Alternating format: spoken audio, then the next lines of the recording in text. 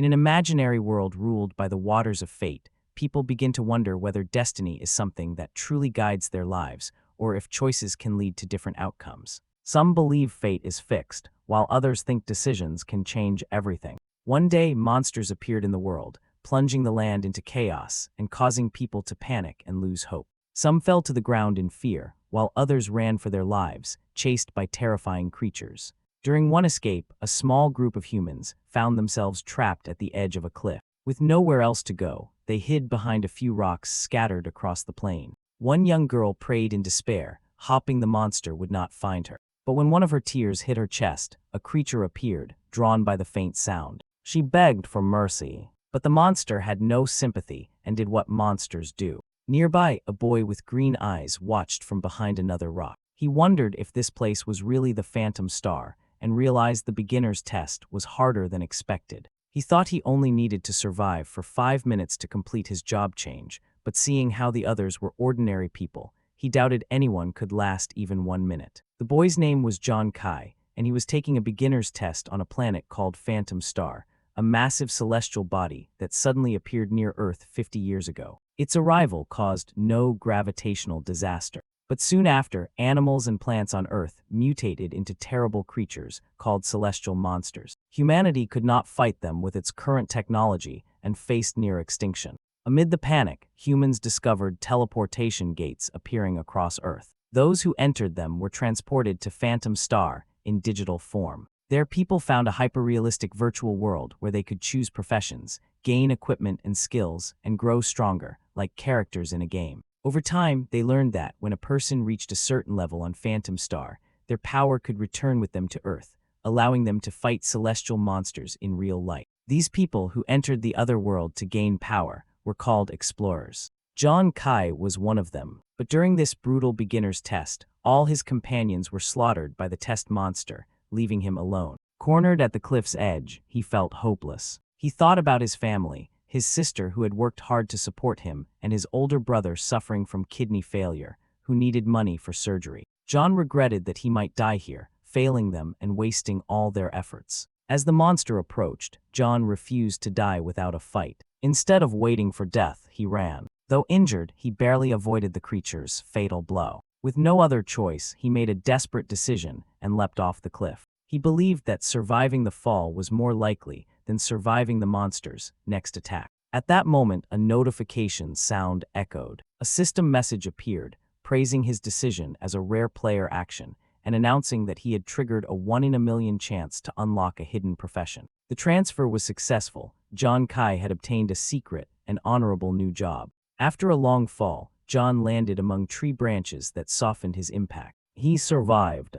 When he woke up beside a river flowing south, he was surprised to find that all his injuries had healed. A system window appeared before him, showing a rift in space and time. From it emerged a girl-like figure who represented the system's intelligence and informed him that since his job transfer had succeeded, his attributes had been updated. He had essentially been revived with full health, and when John asked if she was the artificial intelligence that ran the system, she ignored the question and began listing his new talents. His first talent was Double, which doubled all rewards or punishments, with a 1% chance of multiplying them tenfold. Since he triggered the talent immediately, he gained another one called Super Critical, which increased attack damage 200 times but had only a 1% success rate. When John checked his status window, he saw his 4 main attributes totaled 36 points, nearly twice what most beginners had after a job change. He realized this boost came from his double talent, meaning he would level up twice as fast as normal players. The super critical talent also amazed him. Even though the chance of success was small, its potential damage was enormous. Looking around, John noticed a weapon stuck in the riverbed, one often used by monsters. He decided to retrieve it. At first, he had only wanted to complete the test and earn some money for his brother's surgery, but now that he had a hidden profession, he saw greater possibilities. Still, this was just the first step. To pass the beginner's test, every player needed to reach the city of Shino within 7 days. The area was filled with monsters, and dying meant being sent back to Earth, a setback only the rich could afford, since re-entering Phantom Star cost a lot. Just then, a loud roar echoed from the forest. John hid behind a tree, recognizing the sound. A huge serpent was attacking a terrified young man who fought with his eyes closed, throwing clumsy punches surrounded by faint energy. It was Yuan Zhu, John's old friend. Realizing the danger, John shouted to him not to be afraid and rushed out to help. When Yuan saw John, he panicked, urging him to run away because the snakes were too poisonous and fast for beginners. But John attacked with precision, throwing his weapon and killing one of the serpents instantly. Yuan was shocked by his friend's strength. John had planned his move carefully, using Yuan as a distraction to strike from behind. The remaining snakes turned on him, baring their fangs. Yuan warned him about their superior speed, but John dodged easily, showing incredible agility after his system upgrade. Yuan watched in disbelief as his friend moved faster than humanly possible. John realized his boosted attributes made him as strong as a level 2 player, while the snakes were only level 1. He tightened his grip on his weapon and asked Yuan to keep the creatures distracted. After a brief but intense fight, all the snakes were dead. Yuan hugged John in relief, praising his skills, but John brushed it off, saying he had only been lucky to complete his job change and gain the player profession. Yuan didn't quite understand, but proudly said that his own profession, martial artist, was also decent, ranked 5th in the Divine Glory realm. On Phantom Star, job quality depended on the materials purchased before entering. The wealthy could afford high-tier professions like paladin or assassin, while the poor were often stuck with weak roles like beggar or drunkard. John teased Yuan, asking if he had borrowed money from a loan shark to afford his class, but Yuan avoided the question. They decided to sell the materials from the snakes later, since monster parts and equipment could be converted into tradable cards. Soon after, they noticed a young girl wandering through the forest. She introduced herself as Sui and asked to join their team for safety. John refused at first, explaining they could barely protect themselves. But Sui pleaded, saying she was a healer who could cure poison and even use venom to strengthen their weapons. Remembering his near-death experience, John realized her class could be vital and agreed to let her join. Yuan whispered that John probably just wanted to impress the girl, which made John roll his eyes. Meanwhile, on Earth, in the city of D in the Divine Glory Kingdom, researchers monitored the Phantom Star's portals. A scientist commented on how advanced the explorers' wrist devices had become, able to track players in real time. A woman named Su Lannan, Sui's older sister, asked how the new players, especially her sister, were doing. The scientist replied that most beginners had already been eliminated, but her sister had formed a team with 2 others. Lannan sighed, worried, since larger groups tended to attract stronger monsters. A few minutes later, the scientists detected 2 human-faced monsters approaching the area. Lannan grew pale. She knew such creatures could wipe out all the beginners, and her sister stood no chance against them. Death on Phantom Star did not kill players in real life, but the experience felt painfully real, often leaving deep psychological scars. Lannan feared she would soon need to send her sister for therapy. Then something unexpected happened. The scientist announced that her sister was still alive, and both monsters had been killed. Lannan was speechless. Moments earlier, in the virtual world, the 2 monsters had appeared before John's group. Everyone fled in terror, knowing the creatures were far too strong. John realized his friends were slower than him and would soon be caught. He told Yuan and Sui to keep running, while he stayed behind to hold off the monsters. Yuan begged him not to, but John insisted someone had to buy time for the others. He stabbed one of the monsters straight through the chest, making it roar in pain. For a second, he thought he had won, but then the creature struck him hard, sending him crashing into a rock. It was clear that the monster's endurance was far beyond his strength. As John struggled to get up, Sui began to cry and called Yuan for help, but he was frozen in fear. Meanwhile, in the real world, Yuan's mother served tea to a visitor who had helped her son join Phantom Star. She admitted that Yuan was strong but timid and would probably run if he ever faced a monster. The visitor agreed but noted that despite his fear, Yuan always helped others in danger. Back in the fight, Yuan heard Sui's cries and remembered John's sacrifice. Shaking with fear, he finally charged at the monsters, his fists glowing with energy. He shouted that if they were brothers, they would live and die together. With newfound courage, Yuan struck the human-faced monster with a powerful blow straight to its chest. John wonders if Yuan can really defeat such a powerful enemy with only one strike. He realizes that even if Yuan cannot deal high damage yet, the control and pressure of a martial artist are truly impressive and deserving of their high rank. It is not only Yuan who is helping. Sui also steps in to heal John's injuries from the monster's attack. John is surprised and asks why she is still there when she does not have a combat class. Sui, embarrassed but firm, says that a healer must heal the wounded and cannot run, even if she is scared. She explains that her father died during a previous monster wave because there was no healer to support him. He kept fighting until he fell. She does not want to repeat that mistake by abandoning her teammates. After a short time under her healing ability, John feels his body recovering completely. He stands up with excitement and praises Sui for her courage. But Sui says the three of them together still are not doing enough damage to kill even one human-faced monster. John then remembers what Sui said earlier about using snake venom to strengthen weapons. He reminds her of this and drags over a snake corpse. He asks if she can heal Yuan and coat his weapon with venom at the same time. Sui says she is not sure she can do both at once, but she will try her hardest. John understands that this is their only chance to win. He knows he himself cannot endure a direct fight with a human-faced monster for long, but Yuan can block the monster due to his martial artist abilities. Yuan's damage alone is not enough to kill the monster, but Sui can boost him. So the three of them together form a full battle group, Yuan as the shield, Sui as the healer and support, and John as the damage. After some time working, Sui finishes extracting the venom from the snakes and applies it to the tip of John's weapon. John moves forward toward the monster again, knowing his normal power is not very high, but the venom may turn the fight. On the way, he asks Yuan to pin down and restrain one of the human-faced monsters so that he can strike.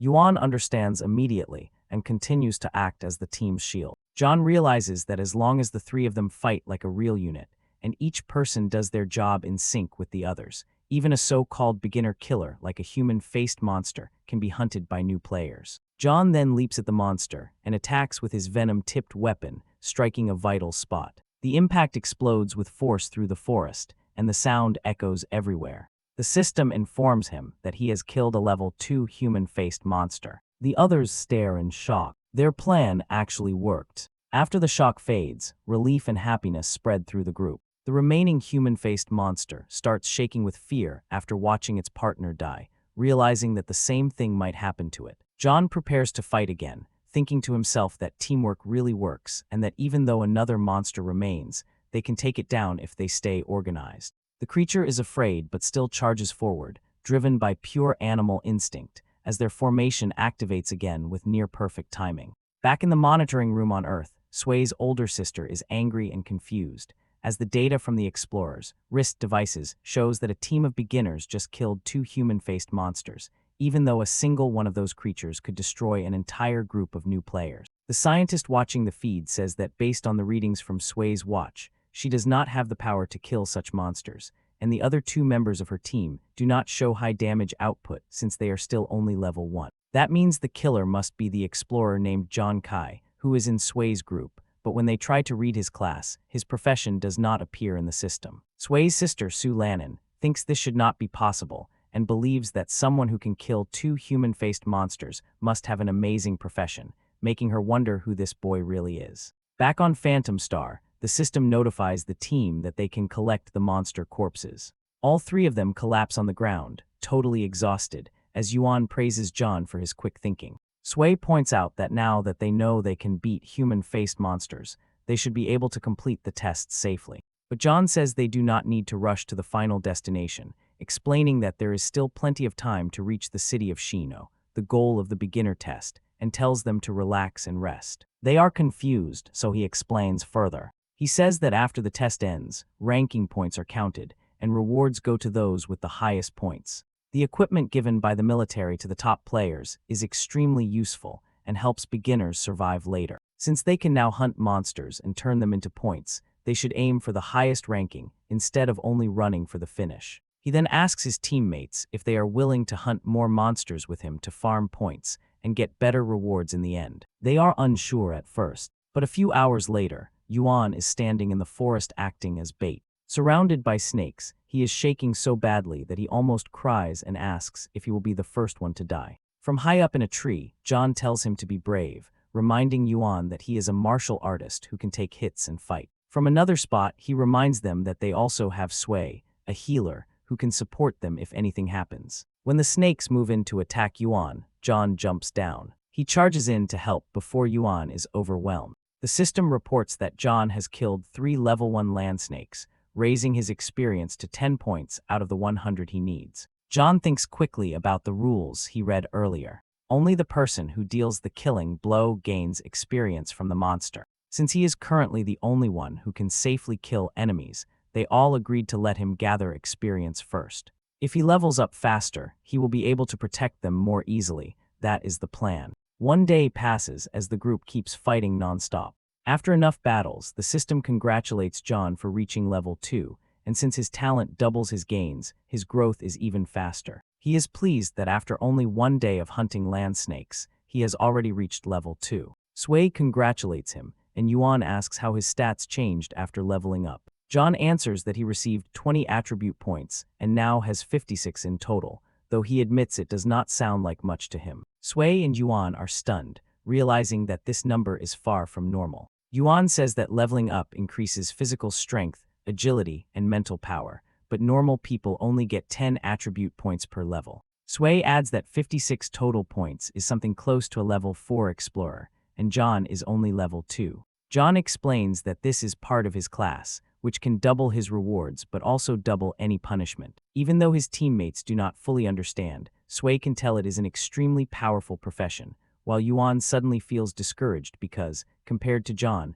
his own martial artist class now seems less impressive. At that moment, a rift opens in front of them again, and the system appears in the form of a girl who explains that when a player reaches level 2, they normally unlock one skill, but because of John's special talent, he will receive 2 skills instead. John is thrilled, realizing that he will now have 2 profession skills. The system explains the first ability, called Phantom Hand Flying Cards, which gives any thrown item a 20% armor-piercing effect, or 200% if the item is a card, though the mental energy cost is doubled. Then the system explains the second ability, called Phantom Eye, which increases his vision range and tracking ability by 50%, but doubles his mental energy use while active, and it can also be upgraded. Both of these are long-range abilities, and John realizes that his profession is likely focused on ranged attacks, which makes him happy, so he tells his team that with these new skills, they should go after stronger monsters for more experience. Yuan, meanwhile, starts to feel just a little jealous.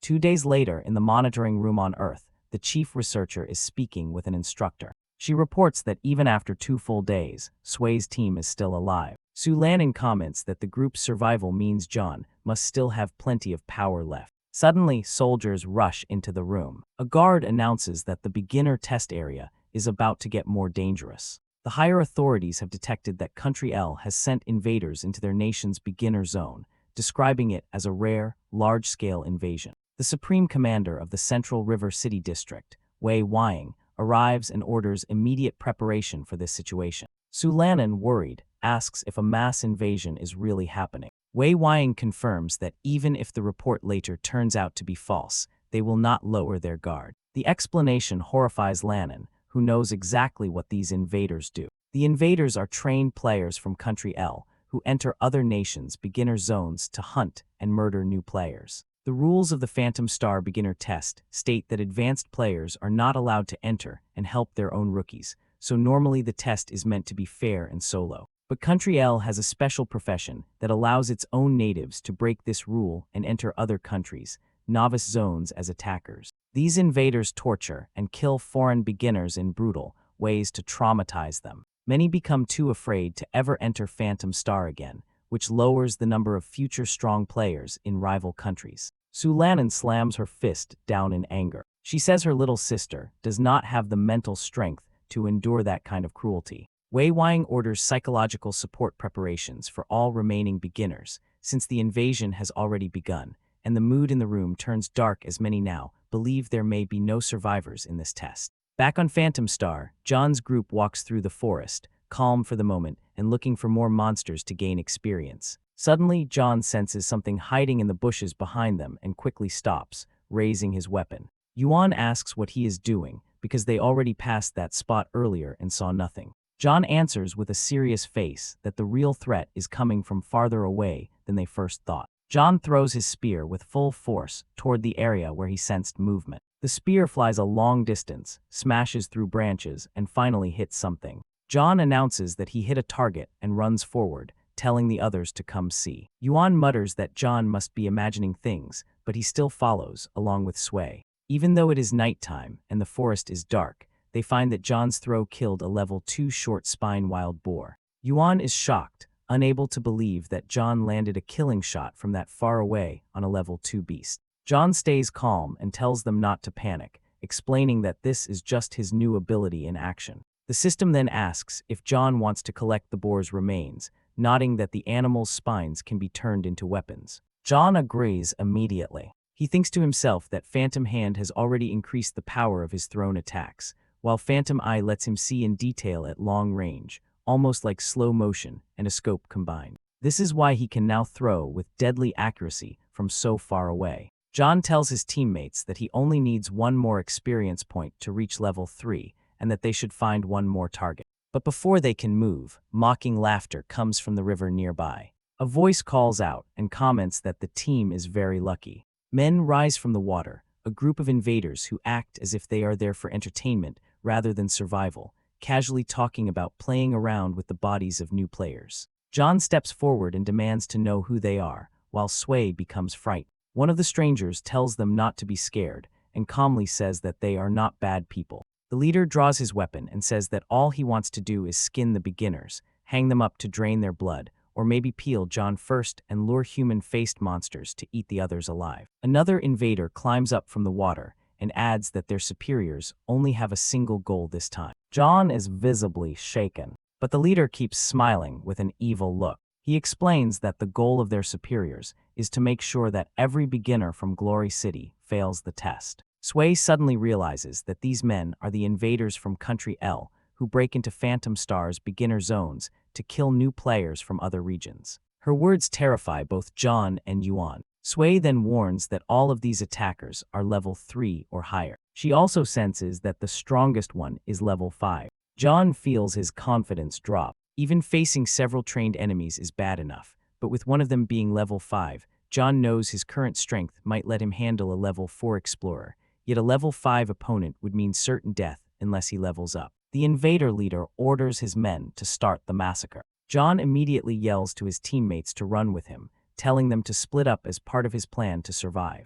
The leader laughs at how fast the beginners run and asks if everyone from Shino City is this cowardly. He then orders 2 assassins to chase the one running alone, who is John, while telling the other 2 to stay behind and handle the rest of the group. The 2 assassins who go after John are both level 3. They sprint after him through the forest and comment that he runs well, but they are already close to catching him. Then suddenly, John vanishes from their sight. The assassins are confused and stop. One of them grins and says that if the kid wants to play hide and seek, he will just cut off the kid's feet when he finds him. At that exact moment, John's weapon shoots out from the bushes and flies straight at the more confident assassin. Seeing the incoming blade, the assassin laughs and assumes he can block an attack from a beginner. But the spear pierces his chest with huge force and sends him crashing through trees. The second assassin stares in shock. He runs toward his partner, asking if he is all right, only to realize he is already dead. John steps out from behind the trees.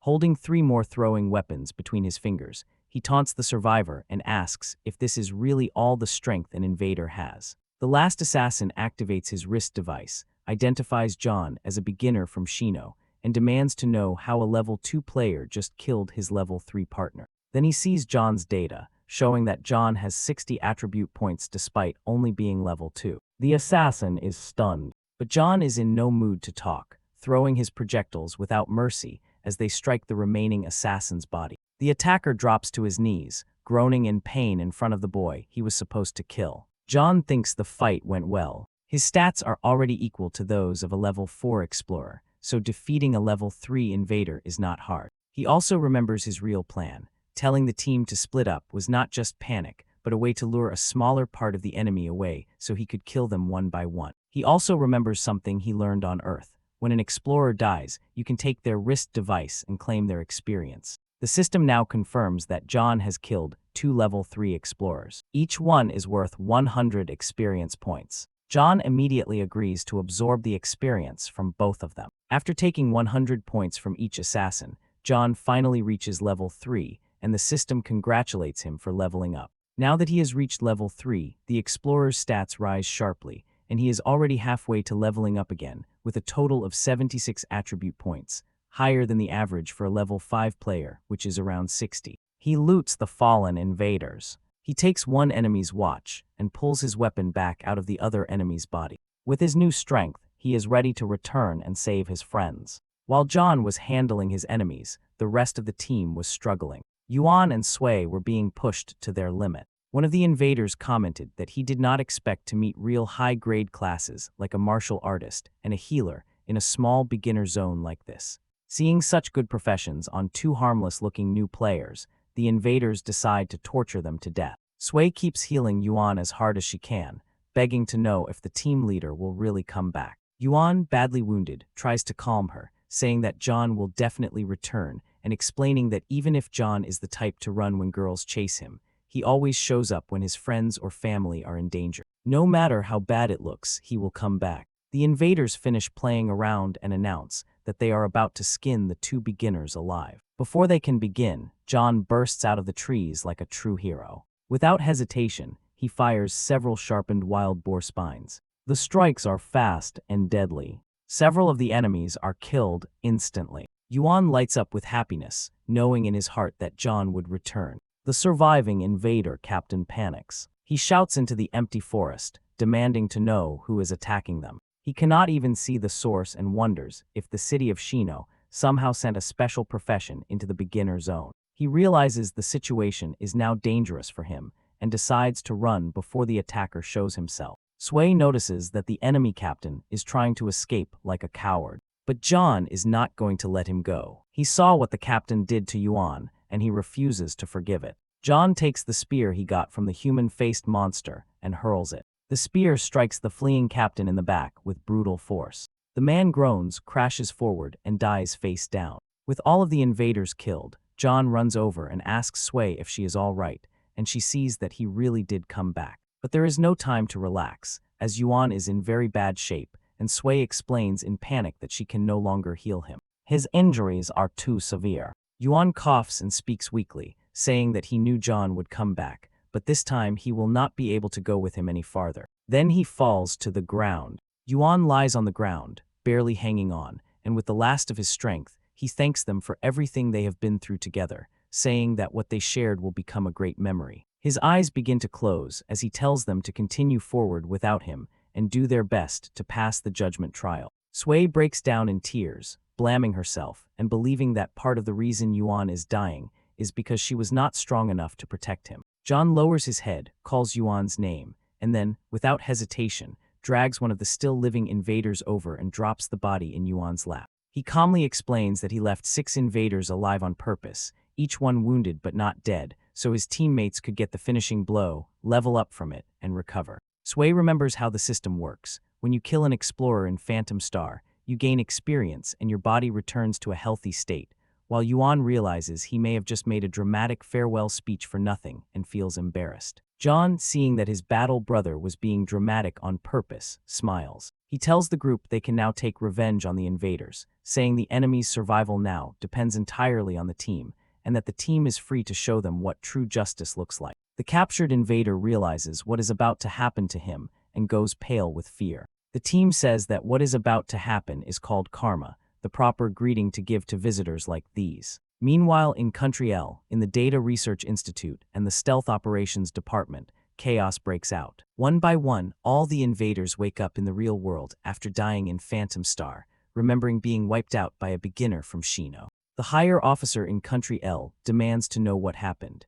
He asks how their elite invaders could have been destroyed and wonders if the enemy country now has a profession that can counter them. At the same time, in the kingdom of Shino, a scientist informs an instructor that the news is bad. He says that Sui made contact with the invaders. When Su Lannon hears this, she panics, knowing that her younger sister is not prepared for something like that. The Supreme Commander says that, sadly, no beginner has ever escaped from the invaders before, and that they need to prepare psychological support. But the scientist quickly says that is not actually the problem. He looks at the main screen and explains that, according to the system data, Sui not only survived but also leveled up. Everyone in the room is shocked, unable to understand it. The commander asks how a new player could level up after being found by those killers, guessing that maybe the invaders helped them hunt monsters, but the scientist rejects that idea. The only answer left is that Sway's group killed the invaders. The commander is so stunned, he drops his glass of water and jumps to his feet. He demands the full data on Sway's team. The researcher quickly pulls up the status of each teammate and confirms that all of them have reached at least level 3. The commander is thrilled, pointing out that it would be impossible to reach level 3 so quickly unless they had defeated the invaders. Su Lanin is still unsure, saying that her sister is only a healer and that Yuan is a martial artist who cannot deal huge damage. That means only one possibility remains. John Kai must have killed all the invaders himself, yet the military still cannot read his full level or profession. The scientist then reveals that he has discovered why the system cannot identify John's data. John is wearing an old-style watch, and although everyone who enters Phantom Star needs a watch to track their status, his device is an old-generation model that no longer connects to the network. The military stopped supporting that model more than 10 years ago. The instructor is angry that someone is using such outdated original gear, while the commander, Wei Wying, finds the situation very interesting. He orders the researcher to gather all possible real-life information on John.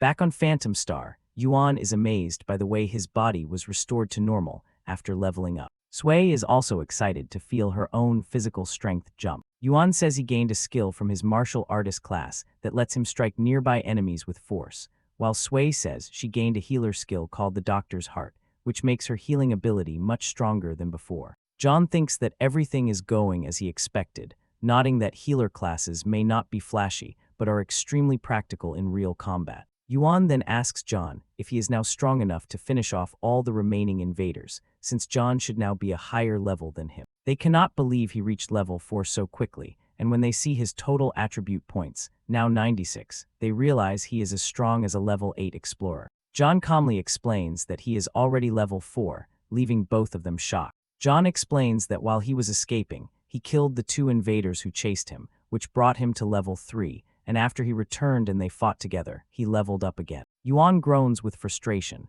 saying it is unfair that their leader is still stronger than him, and Sui then asks what they should do next. John tells them that he heard the captain mention the invaders they fought were Team 2, which means Team 1 is still out there, and their next goal is to hunt down that team. Half a day later, in another part of the beginner zone, several enemy soldiers from Team 1 are walking through the forest, laughing and talking. They mock the news that Team 2 was wiped out by beginners, joking that Team 2 should retire in shame. The captain warns them not to get careless, saying that when the commander mentioned the threat, he sounded serious. One of the invaders laughs and asks why they should worry, saying the beginner zone has a level cap of 5, and their group is full of level 5 players. Hidden behind a fallen tree nearby, John and his team prepare their ambush, counting 9 level 5 enemies ahead as the group grows nervous. John tells them not to panic, saying that even if he cannot kill the enemies instantly, he can still hurt them. But he adds that if they do nothing, the invaders will just hunt other beginners, so waiting is not an option, they have to strike first. The enemy captain spots movement at the edge of the forest.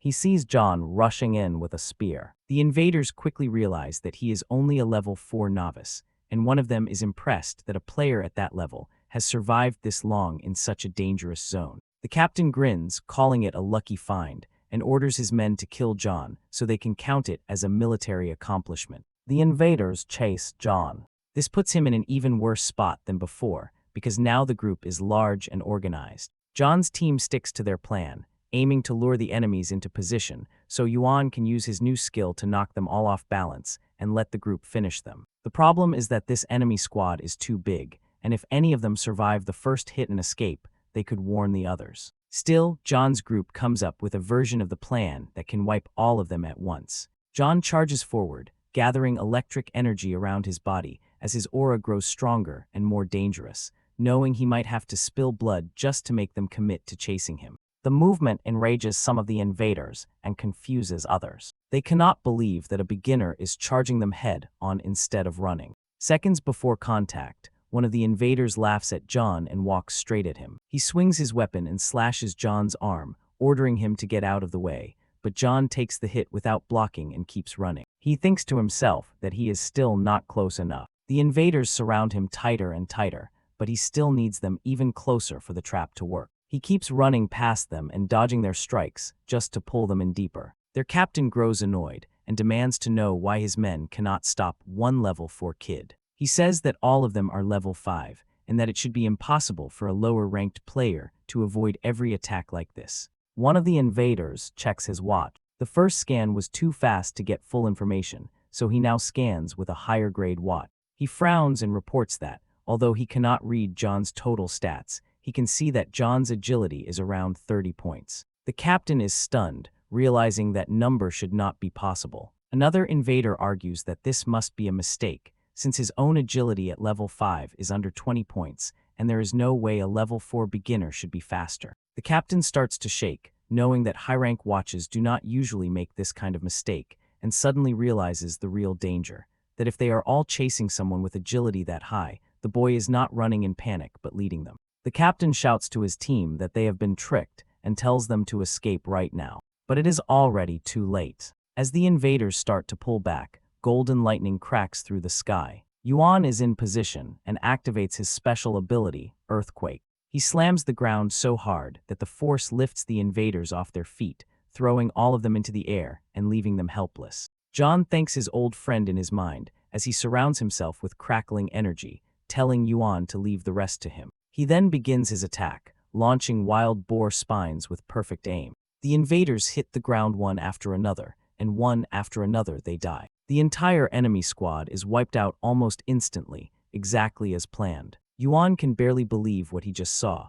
staring at John and asking what kind of terrifying monster his friend has become. The system reports that John has killed 5 level 5 invaders, and after looting them, he gains 2,000 experience points, enough to reach the highest possible level in the beginner zone. John reaches level 5 and realizes that from this point forward, the amount of experience he can loot from enemies will be doubled for higher explorer levels. Sui is amazed, saying she has never seen anything like this, and when Yuan asks if they are going to power up even more, John explains that he left 4 of the enemies only half alive on purpose. Those weak survivors are for Yuan and Sui to finish, so they can gain their own experience. He says that earlier he had to kill most of the enemies himself to level up fast and protect them, but now he has leveled enough. After everyone gets enough points, they will head to the finish line, and Yuan and Sui are excited because it is finally their turn to evolve. As they move through the forest looking for more enemies to level up the team, John tells the others to stay alert. He says there are still many monsters on the way to the end of the test, and that the closer they get, the stronger and scarier those monsters become, with the possibility of even a final boss waiting in the beginner area. A roar shakes the entire forest, making all 3 of them jump. They follow the source of the sound and find 2 dead human-faced monsters. Their bodies are torn apart, heavily mutilated. Sui recognizes the corpses, and Yuan nervously asks what kind of creature is strong enough to do that to monsters of this level. Curious, John activates his phantom eye skill to sharpen his sight and focus on the area. He notices a faint golden glow in the distance. He realizes that something covered in golden energy is what killed those 2 monsters. Sui is confused and interested, but before any of them can say more, something attacks. An energy blast fires from behind them. Yuan does not notice the attack coming as he keeps talking in fear, asking what could have done this. The energy blast hits both him and Sui, throwing them back. Right after that, the attacker charges straight at John. Yuan struggles to his feet and shouts a warning, saying that whatever it is seems strong enough to kill instantly. The creature slams into John, who does not even bother to defend. The others are shocked, but instead of being killed, John simply grabs the attacker. Now they can see what it is. It is not a giant beast, but a golden hamster. Yuan and Sui are stunned. John catches it like it's nothing and calmly says that the little creature is not fast at all, calling it a fat rat. The hamster gets angry, saying it was only caught because it wasn't paying attention and claiming that it's actually very fast. To prove it, John does something unexpected and lets it go. The hamster surrounds itself with golden energy, spins up speed, and darts forward again to attack the beginner. Yuan shouts in panic, asking why John is letting it loose and reminding him that this same creature just killed 2 human-faced monsters. John simply reaches out and catches the hamster again, doing it even more easily this time and without any effort. Then he tosses the hamster down and says it is still too slow for him. To make his point, he casually starts tossing the hamster from one hand to the other in midair, not even giving it a chance to escape. Sui and Yuan stare in disbelief, unable to understand how John became this strong so quickly. At this point, John is holding a creature that just destroyed 2 human-faced monsters, and that creature cannot even break free.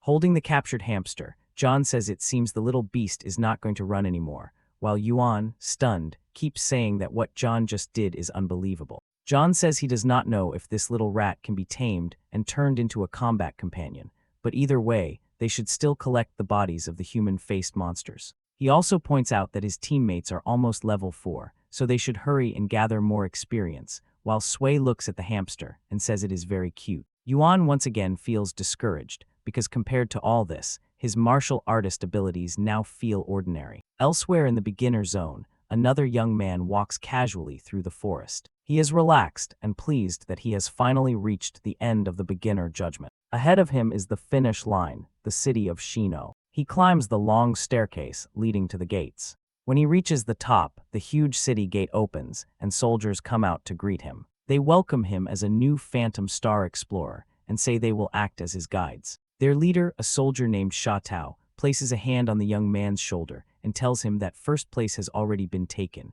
but ranking is not everything, since just passing the trial at all is already a great result for a newcomer. The young man says he understands he is not the first to arrive, but he proudly opens his inventory to show how many monster bodies he collected and how high his level is. The soldiers are impressed, since ranking in the beginner test is based on points, and rare monster corpses can be traded for a lot of them, and Sha Tao asks how he managed to kill so many monsters. The young man laughs and brushes it off. He explains that he is the second young master of the Hua Yuan family, and that he will soon become a high-ranking member of the Xuan Wu Guild. He says he received special training before he ever entered Phantom Star. Sha Tao then realizes who this young man is. The Hua Yuan family is connected to one of the top 10 guilds in Shino, and the soldiers congratulate him, saying that with this many points, he ranks among the best in the city. The young man barely reacts, because he treats first place in this trial as only the start. With a confident and almost cruel smile, he says that given enough time, he will take control of all of Phantom Star. Meanwhile, deep in the beginner zone, John and his team continue hunting so that all 3 of them can level. John mentions that something feels off since they have not encountered any monsters in a while. He guesses that maybe the monsters are staying away because of the hamster, who seems to like Sui. Suddenly, a roar explodes through the trees. Sharp claws flash in the darkness. More and more enemies appear. In an instant, the group is surrounded by an entire pack of shadowless wolves. Among them stands one monster unlike the rest, its claws glowing with a deadly aura,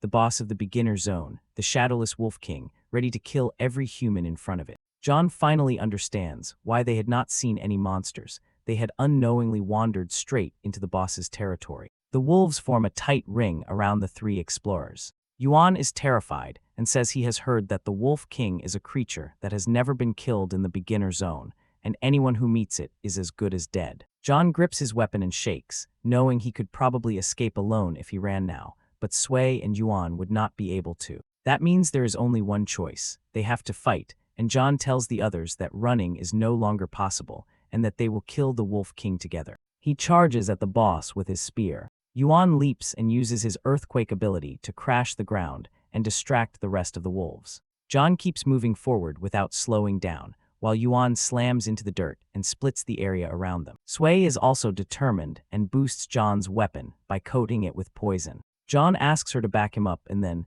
using everything he has at once, he hurls his spear at the Wolf King. Giving everything he has, the hero tries to finish the fight against the beginner zone boss in a single attack by throwing his spear with full force at the shadowless Wolf King. But something unexpected happens, as the spear bounces off the wolf's thick hide without causing real damage.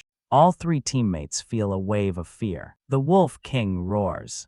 The entire wolf pack responds to that order and charges, and even though the wolves are lower-level monsters, they become much more dangerous when commanded by a higher mind. They attack Sui and Yuan, landing hits, and Yuan shouts, asking if there is any other plan because they are getting overwhelmed. John thinks quickly, knowing the Wolf King's defense is extremely high, and that he cannot kill all the surrounding wolves at once to protect his teammates. In the middle of the chaos, something else happens. The golden hamster, which had been sleeping in John's hood, wakes up, looks around with an annoyed expression, realizes the situation and blames the wolves for disturbing its rest. While John is still fighting for his life, the hamster flares with golden power. It leaps from his hood, shoots through the air at high speed, and creates shockwaves as it moves. Then, in a single burst, the hamster pierces straight into the Wolf King's chest. John is stunned, realizing that while he had not managed to get through the boss's skin at all, this small creature just bit through it. To confirm, John activates Phantom Eye, the focus ability that sharpens his sight. He looks at the wound and sees clearly that it is real, realizing that the hamster has opened a weak point and that they can win. His first spear throw failed because the boss's natural defense was too high, but with an exposed wound, it is different. John takes one of his wild boar spines and throws it like a bolt, surrounding it with crackling energy. The projectile flies and strikes directly into the open injury in the Wolf King's chest, and this time the boss reacts. It is hurt. John understands that his method is working, and that he can keep using Phantom Eye to lock onto the same wound and repeat the attack, but then something even more incredible happens. The projectile flashes with intense light. Against all odds, John's ultra-rare super critical activates, multiplying his damage by 200 times. None of his teammates understand what they are seeing. Yuan saw only a single hit, and then the boss began to fall. John himself is surprised. The system announces that he has defeated the boss of the beginner zone, and although he had planned to drag the battle out and slowly take control, luck triggered a 200 times critical hit that killed the boss instantly. And he also realizes that this is the first time his super critical has activated since he gained his hidden profession. With the Wolf King dead, the rest of the wolf pack panics and tries to run without their leader's command, and John asks if his teammates can still fight. Both Yuan and Sui say yes. John charges forward, saying that without the Wolf King, these are no longer hunters but just prey. Yuan and Sui think about everything the wolves did to them, the fear, the pain, the injuries. They decide they will not let any of the beasts escape. The three explorers attack together, and this time the fight is different. Yuan and Sui are no longer helpless as they tear through the pack with confidence. They are able to kill wolves without asking John for protection every second. After a few minutes of battle, it is over. The group has completely wiped out the entire pack, and these so-called beginners have not only survived the beginner zone, but also defeated the final boss. This is something almost no one can do, and John explains that he left some of the wolves weakened on purpose so Yuan and Sui could finish them and gain experience, after which Yuan asks what they should do next. Now that everyone has enough experience to rank up, their next step is simple: they will head for the finish line. Time passes as the group finally reaches the border of Shino City, the main stronghold of their country, inside Phantom Star. As they walk into the area, the hamster jumps out of John's hood and tries to run away, and Sui immediately worries that it will leave. John tells her not to worry, explaining that he never planned to trap it, and that since the creature helped them survive the final boss, it is free to do whatever it wants now. The team then enters the final reception hall of the beginner trial. An officer named Shatao congratulates them for passing the trial, and when John asks to see the newcomer rankings, Shatao agrees. Before the list is shown, another young man steps forward with a smug smile. He is the wealthy beginner who reached the city earlier, and says he did not expect to see someone from his family's servant class enter Phantom Star and survive this long, then offers to show the rankings to John. John is mildly surprised to see this boy,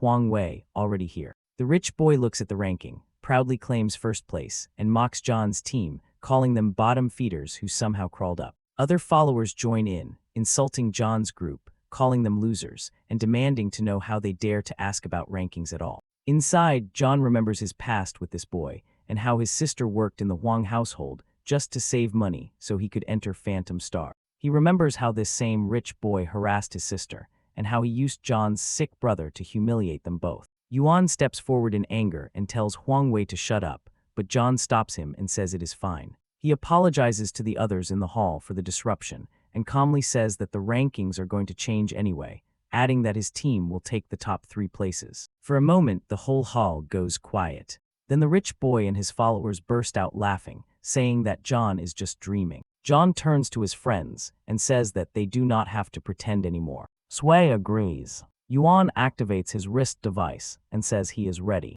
The 3 of them step up and publicly display their inventories to the ranking system. The bullies stare with their mouths open, unable to believe what they are seeing. All those monster corpses, and not just weak monsters, but rare ones, are in the hands of only 3 beginners. Huang Wei is shocked. He sees not only human-faced monsters in their inventory, but also shadowless wolves. Then he notices something else and panics when he sees the shadowless Wolf King, saying that it cannot be real and demanding to know how a group of nobodies could possibly kill the final boss of the beginner zone. John does not bother answering and says that the ranking will show them what is true and what is not. At that moment, a system notification appears as the rankings begin to update in real time. The numbers change as John's team takes the top 3 spots, forcing the arrogant rich boy to face the truth. That is not the end of it, as John's group has more than just monster corpses. They also place several wrist devices on display, the watches taken from the invaders from Country.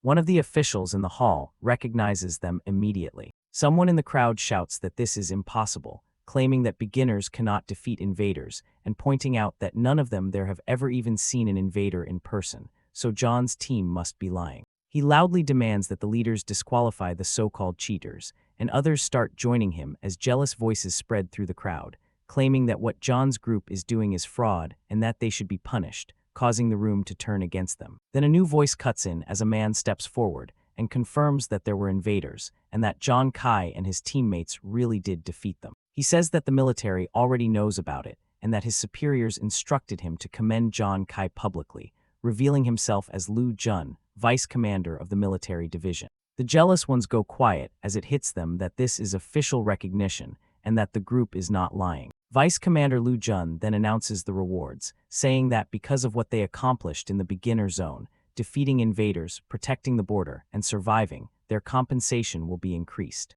He explains that the second and third place explorers will each receive a class equipment. He then announces that John Kai, who placed first, will receive S-class equipment. John, Sui, and Yuan are thrilled. Everyone else in the room is stunned, realizing that these rookies are about to start with high-grade gear.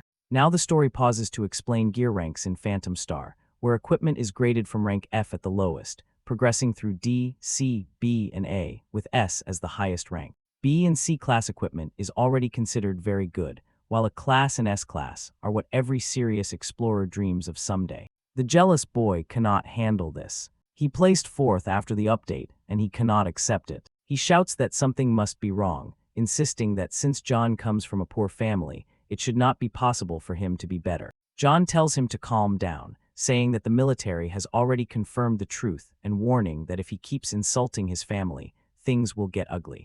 The jealous boy only gets louder, screaming that John's family is trash and mocking John's sister as nothing but a servant while sneering about his sick brother. He says John is nobody and that someone like him should not dare talk back. That is the moment John stops holding back and moves before anyone can react. The jealous boy tries to attack, but he never gets the chance. John is much faster. A deep cut appears across the young man's chest, and blood sprays. Most people in the room do not even see what happened. It was too fast, and even John's friends stare in shock. The vice commander turns and asks if John just attacked Huang Wei, the jealous boy. Someone in the hall nervously reminds everyone that Huang Wei's family belongs to one of the top 10 guilds in the country, yet even so, John has just cut him down. Huang Wei, bleeding and trembling, tries to threaten him, asking if John understands what he has done and warning him about the consequences. John answers coldly, saying that garbage like this, who threatens his family, deserves worse, and that he does not care who Huang Wei is. Huang Wei realizes something in that moment, that this is not a peaceful world but one that already resembles a battlefield, where family is all most people have left, and if someone threatens that, there is no point in trying to negotiate. John walks toward him, step by step. No one stops him. John says he will never hesitate to defend the people who matter to him, declaring that anyone who endangers his sister or brother should be ready to die and be forgotten. Huang Wei breaks down, screaming and crying like a child. In the system, a notification appears showing that Huang Wei's character is dead, and John receives 6 experience points for it, which is very little. John frowns, thinking to himself that for someone from such an important and wealthy family, that is a disappointing amount of experience, though he knows there will still be consequences, since death in Phantom Star is not permanent in the real world and Huang Wei will wake up back on Earth with his family's influence intact. Even so, the military commander is watching closely and thinks that John is reckless but also powerful, decisive, and loyal, which pleases him.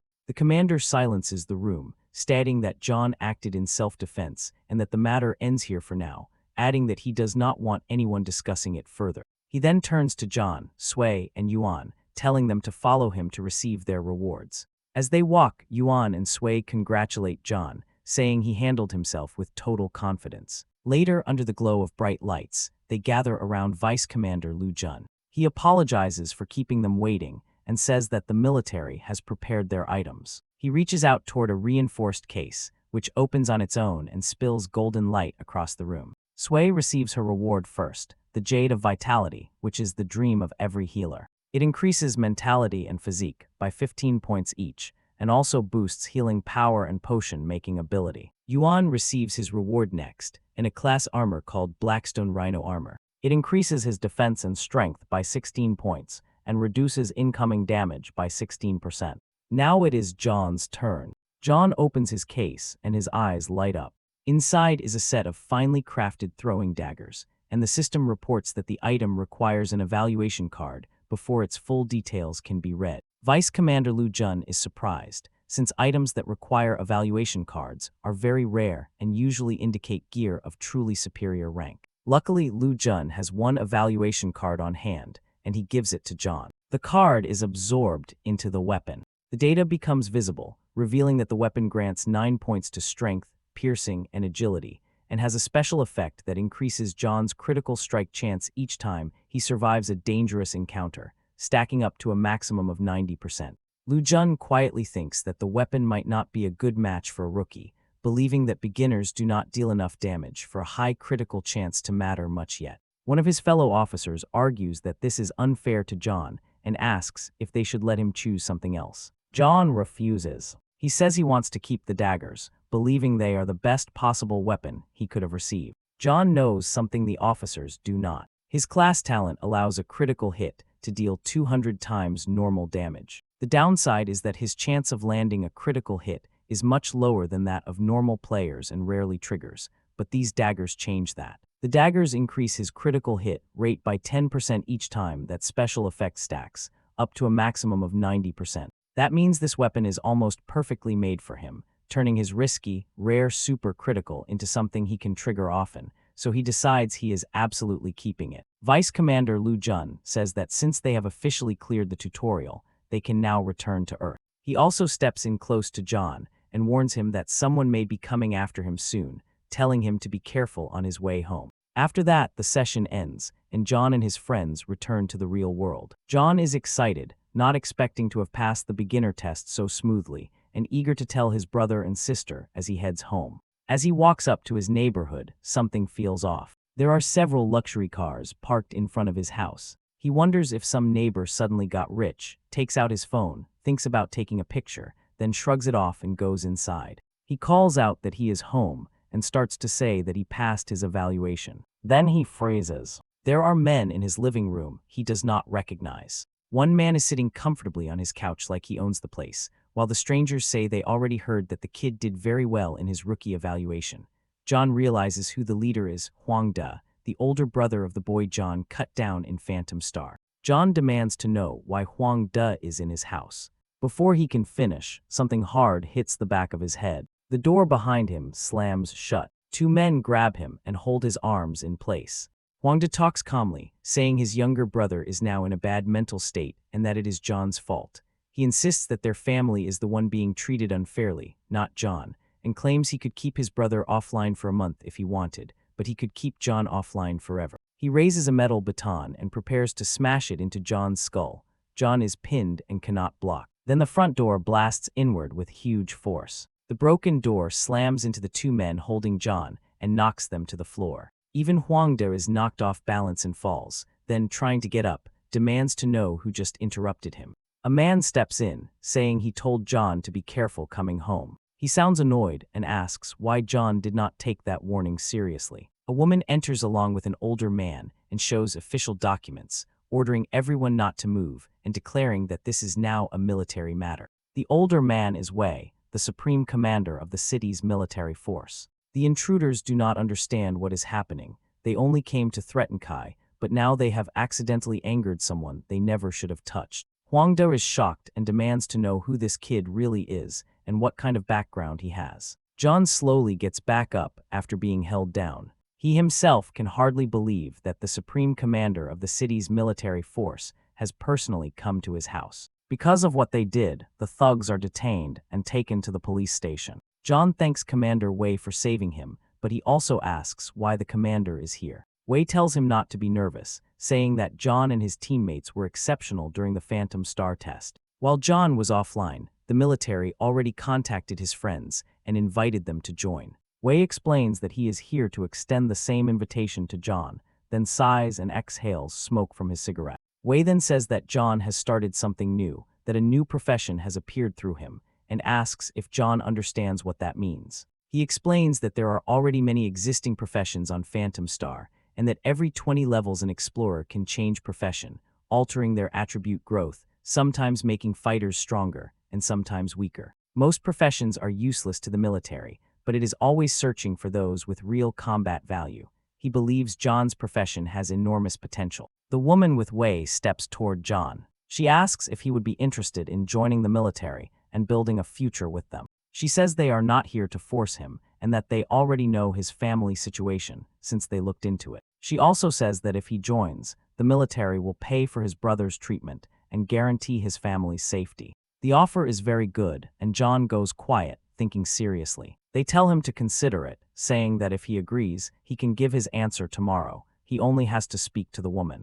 As they turn to leave, John stops them and apologizes. Then he says he refuses. Both Wei and the woman seem surprised. John explains his refusal. He says he knows that joining the military is, in theory, a good choice for someone with a combat profession, but he does not trust it. He asks them to remember when the drunkard profession first appeared. Back then, the military was very interested and gave support. But once they realized the drunkard profession was useless in real combat, they abandoned that person, leaving the explorer in a miserable state. John admits he cannot be careless like that. He says he will move his family out of this neighborhood to get away from the Huang family's reach, and that his family has always survived by protecting itself, not by depending on someone else's protection. The woman replies that this is not just about him, saying humanity needs strong people, and that his profession might help everyone. John says he is not trying to be noble, only that he cares about keeping his own family safe. The woman keeps trying to persuade him, but Commander Wei interrupts her, saying he understands John's point. He says that a person cannot change their entire life in just a few days,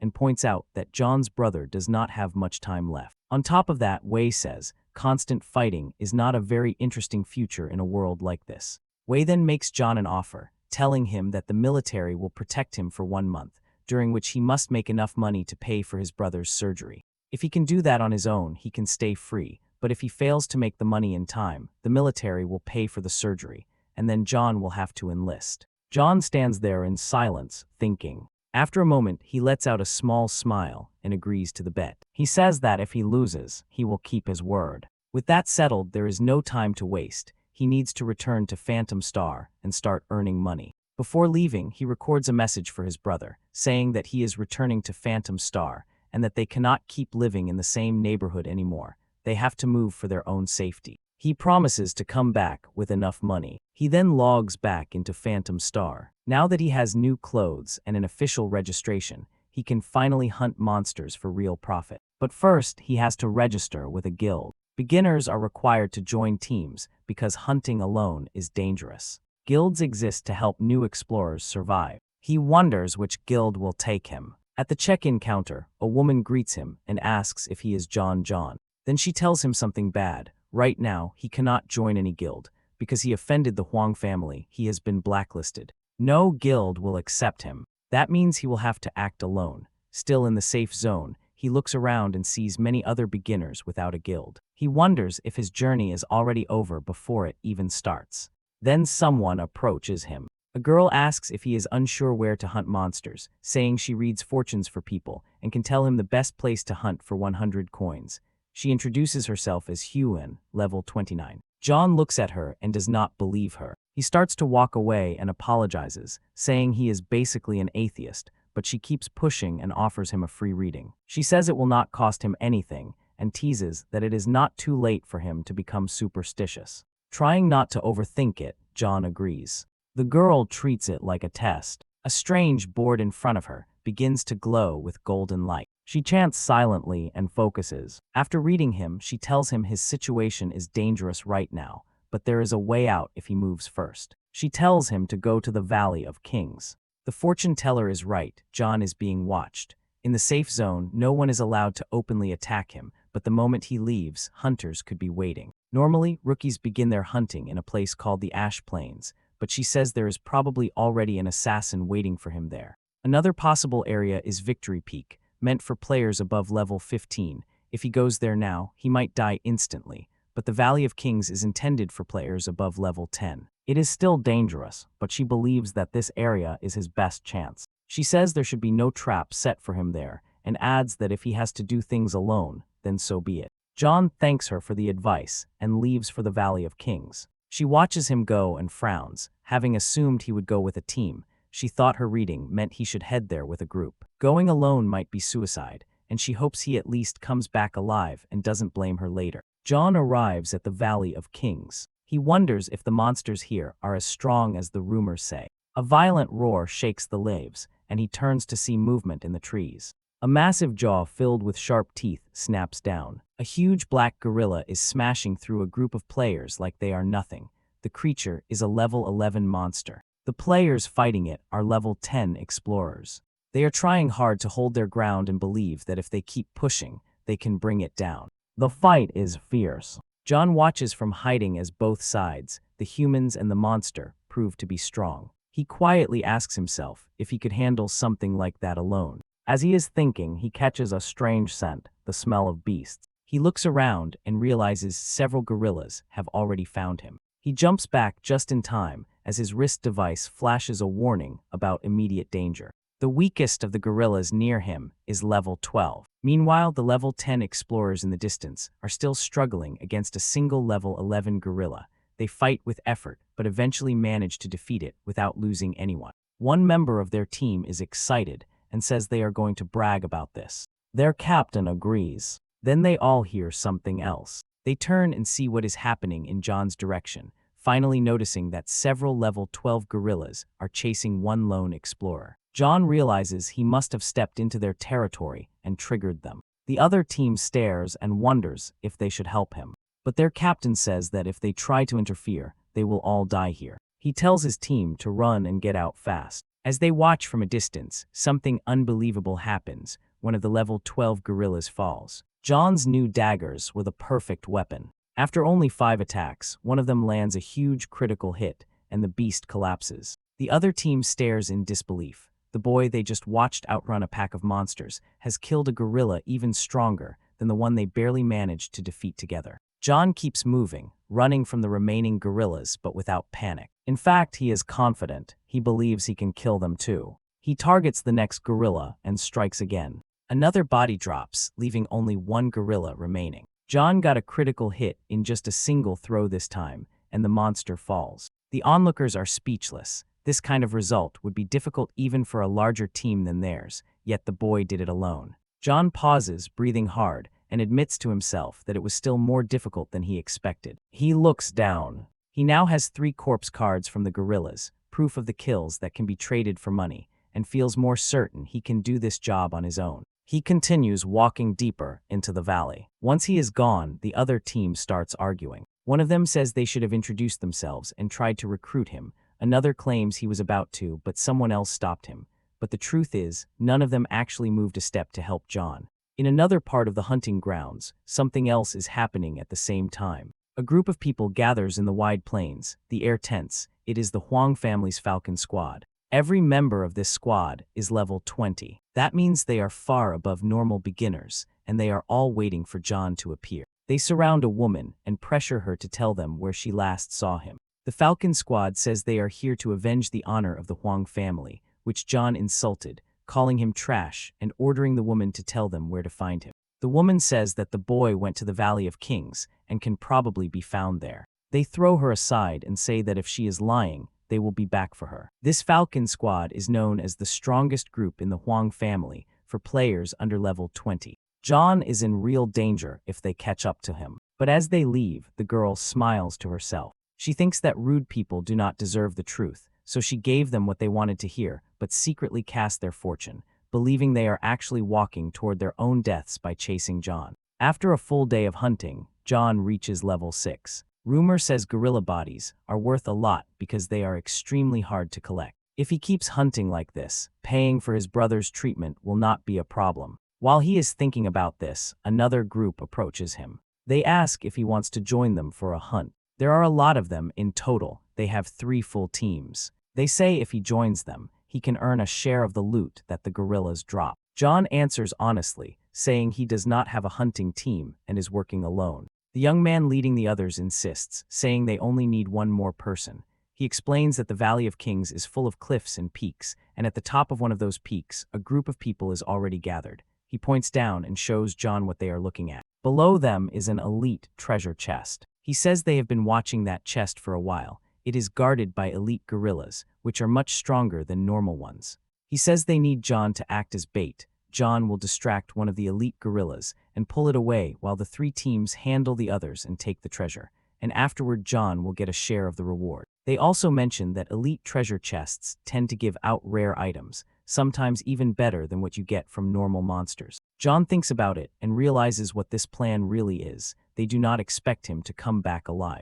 But at this point, he is already involved. He decides to go through with it. They begin the operation. Everyone moves into position according to the plan. The elite gorillas notice the intruders. The leader of the hunters signals that the job has started. John is the one who must lure one of the elite gorillas. He leaps into action. He strikes the first gorilla and grabs its attention, pulling it away from the group and leading it far from the others. The leader of the hunting teams is pleased. John does exactly what they wanted, luring an elite gorilla away by himself and becoming the bait. The leader expects John to die, which means one less person to share the treasure with. The rest of the teams fight to the death over the loot, while the elite gorilla's attacks are brutal.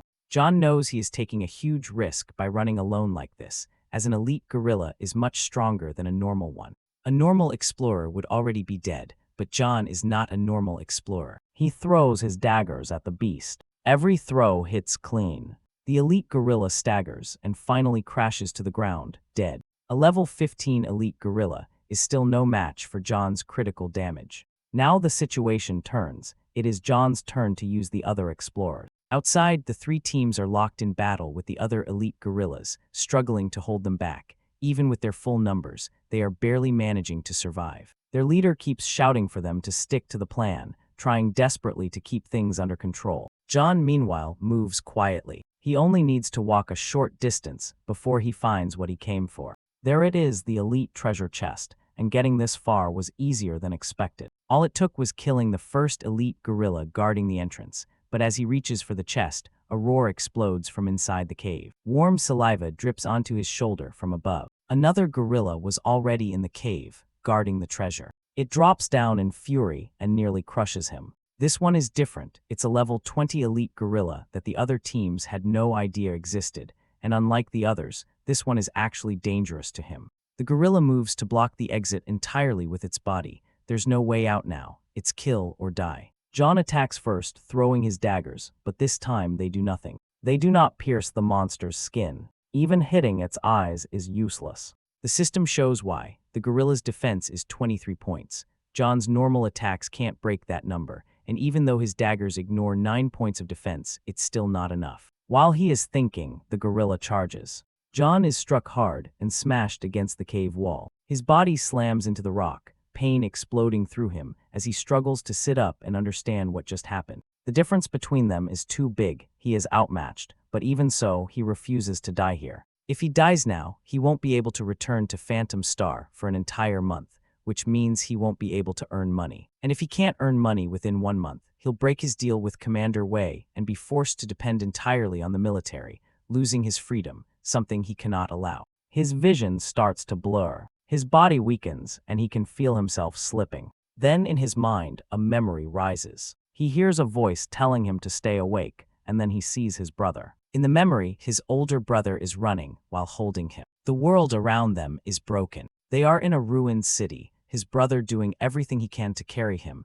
keep him awake, and get him to safety. A memory from 10 years ago when their home became a war zone. John thinks of that moment, remembering how his brother kept going even as everything collapsed around them. He remembers how his brother and sister saved him, and he refuses to give up. He pulls one of his daggers back into his hand. Energy spreads through his body as he forces himself to move. He will not die on the floor of this cave. Outside the memory, inside the cave, the level 20 elite gorilla lanes in, and then it swallows him. The monster lifts its head with satisfaction, believing the fight is over. But something else is happening inside. A moment later, the gorilla's face twists and it lets out a horrible sound. Its head bursts apart into fragments and blood. Its body drops like a stone, and the giant creature lies dead. John is injured, exhausted, and covered in blood, but alive. He figured out that the gorilla's outer skin was too tough, but its mouth was softer. It was just like with the Wolf King. The outside had too much defense, but the inside did not, so he killed it from within. Now the elite chest is his. He's weak, but the treasure belongs to him. Almost an hour later, the other teams outside finally manage to kill the remaining elite gorillas. They cheer and celebrate, saying that the boy who lured one away is probably dead by now, which means one fewer person to share the loot with. They then enter the cave to take the treasure, but when they get inside, they freeze. The cave is empty, and the elite chest is gone. The captain starts shouting in anger, saying the chest was supposed to be there. Someone else says that he saw the boy run inside the cave while they were still fighting, but he thought he imagined it. He did not say anything because it did not seem possible that the boy survived. Now the group turns on their leader. They complain that they have been out here for days, that their pay is late, and now the treasure is gone because they were tricked. Meanwhile, in another part of the valley, John is resting. He figures those people are probably cursing him right now, and shrugs. He opens his system screen and looks at the treasure chest he took, which he still hasn't opened. Then he opens the chest and can barely breathe. It is full of valuable items, rare minerals, and equipment. The money he can make from this is far more than what he would get from just selling monster corpses. But something else in the chest stands out even more. There is another piece of gear inside, a pair of gloves. He slips them on. Each glove has a small fire emblem. He does not know yet whether they are meant for attack or defense. But the moment he wears them, he feels lighter and stronger. His body feels faster. He thinks his strength and agility have both improved and decides to test them. He throws his daggers, and as they fly, flames appear around them in midair. This must be the effect of the gloves.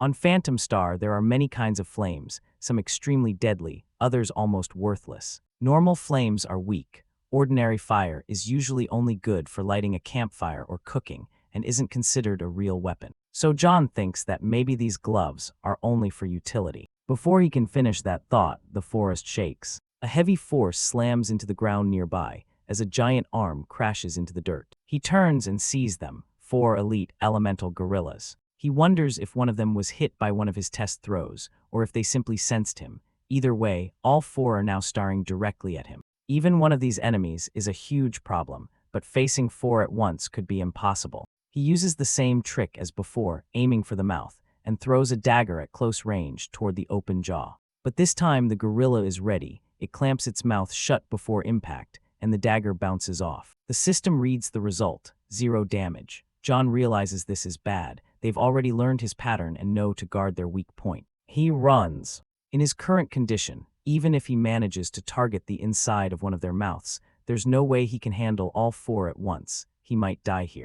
Then he notices something strange. One of the gorillas suddenly begins losing health as its body catches fire. He doesn't see what started the fire, but the flames spread across its body. Then another gorilla's health drops, and then another's. The health drain keeps rising. One of them bursts fully into flame, and its health bar drops by 2,000 points in a single moment. The fire spreads uncontrollably, and the elemental gorillas panic. The flames keep spreading, and though the gorillas try to run, they are already burning. John stares, struggling to understand what he's seeing. He doesn't even know how the fire is jumping from one target to the next. A tiny spark lands on one gorilla's chest fur. The gorilla slaps at the flames, but it's already too late. Its arm catches fire, then its shoulders, and soon its entire upper body. Now all 3 remaining gorillas are burning hard. John watches as the last of them begins to fall, still confused. He doesn't understand how the fire grew so strong so fast. It started as normal fire, yet now it looks like something else entirely. Then the flames fade, leaving all 4 massive bodies on the ground, completely dead. Something becomes clear. He saw the damage climb. At first, the fire was doing about 10 points, but within seconds it rose to 2,000, a 200-fold increase. He realizes the truth: the gloves create fire, but more than that, his special talent lets the damage multiply by 200 times and spread from one monster to another. The fire looks like normal flame, but it is not normal if you cannot resist it. If they cannot endure the heat, it becomes fatal in seconds. With these gloves, he can inflict 2,000 points of damage per second across groups of enemies, meaning it no longer matters if he can't pierce a monster's outer defense. He can simply burn them down. For the gorillas, this is a disaster, the worst night in their history, as fire filled the valley and nothing could stop it. No one had ever burned elite gorillas like that. They could only run and scream as the fire consumed them like dry brush. After that, John walks openly through the valley without fear. Within a range of 10 miles around him, there is nothing left for any other explorer to collect. By dawn of the second day, ashes cover the entire area. It was incredibly profitable, as he had hunted dozens of gorillas. His level rises to level 8. Thanks to the gloves, nothing below level 20 can stand up to his area damage now. On top of that, he has collected 10 elite chests and a pile of monster corpses. He's going to make a lot of money. He looks up at the sky and feels a little lonely. He misses being with his friends. He does not know exactly how they are doing right now, but he guesses that since they joined the army, they are probably all right. Back in the Valley of Kings, his former companions are frustrated. They find almost no gorillas left, as someone has wiped them out. One of them says that without John, everything is much harder. He used to help them find monsters and take them down. A senior explorer addresses the rookies and tells them not to complain. Lee, a level 38 fighter, says the area is too dangerous for beginners, which is why they aren't finding monsters anymore, and adds that even with John, this place would still be risky. All they can do now is keep searching and hope they find at least one remaining gorilla. Even so, they admit it out loud. They miss John. 3 days pass, and one of the explorers complains that all he can find now are normal gorillas, which are too easy for them. He says Huang Wei told them to focus on finding John instead of hunting properly, calling it a waste of their time and skills, but another explorer tells him to accept it. Orders are orders. The others turn and listen to what he says next. He explains that a few days ago, they saw something unbelievable in the Valley of Kings. A single person took down 3 gorillas without difficulty. The arrogant explorer scoffs, saying that might be impressive for low-level beginners, but not for real fighters. He clearly isn't taking it seriously. The group shows him an image of John. They ask if the arrogant one has seen that boy anywhere in the valley, and the others confirm that yes, he's the same person they saw, the one who killed 3 gorillas alone. They say he was just a level 5 rookie at the time. The arrogant one says that's obviously a lie and vows that when they find him they'll crush him. But then someone spots John, seeing him leaving the Valley of Kings. The arrogant one smiles. John is nearby at last. He rallies his squad, ready to finish their mission. Elsewhere, John's old supporters shake their heads, feeling sorry for the newcomers who are about to pick a fight with him, completely unaware of what they're walking into. At the exit of the valley, a crowd has gathered. People are annoyed there are almost no gorillas left to hunt. Some say a huge fire burned them all, while others insist that's impossible and that no single person could have done it. By this point, John is level 10. After defeating all those gorillas, he has collected 19 elite chests. Then he hears someone shout his name from behind and tell him to stop. He turns. It is the Huang family's Falcon squad. Everyone nearby starts whispering. They all know this squad belongs to the Huang family and wonder what John did to make them hunt him like this. John looks at them and asks if the Huang family really sent them. The arrogant leader of the squad draws his weapon, saying that John must have forgotten who he insulted during the beginner tutorial, and that now the whole squad is here for one reason, to kill him. John braces himself. He tells them that he acted in self-defense before, and asks if they seriously want to keep doing this. They answer that they don't care about self-defense, they care about the bounty. So John decides not to show mercy. His daggers fly. Some of the Falcon squad members dodge the first wave. Others are hit, and at first they laugh, saying the flames licking at their skin are weak and mocking the idea that a little fire could hurt them. Spectators nearby shake their heads, unable to believe someone is using what looks like ordinary fire in a serious fight, and whisper that it won't matter, that it's only a matter of time before John is overwhelmed. John looks at the Falcon squad and asks what they think will happen if the fire starts doing more damage.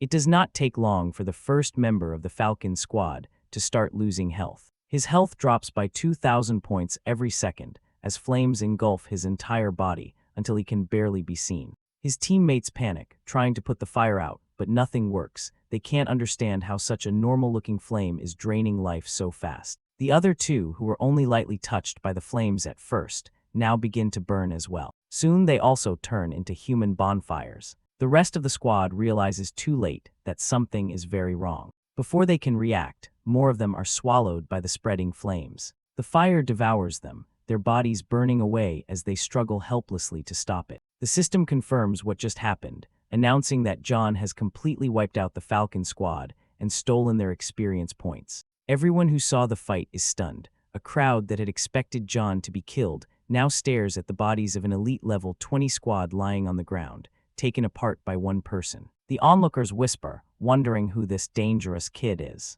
One of them tries to scan John's information with a wrist device, but cannot read all of his details. They guess that he must be some kind of powerful fire type class, and that he is using special gear that blocks stat reading. John opens his status window and sees that he's already leveled up 2 more times from that short fight. He then asks the system why other players are unable to read his attributes. The system tells him that his skill grants many bonus attributes, making it impossible for players around his level to view his full data. He thinks this is actually a good thing. It means people will not immediately target him out of fear or greed. After that, John goes into town and walks into a shop to sell what he has collected. He tells the saleswoman that he has some items to sell and wants a price. The woman barely looks up at first, used to rookies coming in to sell small junk, and based on how plain and rough he looks, she assumes he has nothing valuable. Then he opens his inventory, and her eyes go wide. He shows her cards from normal gorillas, elite gorillas, and more. That alone would be a rich haul, but that's not all. He also shows her 19 elite chests he collected from the Valley of Kings. John asks how much all of it is worth. For a moment, the saleswoman just stares. She's not used to someone showing up with this much top-level material at once. Usually, players bring her one body card or a small item, but this guy looks like a wholesaler. She shakes her head to clear it. Now fully awake and excited, she says that she will calculate the value herself, and that she is the best person in the shop for this kind of job. She begins calculating the price, and the total is high. She explains it out loud. The monster body cards are worth 10,000 coins, and the elite treasure chests are worth 170,000 coins, for a total of 180,000 coins. Each coin in Phantom Star is equal to 10 units of real-world money, meaning his total comes to 1,800,000 in real-world currency. That is enough to take care of his brother's health. John realizes something important in that moment. He's done it. He's already earned enough to pay for the surgery, winning his bet with the commander and freeing himself from having to enlist in the military. Later, while he is walking in town, the fortune teller calls out to him. She reminds him that she gave him the fortune reading for free earlier, grinning and out of breath, as she says she was right to send him to the Valley of Kings. She says it must have gone very well, and he calmly confirms that yes, it did. Then she asks him for a favor. The girl, Hyun, says her wish is to be part of his team. She wants to fight alongside him in the future. John turns away and starts to walk off, telling her goodbye in a cold, final way, leaving her angry and annoyed at how blunt he is. Hyun changes the subject and teases him, saying the military is always the one deciding whether a profession is useful or not, then adds that if he likes getting things for free so much, maybe he wants her equipment, mentioning it might be her last time in the game. John pauses and asks if she is really that poor, and if she has already given up on making money here. She explains her story. She says that when the military said fortune teller was a good profession, she followed that path. Before that, she had been in a different class, but she says she changed her profession to fortune teller because she believed it would be valuable. But later, the military stopped supporting it, and after that, no one wanted fortune tellers on a team anymore.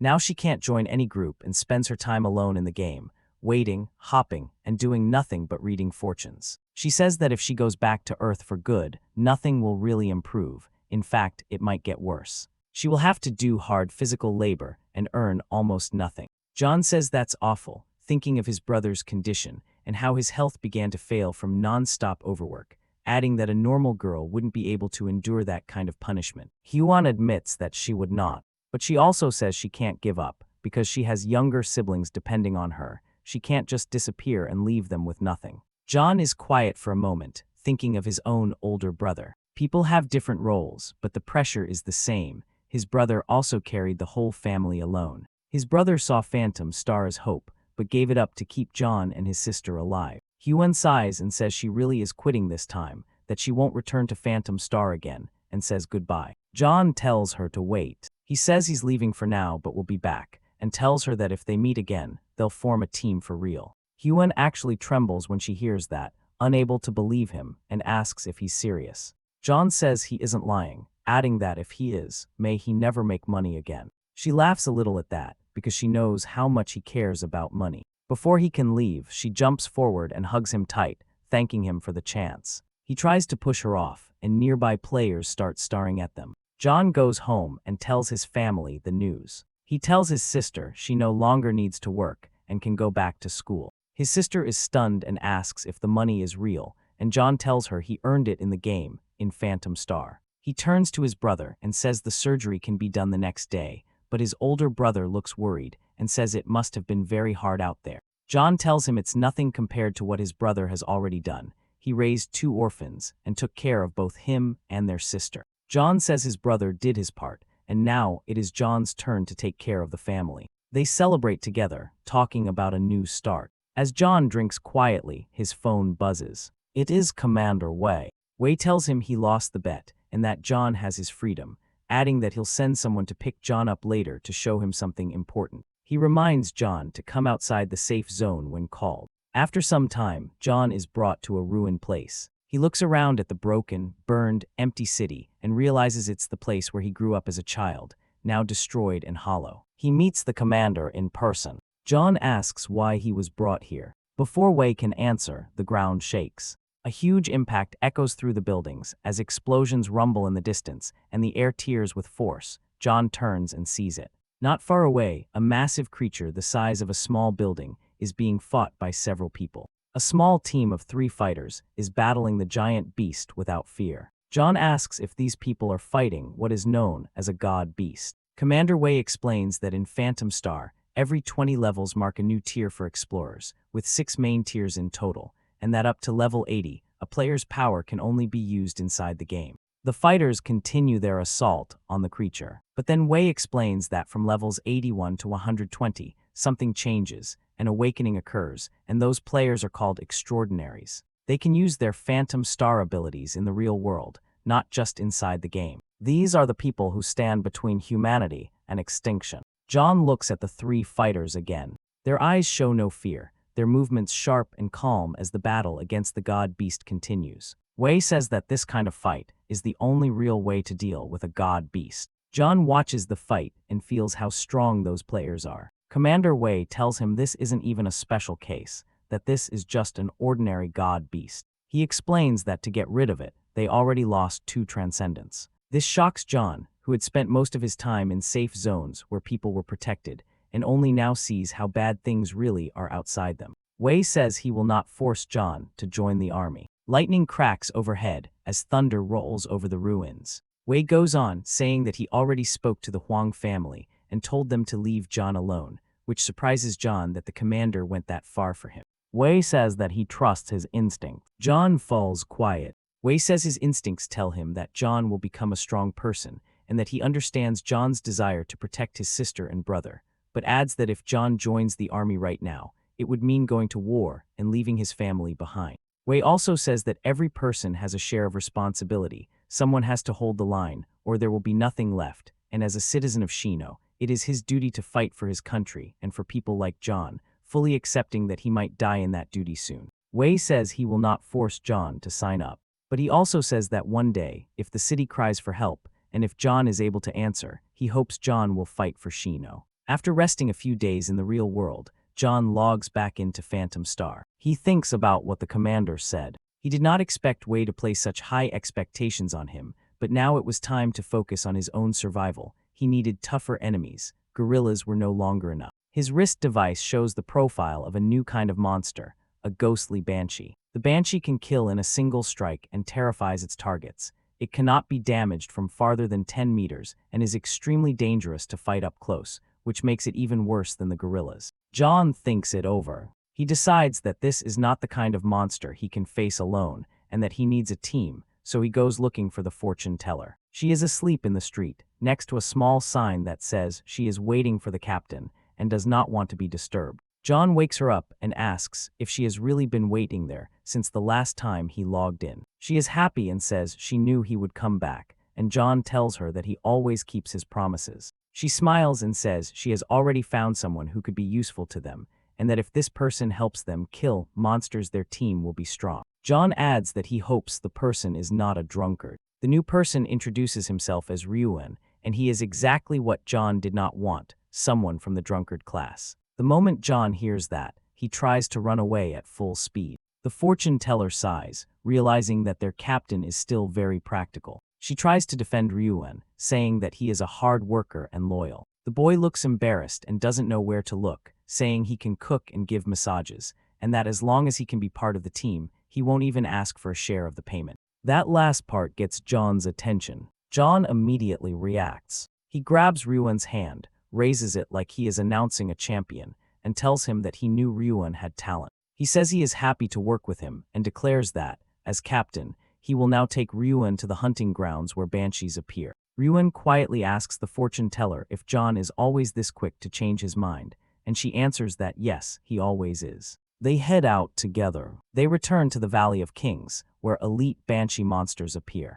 A level 20 banshee steps forward, hunting players. Some explorers nearby are watching her from a distance. John studies the banshee and says she is strong, adding that once she is revealed, everyone nearby will try to kill her at once, so they have to be careful. He warns that she can only be attacked at close range, meaning the only way to win is to get in close without being noticed. He tells his team to stay low and quiet and wait for a chance. Then he hears something. He turns and tells Hyuen to stop talking, but Hyuen frowns and says she wasn't talking at all. He tells them both again to be silent, but Hyuen repeats that she hasn't said a word. John turns around and finally realizes where the sound is coming from. It is Ryuen. He is asleep and snoring loudly, happily shouting in his sleep that he is drinking in honor of the captain. The banshee instantly notices them. She floats toward their hiding place. Once she is close enough, she unleashes her terrifying scream. John panics and demands to know what Hyuen did, because right now this is going wrong, and the drunkard is not helping. The banshee's scream hits all of them, as they are within range, and the scream inflicts fear. John is overwhelmed, Hyuen is also affected, and even Ryuen, who is still asleep, is affected. All three of them gain the fear status, and are frozen in place, unable to think of any way to respond, move, or fight. The banshee keeps gliding closer and closer. Then something ridiculous happens. Still asleep, Ryuen mumbles that he does not know how such a beautiful woman appeared in front of him, and then he lunges at her. He slams into the banshee with so much force that it looks like a deliberate tackling move. He wraps his arms around her and tells her, in his drowsy mumbling, that fate brought them together and he will take care of her. He even rubs her face while half asleep and says her skin is smooth and glowing. The fear status on John and Hyuen suddenly breaks, and John realizes that Ryuen's weird behavior interrupted the banshee's first control ability, which is now on cooldown, preventing her from using her scream again right away. John understands immediately that this is their opening. He cannot waste the opportunity and has to end the banshee now. Something unexpected happens. Ryuen is holding the banshee in place so she cannot dodge, still half asleep and acting as if she were his future wife. He leans in and announces that from now on they will be husband and wife, and that he is about to kiss her. Before the situation can get any worse for the monster, she explodes. A shock wave rips through the air as smoke rises from the center of the blast. Ryuen snaps out of his dream and wakes up, confused, looking around and asking where his beautiful and loving wife went. John is satisfied, and the fortune teller is thrilled, saying that the captain managed to kill an elite monster in only a few seconds. Not everyone is happy, though. Ryuen falls to his knees, crying that his true love was just blown up in front of him, saying that she was the woman of his life and that he will never be able to love again. John quietly asks the fortune teller if Ryuen is always like this, and she explains that he is from the drunkard class. When he drinks, he becomes like this, and in that state, his taste in women is unbelievably bad. She goes to retrieve the monster's card. Meanwhile, John thinks about what he just saw. The banshee's scream is supposed to terrify everyone who hears it and lock them down with fear, but the drunkard was within her range and not only resisted the effect, he actually managed to grab her. John realizes that this is not normal, since from what he knows, the weakness of the drunkard class is loss of control while intoxicated. A drunkard is unpredictable and unstable, but that same unstable state seems to make them naturally resistant to banshee fear. If that's true, then Ryuan is the perfect counter to this kind of monster. As John thinks this through, the fortune teller returns with the spoils, the chest from the elite banshee. John's expression changes to a mischievous smile, and the fortune teller notices. She wonders what exactly he is planning. The group keeps hunting through the forest. They move to another area where the banshees live, and another banshee appears, letting out a terrifying scream. But this time, John is ready for it. He now knows exactly how to fight this type of enemy. He looks at Ryuan and, like a trainer sending a pet into battle, he releases his drunkard straight at the banshee. The banshee screams again and tries to frighten him, but it does not work. To Ryuan, she isn't a terrifying ghost, but a beautiful woman thirsting for his strong and lovely body. Still dreaming, he tells her that he wants her too, and cannot wait for them to be married. While she is locked in place with him and cannot use her special move again, John takes the shot. His daggers cut through the air and strike. The banshee explodes in front of Ryuan. The system confirms that John has taken down another banshee. Still lost in his fantasy, Ryuan looks shocked, clutching his head and shouting in despair, demanding to know where his bride has disappeared to and accusing his teammates of destroying his woman again. Then he collapses face first onto the ground. John and the fortune teller don't waste time. Before Ryuan sobers up, they hurry to find the next banshee. Hours pass, and after about 3 hours of hunting in that area, Ryuan has already lost 11 wives. Time keeps moving, and by the end of the session, he has mourned 23. Every banshee they found, he tried to claim as his one true love, and every banshee exploded. The team, however, gains a huge amount from this. Thanks to Ryuan distracting all the banshees, they collect many drops and many chests. By the end, they have gathered 35 treasure chests.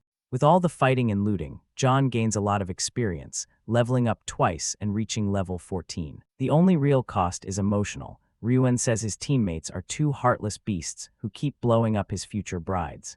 That is not all they get. The group also finds 2 skill cards. They examine the first card, which grants a skill that can create heavy rain. If the user has strong mental power and favorable terrain, the rain can become so intense that it even forms lakes. Since Hyuan, the fortune teller, is already level 29 and has high mental strength, John gives that card to her. She is overjoyed. Before now, her only profession skill was fortune telling, and this is her second real ability. For the first time, she feels like she isn't completely useless. She bows deeply to him and declares that from now on she will treat him like an older brother forever. John says she deserves it and lightly taps her on the head to stop her from being dramatic. The second skill card is unusual. It can only be used by someone with a secret profession, and when activated, it grants a one-time skill that disappears after that single use. John decides to test it immediately and activates it. A new ability appears. It is called Pickpocket Casino. The description says that any player who looks at him for half an hour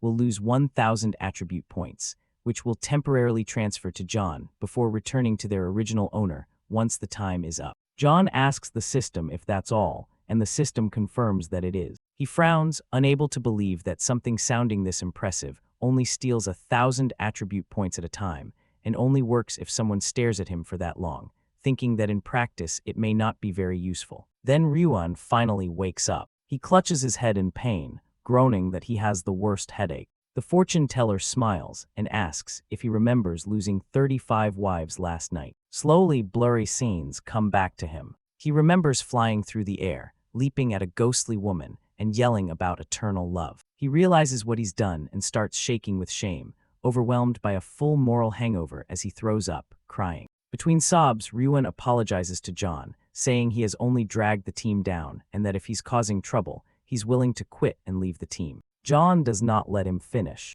Instead, John hands him some clothes and tells him something different, that the real hero last night was Ryuan. He tells Ryuan that without his distraction, John might have died, and that the equipment they found belongs to him, calling Ryuan an important member of the team. Ryuan tries to refuse, saying that being allowed to stay on the team is already more than enough. John cuts him off and tells them both the same thing, that he would never mistreat his teammates, and adds that he has something for the fortune teller as well.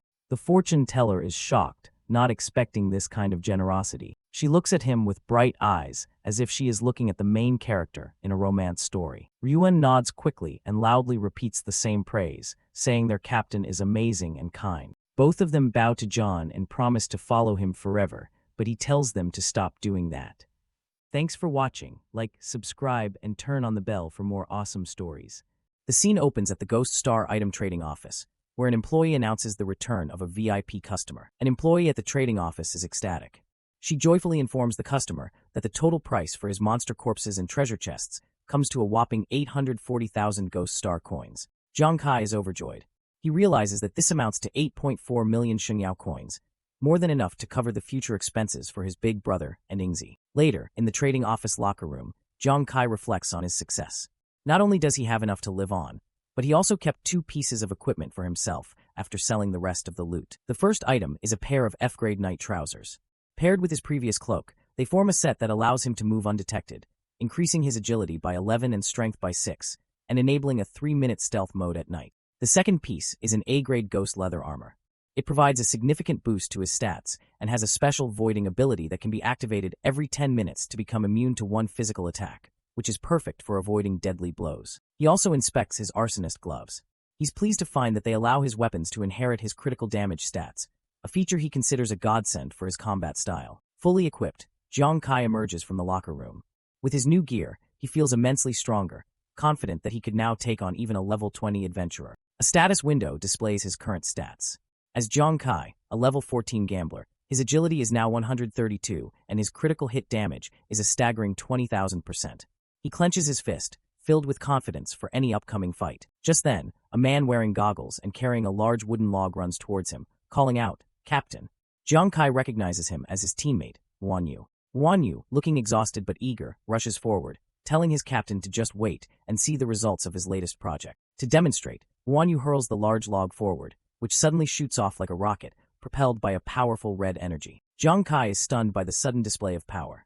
He jokingly shouts at Wan Yu, asking if he's still holding a grudge because Zhang Kai had blown up 35 of his wives, the treasure chests from their last mission. A close-up on Zhang Kai's face shows his utter shock and disbelief at the chaotic scene unfolding before him. The demonstration goes awry as the log flies uncontrollably towards Zhang Kai.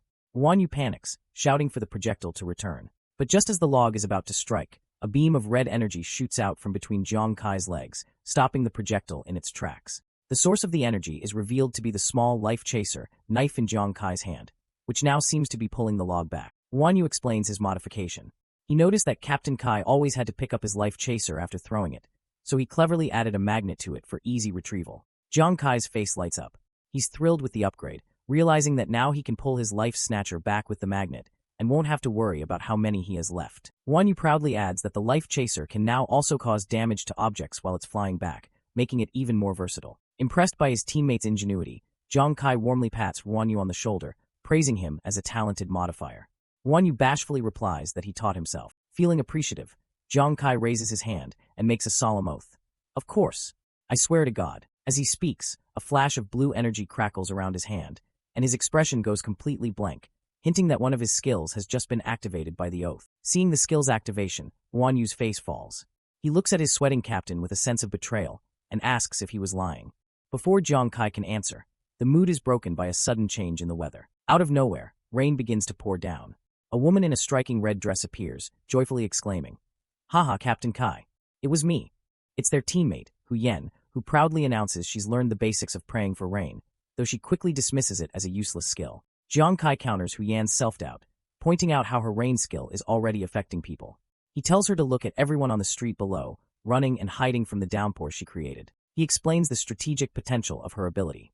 If she could make the rain heavy enough, it would seriously hinder the enemy's movements in a fight. With their movements slowed, Zhang Kai explains, the enemy would become a living target, allowing him to kill anyone he wants with ease. Hu Yan is overjoyed at the realization.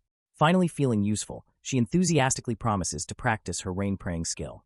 Zhang Kai simply wishes her good luck. Zhang Kai looks on with a sense of satisfaction. With Wan Yu now able to fight, and Hu Yan possessing the rain prayer skill, their entire team has become significantly stronger. Nearby, another group of adventurers complains loudly about the sudden rain.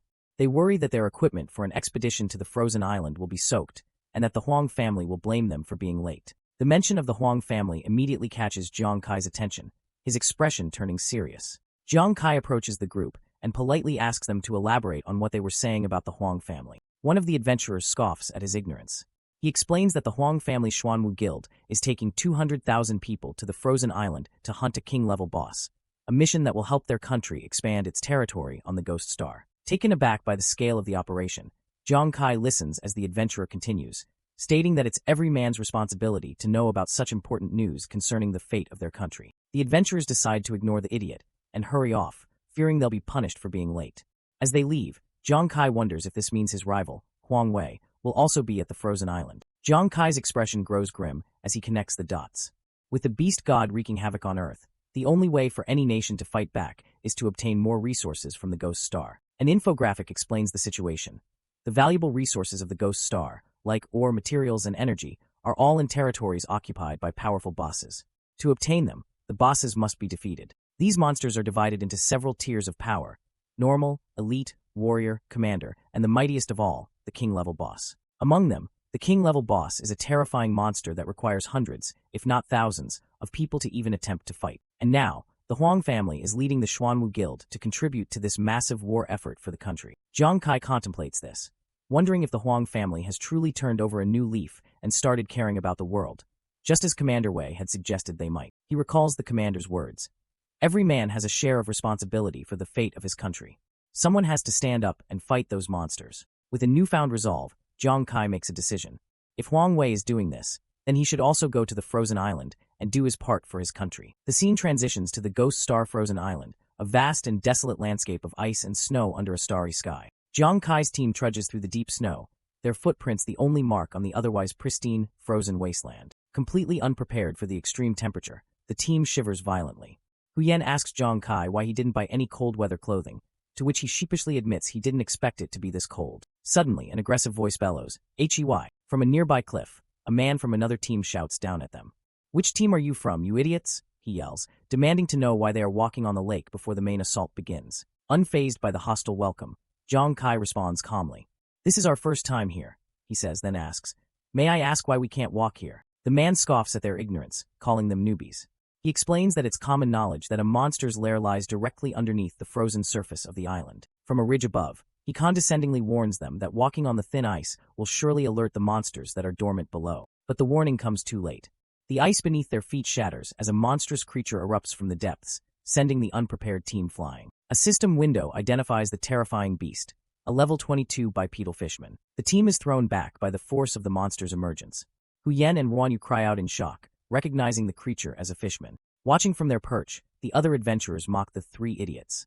They smugly state that a level 22 fishman requires a full team, with every member being above level 20 to handle. The adventurer continues his lecture, explaining that it's well known that fishmen are exceptionally skilled at close-range attacks. As the level 22 fishman lunges towards Jiang Kai, the man declares that once you're entangled by such a creature, you are as good as dead. Seeing their captain in peril, Huyen and Ruanyu scream his name in terror. However, Jiang Kai remains perfectly calm.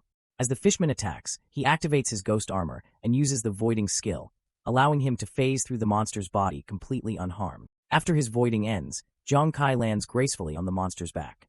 He looks down with disdain and says, "I thought it was something powerful, but it turns out he is just a small fish." With a powerful roar, Jiang Kai unleashes a fiery punch directly into the back of the fishman's head, yelling, "Get lost." The attack connects with devastating force, resulting in a massive explosion that completely engulfs the level 22 monster. The group of adventurers who had been mocking them just moments before are now completely speechless, their faces frozen in a state of utter shock and disbelief. Their minds reel as they try to process what they just witnessed.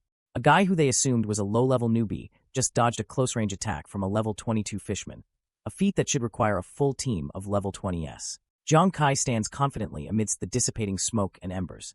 "Huh," he says with a smirk. "After stretching my muscles, I don't feel cold anymore." He summons his knives, calling them to return. He reflects on his newfound power, noting that his strength has now reached 76 points. He mentally calculates his damage potential. As long as a critical strike is triggered, he can deal at least 15,200 points of damage, and that's without even factoring in the Life Snatcher's own critical damage bonus. Surrounded by his floating daggers, he makes a conservative estimate based on his lowest critical hit damage. He concludes that his damage output is now firmly in the level 20 range, whether against monsters or other adventurers. He then dismisses his weapons, retrieving them into his storage space. Confident that few could withstand his critical hit, he is greeted by his excited teammates. Huyen and Ruanyu have already collected the fishman's corpse card.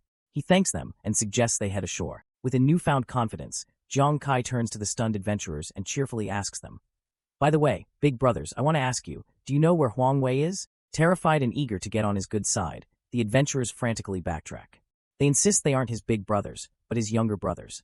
They quickly add that they know exactly where Huang Wei is and offer to show him the way. Following the directions from his new, terrified guides, Jiang Kai heads deeper into a secluded, snow-covered forest on the island. He walks alone, having decided that the coming confrontation is personal and not something he wants his teammates involved in. He scans the silent woods, actively searching for his rival, Huang Wei. Just as he is contemplating his next move, a voice calls his name, Jiang Kai. Jiang Kai looks up with a smile, recognizing the voice. His search is over.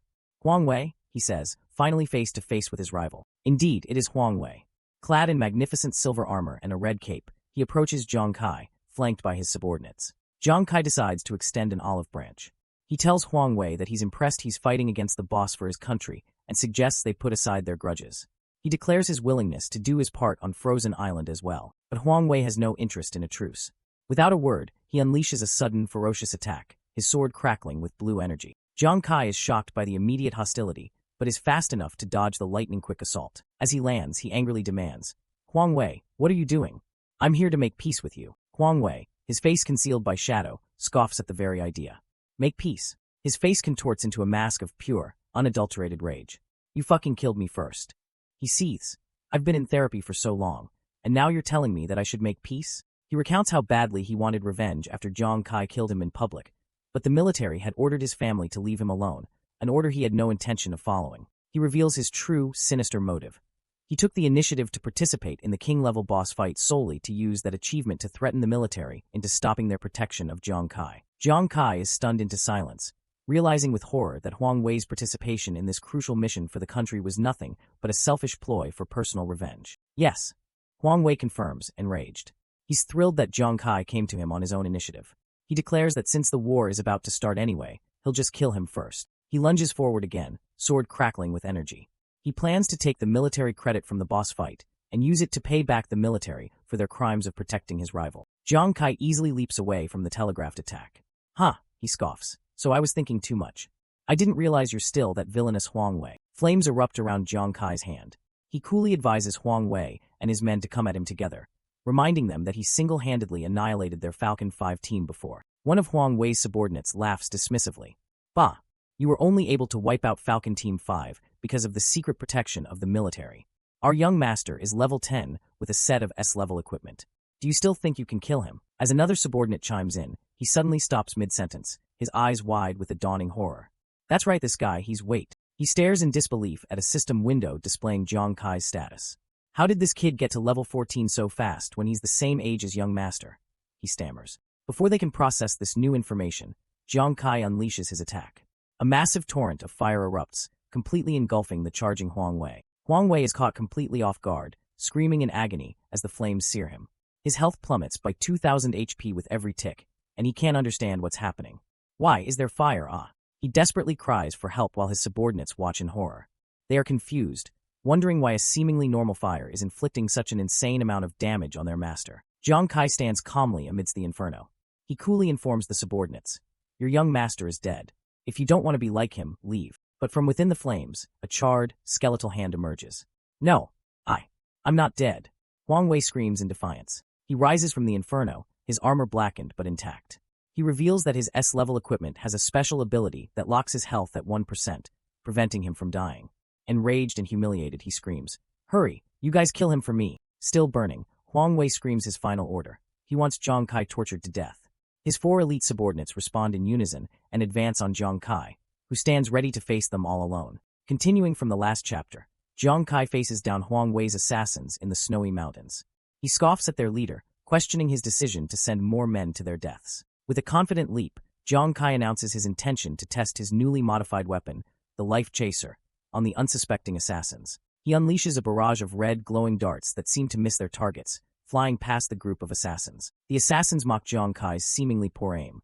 The captain, a level 32 warrior, taunts him, asking if his hands are shaking with fear because they are all high-level players. Believing Jiang Kai has already failed, the captain charges forward, eager to be the first to strike down the low-level player. Jiang Kai remains calm, his hand glowing with fiery energy as he begins to quote a proverb.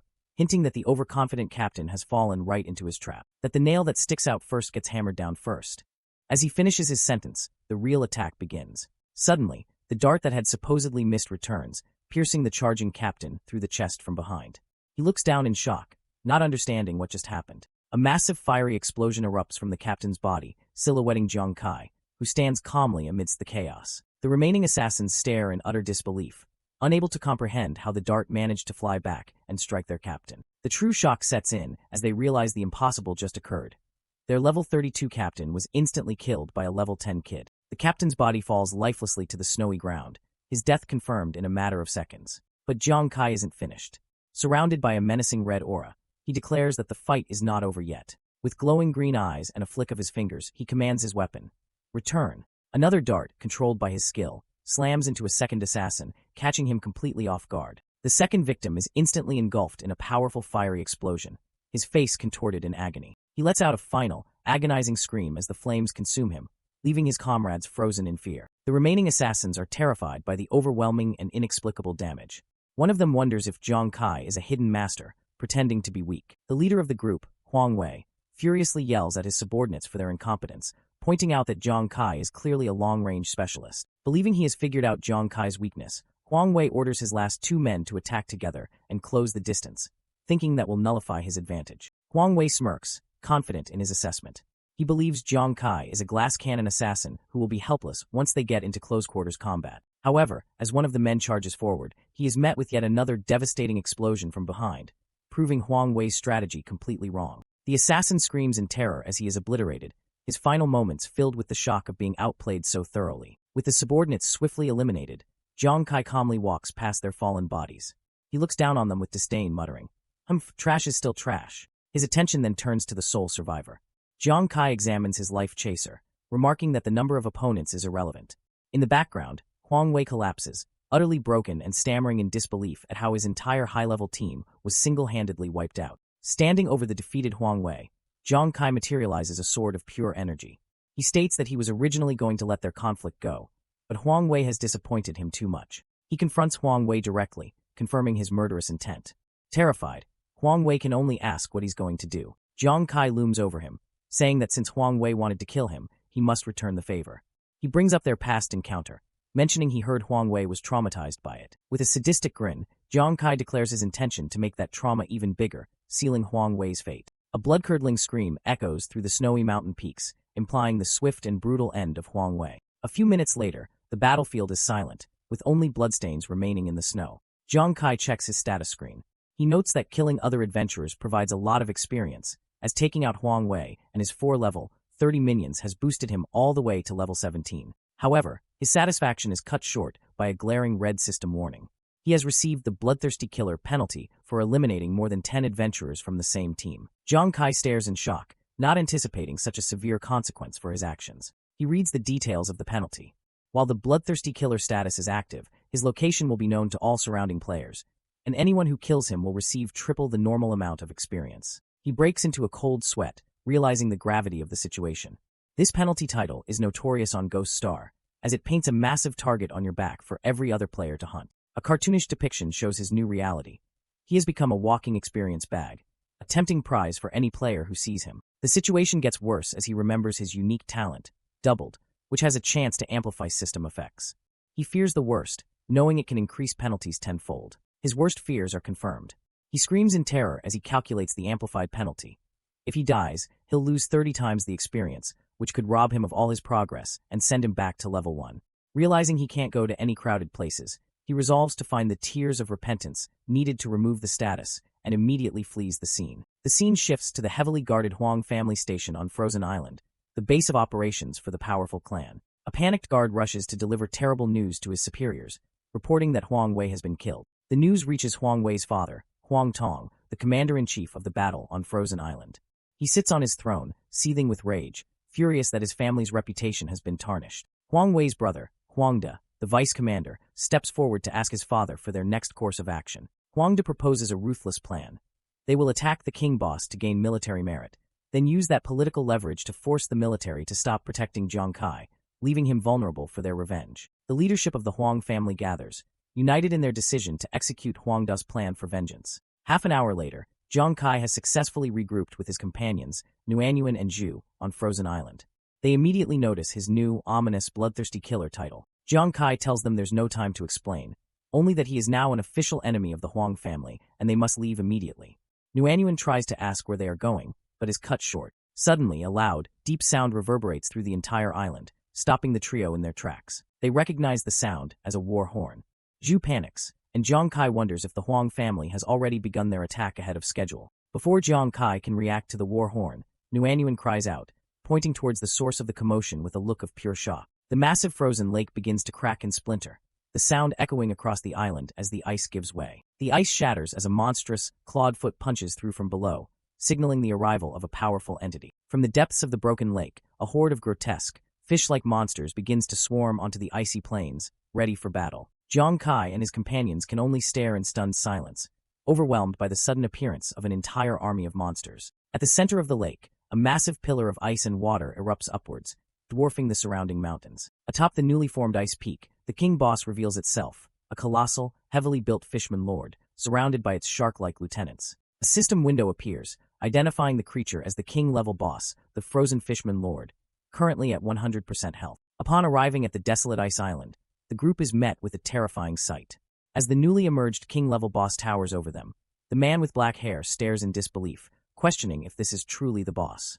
His companions are paralyzed with fear, overwhelmed by the immense, oppressive pressure radiating from the creature, with one admitting they are scared. A battlefield-wide announcement rings out, informing all warriors that the king-level boss has been lured out and ordering everyone to prepare for the fight. From a high vantage point, Commander Huang Tong rallies the human forces from atop his giant lion mount, promising generous rewards and control over new lands and resources if they win this battle. He raises his sword, declaring that this fight is for the future and the protection of their families, urging them to fight to the death for victory. His officers echo the sentiment, reminding the troops that once the battle starts, there is no turning back. With a final, roaring declaration, the officer announces that the king boss battle has officially begun. With a unified battle cry, the massive human army charges forward across the ice, meeting the advancing horde of fishmen head-on. Overwhelmed by the sheer scale of the 200,000-person battlefield, a terrified Zhu and Nuanyuan grab onto Jiang Kai, begging him to leave with them. Jiang Kai, however, remains perfectly calm. He gently pushes them away, telling them that they don't have to run just yet, leaving them confused. He smirks, explaining his strategy. Now that the battle has started, the Huang family will be too busy to bother him. He decides they should stay and watch, seeing it as a perfect chance to learn from a king-level boss battle. Meanwhile, the vanguard of the human army charges forward, ready to clash with the fishmen. The soldiers are immediately met by the terrifying, shadowy figures of the giant fishman monsters. A system window identifies the rank-and-file enemy as a common-grade fishman at level 25. One of the lead soldiers, full of bravado, shouts at his comrades not to be afraid, claiming they can win with their superior numbers. His confident battle cry is cut short as a massive shadow falls over him. The soldier is snatched up and dragged into the monstrous, gaping maw of a fishman, his screams for help muffled. He is devoured whole, his desperate cries for someone to save him echoing for a final, horrific moment. The nearby soldiers are frozen in terror, their morale shattered as they realize with horror that these fishmen can and will eat them alive. Watching from a safe distance, Nuanyuan and Zhu are stunned. They can't believe that a common-grade fishman is strong enough to overwhelm an adventurer, and they note with dread that there are countless more of them on the battlefield. Jiang Kai, however, analyzes the situation with a cold, strategic focus. He recalls a crucial piece of information about this kind of raid. As long as the main boss isn't dead, the army of minions will respawn endlessly. As he watches a soldier struggle against a fishman, he comes to a critical realization. The key to this battle isn't the massive clash between the 200,000 adventurers and the fishman army, but something else entirely. The battle on Ice Island has reached its climax. It is a desperate fight between the highest-ranking adventurers, the Supremes, and the formidable king-level boss. An alliance of 8 Supremes unleashes a coordinated assault against the frozen fishman lord, a colossal monster that has emerged from the icy depths. One of the Supremes, a man with fiery determination, rallies the troops. He announces that their team of 8 has officially entered the boss's territory, ready for the ultimate confrontation. Warriors from the elite team prepare their most powerful skills, their bodies glowing with immense energy as they prepare to strike. With a unified war cry, the Supremes charge forward, urged to give it their all and perform to the absolute best of their abilities. They all know what's at stake. They must do their best in this combined attack. And so, they unleash a cataclysmic barrage of attacks, hoping to deal maximum damage to the seemingly invincible boss. The onlookers, including Zhu and Nuanyuan, are left speechless by the sheer power on display. So strong, Is this the power of Supremes? Zhu exclaims, while Nuanyuan expresses her hope that the boss is about to be defeated. However, Kai, observing from the sidelines, has a different assessment. As Nuanyuan voices her concern, he senses that the situation is not as good as it seems. He activates his special ability, the Ghost Eye Focus, to see the truth of the battle that is hidden from others. Through his enhanced vision, Kai analyzes the devastating attack. He sees that while the Supreme skills are incredibly powerful, they haven't even managed to break through the boss's defense. A system notification confirms his observation. Failed to penetrate the defense. The Supremes themselves are in disbelief. They can't believe their combined, ultimate attack failed to even scratch the boss. Before they can recover from their shock, the frozen fishman lord retaliates with a single, massive swing of its arm. The elite warriors are sent flying, their powerful formation shattered in an instant. The boss lets out a chilling, victorious laugh, mocking the futile efforts of the adventurers. The onlookers are horrified, realizing the unthinkable has happened. In a single strike, the boss has killed all 8 Supremes. Kai grimly assesses the situation. He realizes the terrifying strength of a king-level boss, capable of annihilating 8 Supremes with a single blow. But as all hope seems lost, a lone figure steps forward. It is the Supreme, Zhang Fong, wielding a spear and ready to face the monster alone. His comrades cry out in disbelief and fear. The 8 Supremes died even after joining forces, and now someone dares to go up alone. Nuanyuan pleads for him not to go. Ignoring the pleas, Zhang Fong charges headfirst towards the colossal boss, a solitary warrior against an overwhelming force. The remaining adventurers watch in despair, certain that another one is about to die. Zhang Fong slams his spear into the ice, bracing himself not for a final, desperate attack, but for a calculated counter. As the boss's power bears down, he channels all his remaining energy into the spear, unleashing it in a brilliant, defiant blast aimed straight at the frozen fishman lord. Zhang Fong's spear connects with the boss. The frozen fishman lord, who was previously untouchable, shows a rare sign of shock. Kai, Nuanyuan, and Zhu are flabbergasted. Kai exclaims, "What? This person actually took the boss's attack head-on?" Witnessing Zhang Fong's impossible feat of survival and counterattack. The other adventurers are equally stunned, unable to comprehend how a single warrior could withstand the power that annihilated 8 Supremes. Standing firm, Zhang Fong reveals the grim truth behind his power. He scoffs, revealing that his teammates' deaths were not in vain. They were a deliberate sacrifice. A system window confirms his identity. Supreme, Zhang Fong, the strongest lancer in the Xuanwu Guild. He glares at the boss, declaring that it can't kill him with a simple blow. He raises his spear, vowing to fight on behalf of his fallen comrades, their sacrifice fueling his resolve. The secret to his power is revealed, his unique talent, Blessing of the Dead. For every Supreme teammate who dies, he gains a massive 25% increase in strength. Now empowered by the loss of his 8 teammates, Zhang Fong lets out a furious roar and unleashes his full, amplified power, screaming, "I'll kill you." His empowered strike lands true, and a system notification confirms the impossible. The boss's impenetrable defense shield has been shattered. The frozen fishman lord recoils in pain, wounded for the very first time in this battle. This turn of events leaves everyone, including Kai, in awe. The other adventurers shout in amazement that someone could actually break the boss's defense. Kai realizes that this hero, Zhang Fong, might actually have the potential to kill the boss. A red-bearded man, the leader of the Xuanwu Guild, smirks confidently. He reveals their master plan. The deaths of the other Supremes were a premeditated strategy to boost Zhang Fong's power. He explains that since Zhang Fong was already a powerhouse, the Blessing of the Dead from 8 fallen comrades increased his power by a staggering 200%. With this immense boost, Zhang Fong's strength is now comparable to that of 20 Supremes combined. The guild leader is certain of their victory, thinking that as long as nothing unexpected happens, the battle is as good as won. From a distance, Kai, Nuanyuan, and Zhu watch the tide of the battle turn. But their relief is short-lived. Just as Nuanyuan cheers, convinced that their victory is assured, the situation takes a dark turn. A new threat emerges.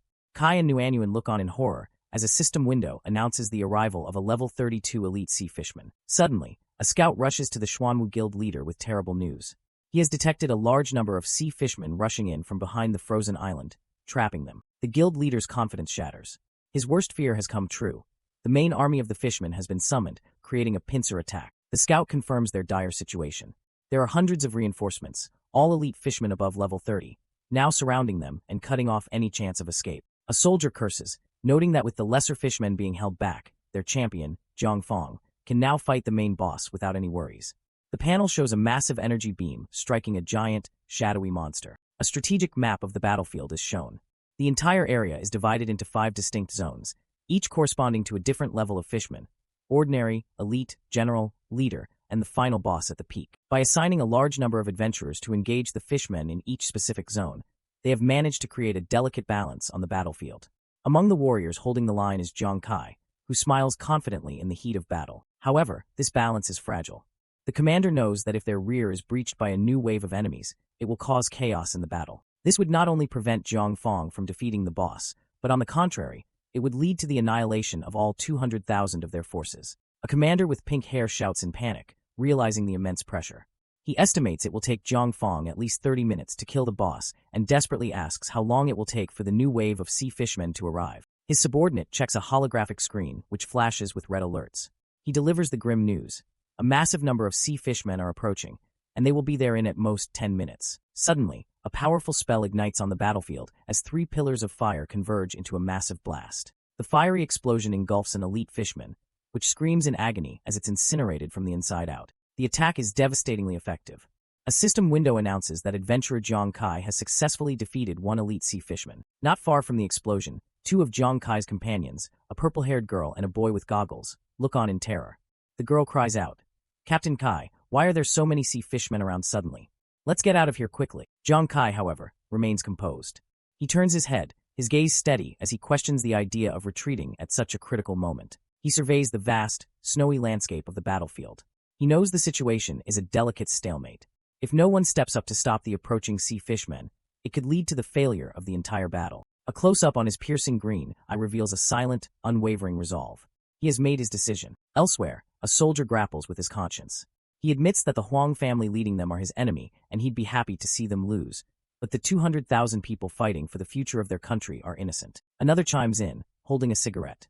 He declares that the fate of the country is a responsibility of every man, and someone has to step up and fight these monsters. Back with his team, Jiang Kai stands resolute against the sky. He turns to his companions and makes his stance clear. "Huyen and Ruanyu, we are not leaving." His companions look at him, baffled. The boy, Huyen, seems particularly shocked by the decision to stay. Jiang Kai begins to walk away from them, towards the direction of the coming threat, as he lays out his seemingly insane plan. He tells them, "I also need you to lure all the surrounding sea fishmen to me." A fiery aura begins to envelop him as he makes a bold declaration, his expression one of absolute confidence. "I'll take care of all these sea fishmen by myself." His 2 companions, Huyen and Ruanyu, are left utterly speechless, their faces a mask of shock and disbelief at his proclamation. 10 minutes later, the battlefield is a scene of carnage. An adventurer screams in pain as he is run through by a fishman's massive spear, while others fight desperately around him. A bloodied and battered adventurer stumbles towards his captain, pleading with him to stop fighting. He reports that a large number of fishmen have been detected approaching from the rear, and if they get surrounded, it will be all over. Panic spreads among the adventurers as they face the monstrous fishman boss. One cries out that if he dies, he won't be able to log in for a month. Another worries that without the income, his family will be kicked out by their landlord. A consensus is reached. They must leave, or they will all die. However, their captain walks towards them with a calm demeanor, telling his bewildered men, No need to run." The captain urgently explains his reasoning. "Didn't you notice? 10 minutes have passed since we first detected the sea fishmen. We were told they would reach the battlefield in 10 minutes. He continues, pointing towards their supposedly vulnerable rear. "But now none of them have appeared. What does this mean?" The soldiers are shocked as the realization dawns on them. One wonders if a supreme-level player is secretly helping them, but another dismisses it, knowing the Huang family didn't deploy any troops in that area. The captain comes to a logical conclusion. There must be an incredibly powerful figure behind the scenes, someone capable of holding off that many sea fishmen all on their own. The scene confirms the captain's theory. Far away, a lone figure faces down 2 roaring monsters.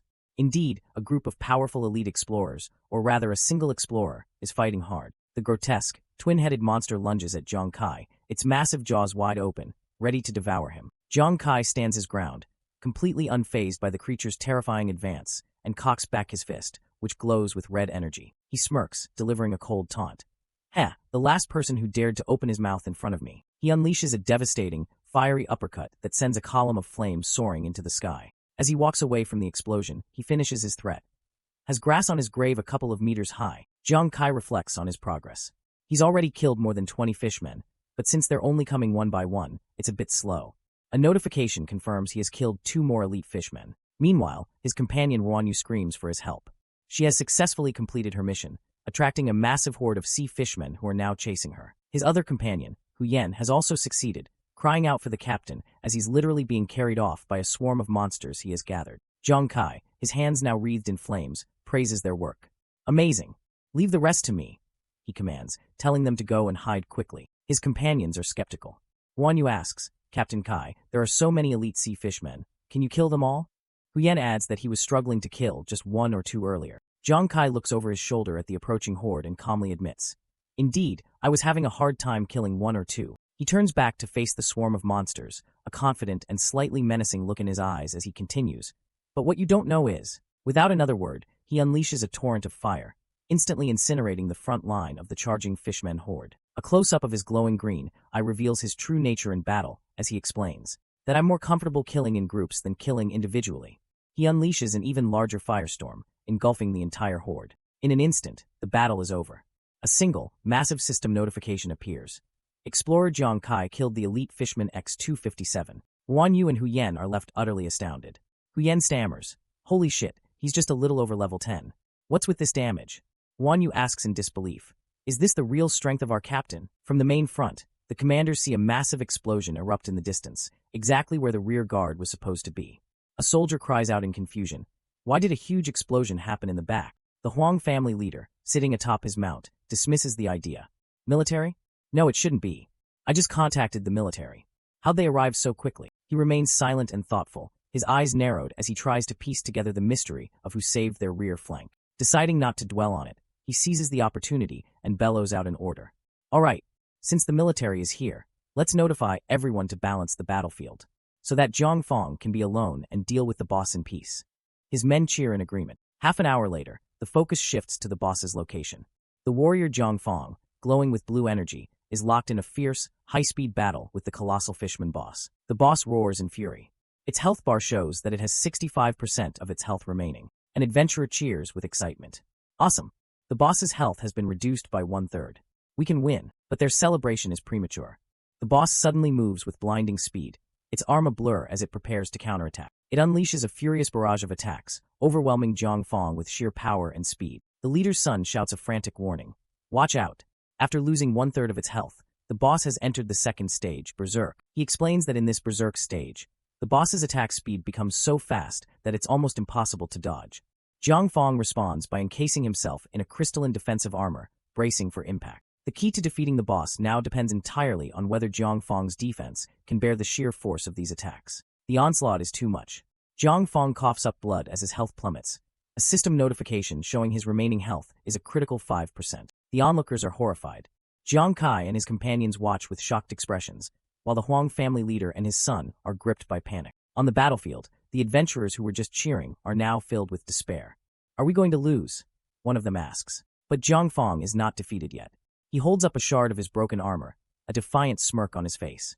Hey, you bastard, you think with this much damage you can kill me? He roars, unleashing his supreme talent, intentionalized armor. A massive aura of blue energy erupts from his body. With newfound power coursing through him, he screams at the boss, Come! The boss's powerful strikes now land harmlessly against Zhang Fong's body, which is protected by the glowing blue armor. A system message repeatedly confirms he is immune to all damage. Not only is he immune, but the damage is reflected back at the boss, which now receives the full force of its own attacks, roaring in pain and confusion. Watching from a distance, Zhang Kai is amazed. What a great armor.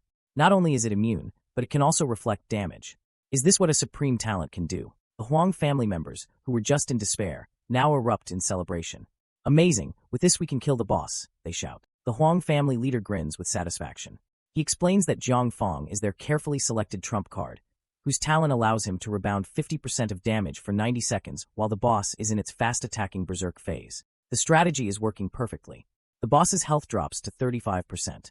The faster the boss attacks in its frenzy, the more health it rapidly loses to the reflected damage. The Huang family leader laughs triumphantly. In just a short while, the boss has lost 30% of its health to its own reflected attacks. He's confident that if this continues, the boss is already in the Huang family's pocket. But just as he declares victory, the boss's claw begins to glow with a sinister light, unleashing a piercing strike that looks completely different from its previous berserk attacks, instantly silencing his celebration. The boss's special attack lands a direct hit. Zhang Fong's supposedly immune armor instantly shatters into 1,000 pieces, the force of the blow sending him flying backwards. He lies broken on the ground, his body battered and his armor completely destroyed. A red, critical system notification flashes. Defense armor disabled. 1% of health remaining. Their trump card has been defeated in a single strike. Everyone watches in stunned silence. The soldiers' previous cheers turn to gasps of horror while Zhang Kai and the Huang family leader stare in utter disbelief. One adventurer voices the question on everyone's mind. Did the great Supreme Lord lose? The Fishman boss looms over its fallen opponent, victorious. A system message reveals the terrifying truth behind its sudden comeback. It possessed the armor-breaking combat skill all along. The Huang family leader collapses in despair. I was careless, he mutters, realizing his fatal error. I didn't realize that this boss has unidentified, armor-breaking skills. His son rushes to his side, but it is too late. All hope is lost. On the icy battlefield, a sense of dread spreads among the adventurers. Their greatest hope in this battle was the warrior Zhang Fong, who is currently fighting the main boss. From a distance, Zhang Kai watches with a grim expression, sweat dripping down his face. The adventurers around him are terrified, realizing that if their ace falls, this will be a losing battle. Chaos erupts across the battlefield as the Fishman monsters overwhelm the human forces. With their aces down, the adventurers are in a full-blown panic, screaming for everyone to run for their lives. Amidst the chaos, an adventurer coughs up blood after taking a direct hit from a monster's attack. A captain named Li Biao is brought to his knees, his shield shattered. He grits his teeth in regret, apologizing to his subordinates, Zhu Zi and Nan Nan, for bringing them to this deadly place. His voice is filled with despair as he confesses his selfish motive. He only brought them here to prove that he was better than Zhang Kai, a name his team always talked about. As a massive fishman looms over him, ready to strike, Li Biao screams in anguish. He laments that while Zhang Kai would never lead them to their deaths, he did, making him a complete failure as a captain. A pink-haired healer screams for Captain Li Biao as he lies motionless on the ground. Next to her, their other teammate is also heavily wounded and bleeding. The healer looks around in desperation, crying out for anyone to save her captain. Her face is a mask of despair as she admits she has no more power left to heal him. She looks on helplessly at the hordes of fishman monsters. With the boss still alive, their army will just keep appearing, sealing the fate of the adventurers. The grim realization dawns on her. If no one takes action, everyone is going to die. At that moment, a strange cracking sound echoes through the air. Captain Li Biao, who is on the verge of death, looks up in shock, his eyes widening at an unbelievable sight. A monster lets out a horrifying scream as it's struck by an unseen force. In the midst of the chaos, a desperate voice cries out, asking if there is anyone who can save them all. A brilliant beam of light flashes past Captain Li Biao as he kneels on the frozen ground, saved from a fatal blow at the last second. The massive fishman that was about to execute him is suddenly engulfed in a fiery explosion, its body blown back by the immense force of the attack. The monster is completely obliterated by the mysterious attack, its body disintegrating into nothingness before it can even hit the ground. A close-up reveals the face of the attacker. It is Zhang Kai, who calmly utters the single word, "Return," recalling his weapon. Captain Li Biao and the healer stare in disbelief. Their wounded teammate, Hu Yan, looks up with a wide grin, starting to laugh in relief and amazement. A figure engulfed in a powerful, fiery aura appears on the battlefield. The adventurers recognize him instantly, shouting out his name. It's Kai. Zhang Kai turns to Zhuzi and Nuanyuan, telling them to protect themselves. With a determined look, he announces he's going to fight the boss and dashes towards the heart of the battle. Hu Yan, still trying to process what happened, struggles to sit up. He can't believe his ears. Did Kai really just say he's going to fight the boss all by himself? An even greater shock registers on his face as he realizes something else. He can sense Zhang Kai's location with perfect clarity, an impossible feat on this chaotic battlefield. The pink-haired healer, Wanyu, looks in the direction Kai ran off, her expression a mix of awe and worry. Me too, she says, confirming she can also sense his presence. The Fishman army continues its fierce advance, a sea of monsters charging across the snow, ready to crush the human forces. However, as Zhang Kai's power surges, a strange phenomenon occurs. Other adventurers across the battlefield suddenly sense his presence, recognizing the ominous aura of the bloodthirsty killer title, making them all aware of his location. From a cliff above, Hu Yan and Wanyu shout down to Zhang Kai in a panic. They remind him of his current status as a bloodthirsty killer and question his reckless actions. The danger is immense. With the bloodthirsty killer title active, every other player on the battlefield will see him as a target. He will be hunted by 200,000 people. But Zhang Kai is undeterred. He breaks into a sprint, a menacing red aura confirming his bloodthirsty killer status is active as he charges headfirst into the fray. An opportunistic adventurer spots Zhang Kai. A wicked grin spreads across his face as he realizes the opportunity. He had been ready to die, but now he sees a chance to gain a huge amount of experience by killing a bloodthirsty killer. The adventurer rallies his group, deciding it's better to die fighting Kai for a reward than to be killed by fishmen. They resolve to kill him first and launch a coordinated assault. A massive, fiery explosion erupts on the battlefield as the adventurers' powerful attacks converge on a single point. Watching from a distance, Wanyu and Hu Yan are horrified. Wanyu cries out Kai's name, fearing that he was killed in the blast. However, the explosion was not from an attack on Kai. As the smoke clears, Kai's voice is heard, calmly stating, "It was just a critical hit from me." Moving with blinding speed, Zhang Kai effortlessly weaves through his attackers, who are sent flying by his counterattack. He coolly asks them, "Can you handle it?" The would-be assassins are left defeated on the ground. One of them coughs in agony, wondering how Kai's damage is so high, while another expresses his disbelief that a mere level 10 rookie could possess such power. Huyen and Ruanyu are overjoyed and relieved. Huyen shouts in excitement that Kai is fine and marvels at how his captain dealt with so many opponents with such ease. Leaving the defeated adventurers behind, Zhang Kai walks calmly through the snow-covered landscape, his focus already on his next objective. Captain Li Biao, who witnessed the entire exchange, is left speechless. He finds it impossible that Kai, a low-level adventurer, could escape an ambush from so many high-level players completely unscathed. Elsewhere, a subordinate runs to a heavily armored leader of the Huang family. He reports that Zhang Kai, the man who killed their kinsman Xiao Wei, has appeared on the battlefield and is heading towards the boss. A red-haired commander dismisses the report, stating they have bigger problems. He insists they should be worrying about how to reduce their losses in the battle, not about Zhang Kai. However, another commander, a man with sunglasses, looks on with a grim expression. Despite his colleague's dismissal, he has a bad feeling in his heart. He can't shake the vague premonition that Zhang Kai might actually succeed in killing the boss. Meanwhile, Kai continues his charge, effortlessly cutting through the fishman ranks. As he runs, Kai reflects on the irony of the situation. He never thought he'd find himself helping his enemies, the Huang family, to fight a boss. He admits his past self would never have done such a thing. His thoughts drift to a promise he made.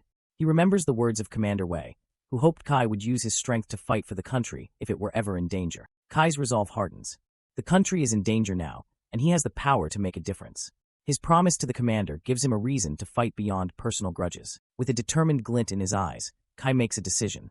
He calls upon his AI intelligence, preparing to activate a special one-time skill he acquired. A holographic AI appears and confirms the activation of casino pickpocketing.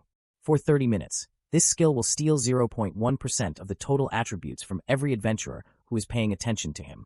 Kai clenches his fist, a smirk on his face. He had originally thought this skill was useless because it only stole a meager 0.1%. He never expected it would come in so handy. He realizes the true potential of the skill in this unique situation. Thanks to his bloodthirsty killer title, almost everyone on the battlefield is paying attention to him, making them all targets for his ability. Other adventurers across the field feel a strange, sudden drain on their power. A system window appears before him, confirming the process has begun. Initiate stealing 0.1% of total attribute points from attendees. The skill is now active, drawing power from everyone watching. While stealing a mere 1,000th of a person's attributes is a tiny amount, the battlefield holds a vast number of soldiers. As adventurers all over feel the slight drain, they spot the bloodthirsty killer, Zhang Kai. The thought process continues. If you take 0.1% of the attributes from 200,000 people and combine them, the result is an extremely huge number. Zhang Kai is engulfed in a colossal golden aura as his power skyrockets. His stats window reveals he has jumped to level 20, with his strength, agility, and spirit all soaring into the tens of thousands. The Huang family commander's son shouts in alarm, reporting to his father that Zhang Kai is making a beeline for the boss and might actually steal the kill. The red-haired commander, who had just dismissed Kai as a non-threat, yells in confusion, unable to understand the sudden urgency. His son explains frantically, pointing at his tactical watch. The data shows that Zhang Kai's attributes have become terrifyingly powerful, even surpassing those of their ace, Zhang Fong. The red-haired commander's eyes bulge in utter disbelief. He roars, "What?" Unable to comprehend how a low-level rookie could suddenly become so powerful. Now powered up, Zhang Kai charges through the battlefield, entering the dangerous territory of the warrior-level fishmen. A massive, level 51 warrior-level shark-tooth fishman lets out a ferocious roar as it spots the intruder in its territory. The giant monster lunges forward, its enormous jaws wide open, attempting to swallow Zhang Kai whole. The Huang family commanders watch with scorn. They mock Zhang Kai for not even attempting to dodge, noting that the shark-tooth fishman's bite is a deadly skill that even level 60 explorers must be wary of. As the monster's jaws snap shut, the commanders believe this is the end for Zhang Kai.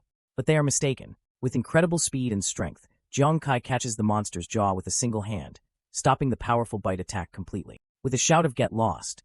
he smashes his fist into the creature's head, the impact echoing across the battlefield. Everyone who witnesses this is left in a state of shock. From Li Biao's team to the Huang commanders, they are all speechless. With no weapons, using only his fists, he killed a warrior-level fishman. They begin to fear that his newfound power is real, and he might actually kill the boss. The higher-level fishman monsters look on with menacing grins, confident that no human can challenge their might. Having cleared the warrior zone, Zhang Kai doesn't slow down. He pushes even deeper into enemy territory, arriving at the commander-level fishman area. An enormous, level 74 commander-level fishman, towering over the others, immediately spots Zhang Kai. The monster demonstrates its terrifying power by effortlessly grabbing a nearby adventurer and crushing him in its fist. It then unleashes a powerful sonic roar, a special skill that distorts the air with turquoise energy waves, aimed directly at Zhang Kai. Zhang Kai is caught off guard by the special attack. The world inverts as he stumbles and coughs, clearly affected by the roar. The Huang commanders scoff at Kai's predicament. The red-haired leader points out that Kai is overestimating himself, as the roar requires special skills or equipment to resist, not just raw attributes. Brought to his knees, Zhang Kai seems to be incapacitated by the roar. The commander smugly declares that Kai is just an ignorant kid, and that his quest to kill the boss was nothing but a foolish dream. Seeing their captain in trouble, Guan Yu and Hu Yen scream out his name in terror, fearing the worst. Suddenly, in a bizarre turn of events, a wooden mug full of foaming beer is shoved directly into the commander-level fishman's roaring mouth, silencing it instantly. The culprit is revealed to be Kai's companion, Hu Yen. His face bright red, he boldly screams out that he has never been inferior to others in his life. In a fit of drunken jealousy, he soars through the air towards the monster. Believing the fishman is a beauty, trying to seduce his captain with its roar, he yells that he is no worse than his captain and she shouldn't only focus on him. As the fishman lets out a muffled roar, still reeling from the beer mug, Hu Yen continues his heroic, if misguided, charge. He shouts at the monster, asking if a high-quality human male like himself can't attract it. With a determined expression, he declares he will give the monster an interracial kiss, providing a bizarre and hilarious end to the intense battle. Continuing from the last chapter, the battlefield is in chaos. Zhang Fong comically tries to hold back a giant fish monster, pleading for no one to harm his wife this time. In a bizarre display of affection, the drunk Zhang Fong lovingly embraces the monster, much to everyone's confusion. His wife, the fishman commander, doesn't appreciate the sentiment and sends him flying with a powerful punch. Despite the bleeding nose, Zhang Fong is unfazed, even finding her hot-tempered personality attractive. A status window confirms he's in a drunken state, which reduces damage taken. The surrounding players are in disbelief, wondering who this man is and how he could possibly withstand the fishman commander's roar and even attract all of its hatred onto himself. Elsewhere, the team captain, Zhang Kai, observes the scene, initially annoyed that his teammates, including Guan Yu, disregarded his orders and followed him into battle. His teammates declare their loyalty, exclaiming that they would never abandon their captain. Zhang Kai is taken aback by their declaration. Suddenly, his teammate Guan Yu steps forward, unleashing a powerful spell she calls the Invincible Rain Prayer, amidst the army of fishmen. A fellow teammate urges Captain Zhang Kai to hurry, as Guan Yu can't hold on for much longer due to the large level gap between her and the fishman commander. Meanwhile, the persistent Zhang Fong gets back on his feet, still eager to confront the fishman commander he calls his wife. Zhang Kai looks on, his expression hardening with determination as he assesses the unfolding situation.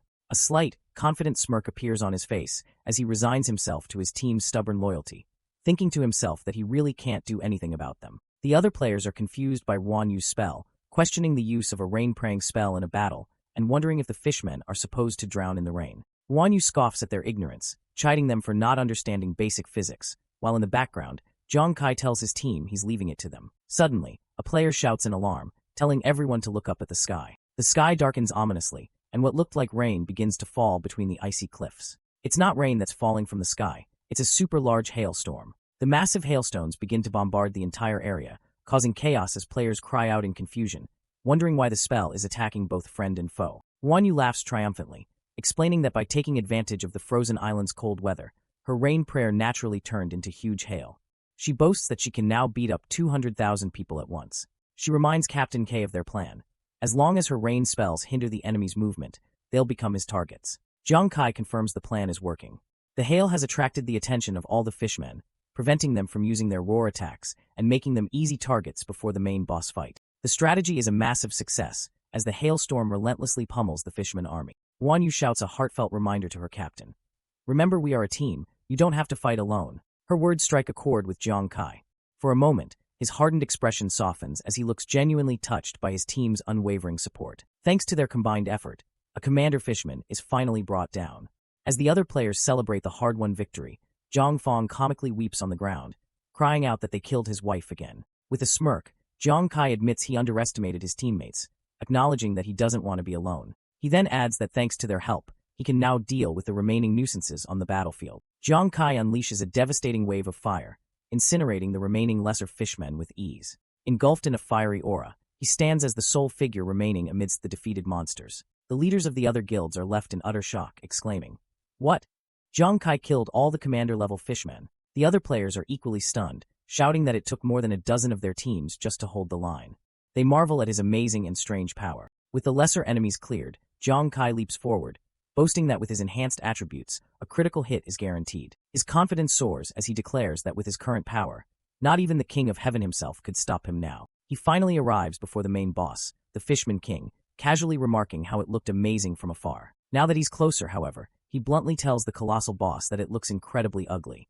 The boss's health bar shows it's still at 35%. The guild leaders watch in disbelief, shouting that it's impossible for that kid to have actually gotten in front of the boss so easily. The other players wonder if Zhang Kai is really going to attempt to fight the main boss all by himself. But his teammate, Wanyu, has complete faith in him, cupping her hands around her mouth to shout encouragement.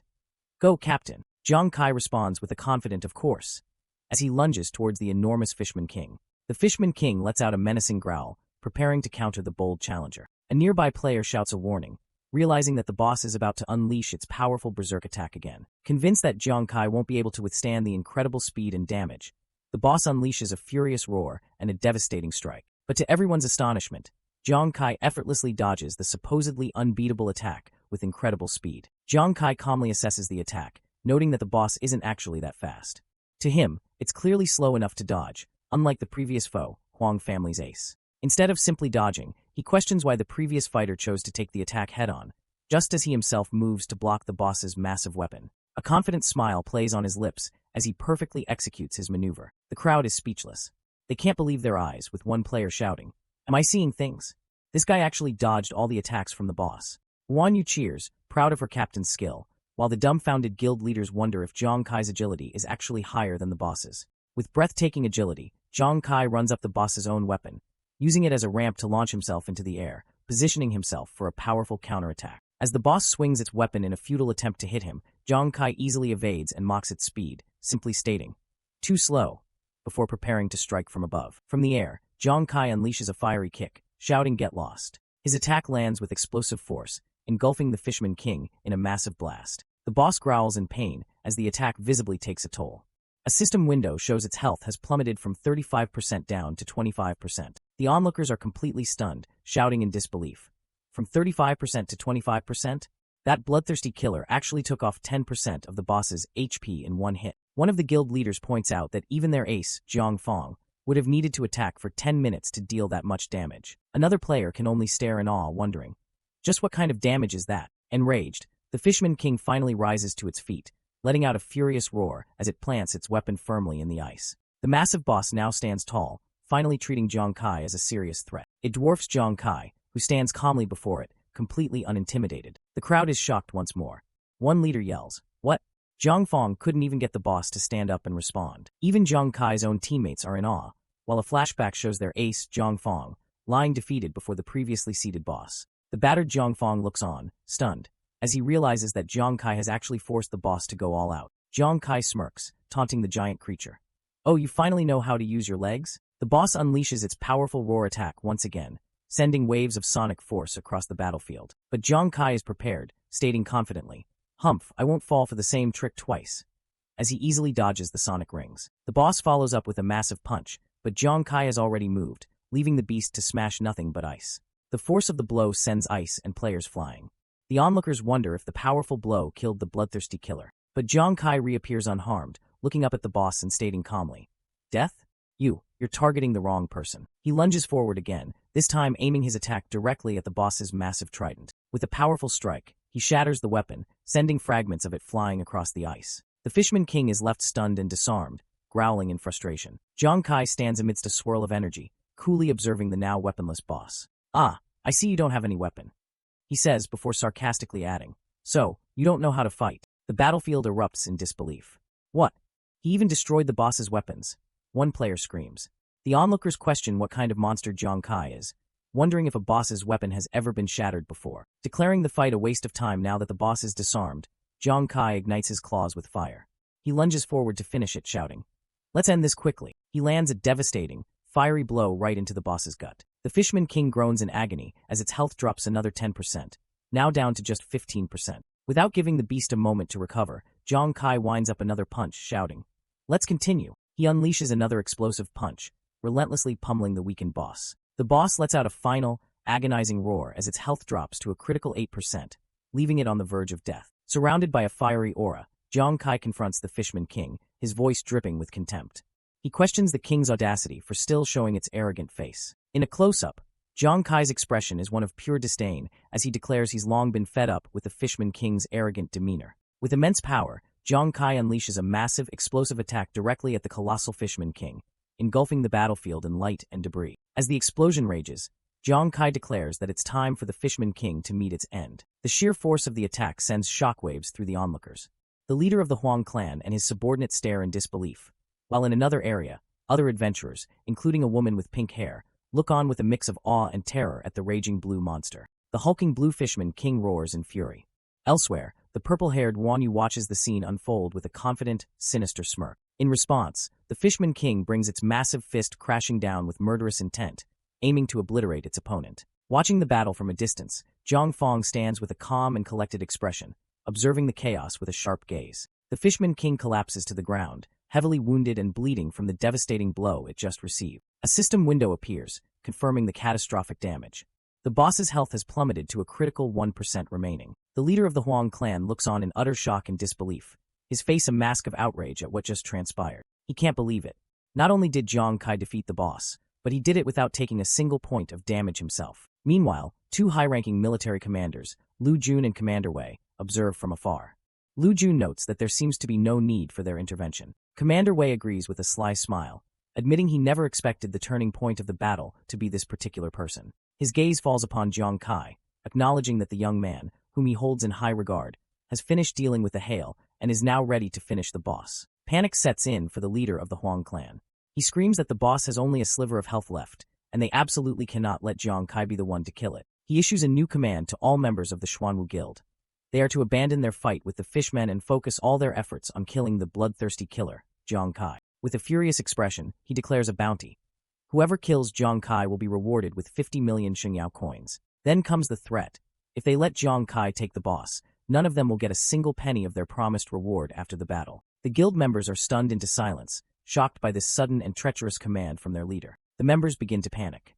For them, this isn't about glory but survival. One worries how his family will survive the next month without payment, while another needs the money for his child's medical treatment. The grim reality sets in. One of the members shouts that they have to forget the fishmen and kill Zhang Kai, otherwise they're all doomed. The members exchange grim, silent glances, their resolve hardening as they accept their new, grim task. United by greed and desperation, their eyes glow red with murderous intent. The members of the Xuanwu Guild turn on Zhang Kai as one, screaming for his death. Ignoring the remaining fishmen, the entire guild charges forward in a chaotic wave.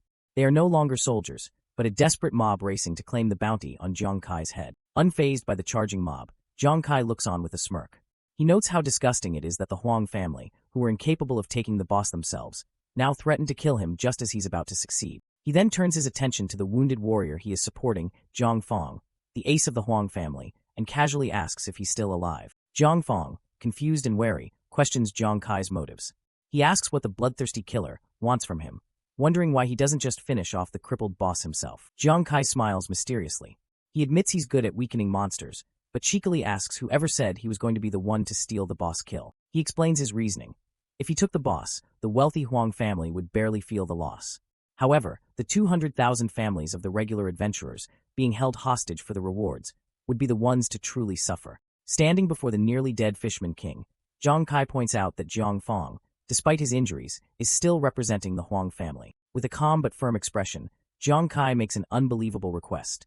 He asks Zhang Fong to be the one to deliver the final blow. Zhang Fong is utterly stunned by the proposal, unable to comprehend why his enemy would simply give away the final kill. From a distance, Zhang Kai urges him to hurry. He points out that the mob is closing in to attack him and presses Zhang Fong to do him this one favor. Understanding dawns on Zhang Fong. He accepts the request, and a powerful blue energy begins to coalesce around his body as he prepares to strike. With his decision made, he takes a determined step forward towards the downed boss. With a quiet thank you, Zhang Fong unleashes his final attack, plunging his energized fist directly into the Fishman King's body. The Fishman King lets out a final, agonizing scream as the attack lands, its massive body writhing in pain. The boss's body goes limp as a system window confirms the inevitable. Its health has reached 0. It is finally defeated. The remaining adventurers on the icy battlefield look on as the dust settles, unsure of what just happened. A massive system announcement flashes across the sky for all to see, declaring the victor of the long-fought battle. The adventurers read the message in disbelief. It wasn't the bloodthirsty killer who got the final blow. It was their own master Jiang Fong who killed the boss. As the Fishman King's body begins to dissolve into blue light, its reign of terror is officially over. With their king defeated, the remaining Fishman monsters are seen diving back into the icy waters, confused and leaderless. An adventurer shouts what everyone is thinking. The massive Fishman army is finally retreating. The members of the Xuanwu Guild are overjoyed. Their own lord killed the boss, which means the bloodthirsty killer didn't steal it, and most importantly, they will get their rewards. The leader of the Huang clan, however, is furious and confused. He can't understand how they won, or how Jiang Fong was the one to kill the boss. His subordinate wonders if Jiang Kai was behind this. The shocking truth begins to dawn on him. Did Jiang Kai, the feared bloodthirsty killer, voluntarily give up the opportunity to kill the boss? The other adventurers erupt in celebration. One joyfully exclaims that they have won, and it turns out the bloodthirsty killer is actually a good guy. Another declares him a great hero for giving up the boss, vowing to go to war with anyone who dares to touch their new benefactor. The sentiment spreads like wildfire. The pink-haired adventurer, Su Nuanyuan, is completely starstruck by his actions, remarking how amazing and magnanimous Kai was. Her companion agrees enthusiastically, shouting that it was so cool. An older, high-ranking adventurer declares that seeing is believing. He is now truly convinced that Jiang Kai is the biggest hero of this entire battle. Wanyu beams with pride, boasting about how powerful and generous her captain is. She smugly reminds everyone that she was the one who picked him as the captain in the first place. The crowd's sentiment turns against the Huang family. Adventurers recall how disgusting their threats were, angry that the guild expected them to die for a failed plan and still bear the costs. The anger boils over. All around the battlefield, adventurers publicly renounce their affiliation, shouting, "I'm quitting the Xuanwu Guild," and cursing the leader as a capitalist dog. The leader's subordinate reports the disastrous news. 200,000 people are quitting the guild and posting negative comments, causing the clan's reputation to plummet. Consumed by pure rage, his face contorted in fury and his eyes glowing red, the leader of the Huang clan seethes. He swears to himself that he will remember the name Jiang Kai. He makes a tactical retreat, ordering his subordinate to leave for now, vowing that they will definitely take their revenge on Jiang Kai next time. With the battle over, Jiang Fong formally introduces himself to Jiang Kai, admitting that he owes him a big favor for letting him get the kill. Jiang Fong smirks, his curiosity getting the better of him. He admits he really wants to know just how Jiang Kai managed to get such overwhelmingly powerful attributes. Jiang Kai introduces himself and offers a simple explanation. He got his powerful attributes from a one-time use skill. Jiang Fong is amazed that such a skill could even exist. Jiang Kai downplays it, saying the skill wasn't actually that strong because it's gone after a single use. Jiang Fong begins to ask a follow-up question, but is cut off. Jiang Kai continues, revealing that his plan worked because he simply took advantage of the system's bloodthirsty killer punishment mechanism. Suddenly, before he can explain further, the ground trembles. Blue, fleshy tentacles erupt from the dead Fishman King's body and lash out, catching Jiang Kai completely by surprise. Jiang Fong shouts his name in alarm as the tentacles rapidly wrap around Jiang Kai, pulling him off his feet and dragging him back towards the boss's corpse. From Jiang Fong's perspective, he can only watch in horror as Jiang Kai is lifted into the air, completely engulfed by the writhing mass of tentacles. Jiang Kai struggles, but is powerless as the tentacles fully consume him, his muffled cries echoing as he disappears into the dark, monstrous appendages, leaving the chapter on a tense cliffhanger. Following the intense battle, Wanyu is thrown back by a powerful force, landing heavily on the cliff's edge. Huyen, seeing this, desperately shouts for their missing captain. Huyen rushes to the exhausted Wanyu's side, asking if Jiang Kai is his captain. Wanyu, kneeling in defeat, confirms with a simple yes. With a grim expression, Wanyu begins to explain the dire situation, filled with regret. He reveals his terrifying suspicion. Jiang Kai has most likely triggered the boss's death revenge skill. Huyan's face contorts in shock and disbelief. Wanyu explains that death revenge is a horrifying special skill some bosses possess. Upon death, they can inflict a terrible curse on their killer. Once the boss successfully takes revenge, the explorer is subjected to an extremely gruesome punishment. Being tortured to death is merely the beginning of their nightmare. But the true horror unfolds after the person returns to the real world. The memories of the torture are so unbearable that they often can't endure it. Haunted by the psychological trauma, many are driven to madness, begging for a release that will never come, ultimately choosing to end their own lives. The horrifying realization washes over Huyen. Her body trembles as she imagines Captain Kai suffering such an unspeakable fate. Tears well up in her eyes as she desperately pleads, "No, don't." The scene shifts to a dark, watery abyss, representing Jiang Kai's submerged consciousness. A faint cry for the captain echoes through the depths. Meanwhile, Jiang Kai is experiencing the full force of the curse. Excruciating pain racks his body as he feels like he's being crushed from all sides. His consciousness flickers. Disoriented, his mind struggles to grasp his surroundings as he weakly questions where he is. Suddenly, a horrifying sight comes into view. He is being held captive by the vengeful spirit of the slain boss, a monstrous creature with countless glowing green tentacles. The monster's face is a grotesque mask of hatred, its glowing yellow eyes fixed on him with malevolent intent. The torture begins as one of the phantom tentacles pierces his body, sending a wave of agony through him. Jiang Kai cries out in pain as he feels something foreign growing and spreading within his body, a parasitic corruption from the boss's hatred. In this moment of despair, a system window appears with a critical warning.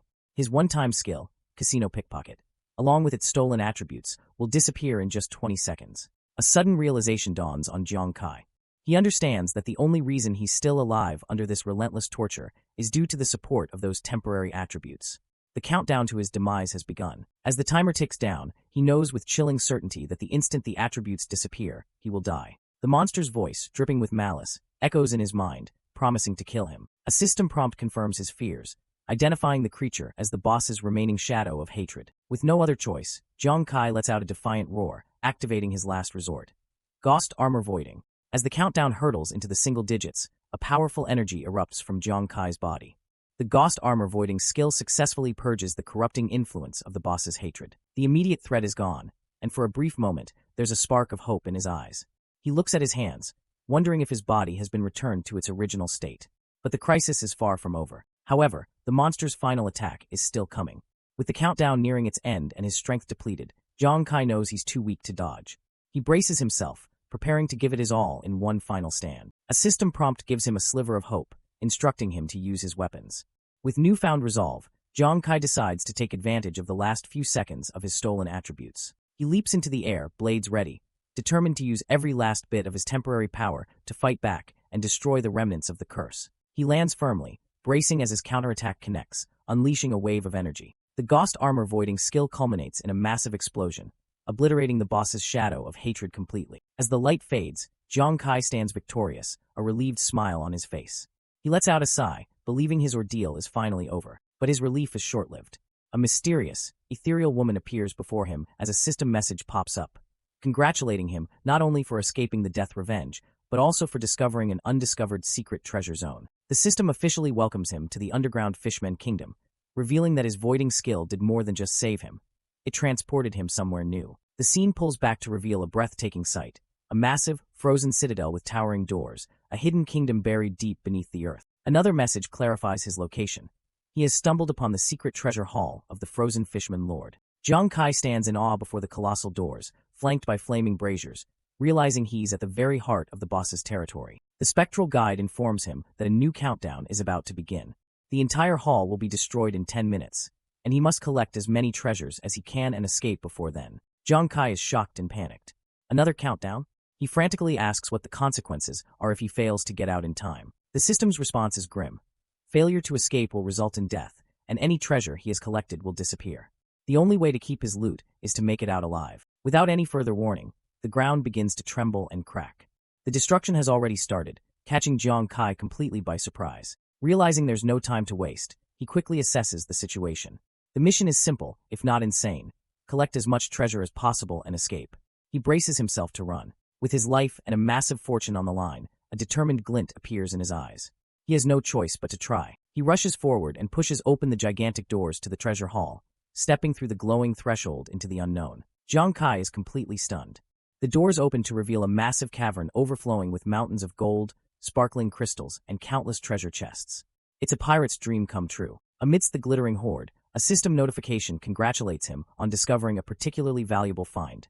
3 Fishmen's secret potions, which can grant him a total of 60 attribute points. With the hall's destruction timer ticking down, Jiang Kai doesn't hesitate. He grabs the potions and decides to drink them on the spot. As the system asks where to allocate the points, he spills some of the potion in his haste. He gives a swift command to add all 60 points into agility, prioritizing speed for the escape. His frantic looting pays off again as he immediately uncovers another grand prize, the boss's rare treasure chest. He grins, thrilled by the sheer quality of the loot, noting that none of the items seem to be ranked lower than A rank. He quickly glances at the main timer, about 7 minutes left. Feeling a surge of confidence, He believes he can clear the place out if he just hurries. Just as he thinks he has a handle on the situation, the system throws another wrench in his plans. A friendly reminder pops up, warning him that the boss's treasure chest has its own separate, rapidly decaying lifespan of only 90 seconds. His confidence evaporates, replaced by shock. Even the treasure itself is on a timer. With the chest's 90-second timer now ticking down, Zhang Kai frantically shoves loot into his inventory. He has to be faster. In the background, his teammates are shown still valiantly fending off monsters, completely unaware of his situation. 90 seconds later, Zhang Kai is utterly exhausted, slumped over the now empty treasure chest. He managed to clear it out just in the nick of time. Just as he's about to move on, he spots a small pot left inside the chest. The system congratulates him on discovering Tears of Repentance, an item that can eliminate his troublesome, bloodthirsty killer status. He can't believe his luck. He runs through the cavern, overjoyed. Not only did he get a mountain of treasure, but he also managed to clear his negative status. He celebrates, yelling, "What a steal!" But in the middle of his celebration, his eyes catch sight of something in a dark corner of the collapsing cavern. He discovers one final prize resting on a pedestal in a hidden alcove, an ancient scroll. The system congratulates him on finding the ultimate treasure, a special job transfer scroll, which is necessary for an explorer to advance after reaching level 20. Zhang Kai is stunned into silence. He realizes that with this scroll, he can finally complete his special level 20 job change, a pivotal moment in his journey. The next day, back on the icy plains of the Ghost Star, the scene is quiet and somber. Believing their captain is dead, Hu Yen and Wanyu have created a makeshift memorial for him. Wanyu mourns, lamenting that Zhang Kai never returned, just as he had morbidly predicted. They both weep dramatically, convinced that Zhang Kai suffered a horrible death from the curse and was then driven to suicide by the trauma. Suddenly, a gloved hand appears over the edge of the cliff, struggling to get a grip on the icy surface. Hu Yen spots the movement and, assuming it's an enemy, yells to Wanyu that another fisherman is climbing up. The two immediately get into a defensive posture, vowing to protect their captain's tombstone from any monster that dares to disturb his rest. Thinking they are defending their captain's honor, they hit the climber on the head with a rock, sending him falling back down the cliff. An enraged voice echoes up from the chasm. "Which bastard is it? I almost reached the top," as the figure plummets into the darkness. Hu Yen and Wanyu are taken aback, confused by the unexpected response from the monster they just attacked. While Wanyu yells down an insult for the ugly fish, Hu Yen pauses, a flicker of recognition on her face as she realizes the voice sounds incredibly familiar. Their confusion turns to shock as laughter echoes across the ice, and they see a figure running towards them. It's Zhang Kai, alive and well, cheerfully greeting them as if nothing happened. "Long time no see, Hu Yen and Wanyu." After a moment of stunned silence, the two break into relieved, albeit slightly awkward laughter. Hu Yen admits she didn't expect to miss him after just one day. Zhang Kai's smile instantly vanishes, replaced by a look of pure fury. Sprouting dark wings, he charges at them, screaming, "You two traitors want to kill your captain? How dare you hit me?" His teammates panic, frantically shouting apologies and insisting that they didn't attack him on purpose. The scene shifts away from the Ghost Star, back to a futuristic metropolis on Earth, the Jiangzhou City Ghost Star login base. Inside, a meeting is taking place. In a high-tech boardroom, several powerful figures are discussing Zhang Kai. A subordinate reports that while they couldn't find his offline location, they discovered that his sudden increase in attributes was due to a one-time use skill, revealing that Zhang Kai's incredible feats have not gone unnoticed. In a high-level meeting, an old commander with gray hair scoffs at the idea that they need to train Supreme Ones if a level 20 kid can just change tens of thousands of attributes. A red-haired analyst beside him considers the fate of Zhang Kai. He notes that those who face the boss's revenge are already dead and wonders if Zhang Kai is still being tortured. Another colleague, a man with long blonde hair, chimes in, convinced that the kid is definitely screwed after being tortured for so long. However, the red-haired analyst warns the commander not to use common sense when it comes to Zhang Kai. The commander's expression turns serious as he considers a different outcome. He wonders if it's possible that Zhang Kai not only survived the boss's revenge, but even discovered its secret treasure. The blonde-haired man immediately dismisses the idea as impossible. He elaborates that in the 50 years since the Ghost Star appeared, only a handful of people have ever survived a boss's revenge and obtained the secret treasure, and all of them were top-tier Supreme Ones. The red-haired man agrees, adding that since Zhang Kai has only been on the Ghost Star for about a month, he doesn't believe he stood a chance. Despite their logical arguments, the commander leans back in his chair, a contemplative look on his face. His instincts are telling him something different about this kid. Suddenly, the door bursts open and a female officer rushes in, shouting for Commander Wei. She frantically announces that someone is posting items on the private trade. A comical silence falls over the room as the three men stare blankly, stunned by the sudden and confusing interruption. The blonde-haired man and the red-haired analyst look at her, bewildered.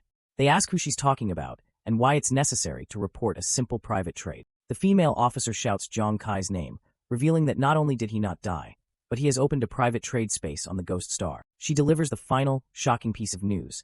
The total value of the items he sold was more than 400 million Xingyao coins. The two analysts are utterly flabbergasted, their eyes wide with shock and disbelief at the astronomical figure. A few minutes later, they examine the trade records. A screen displays Kai's cart, showing the first sale, 1.8 kilograms of green ghost ores, worth an incredible 18 million Xingyao coins. The next item leaves them even more stunned.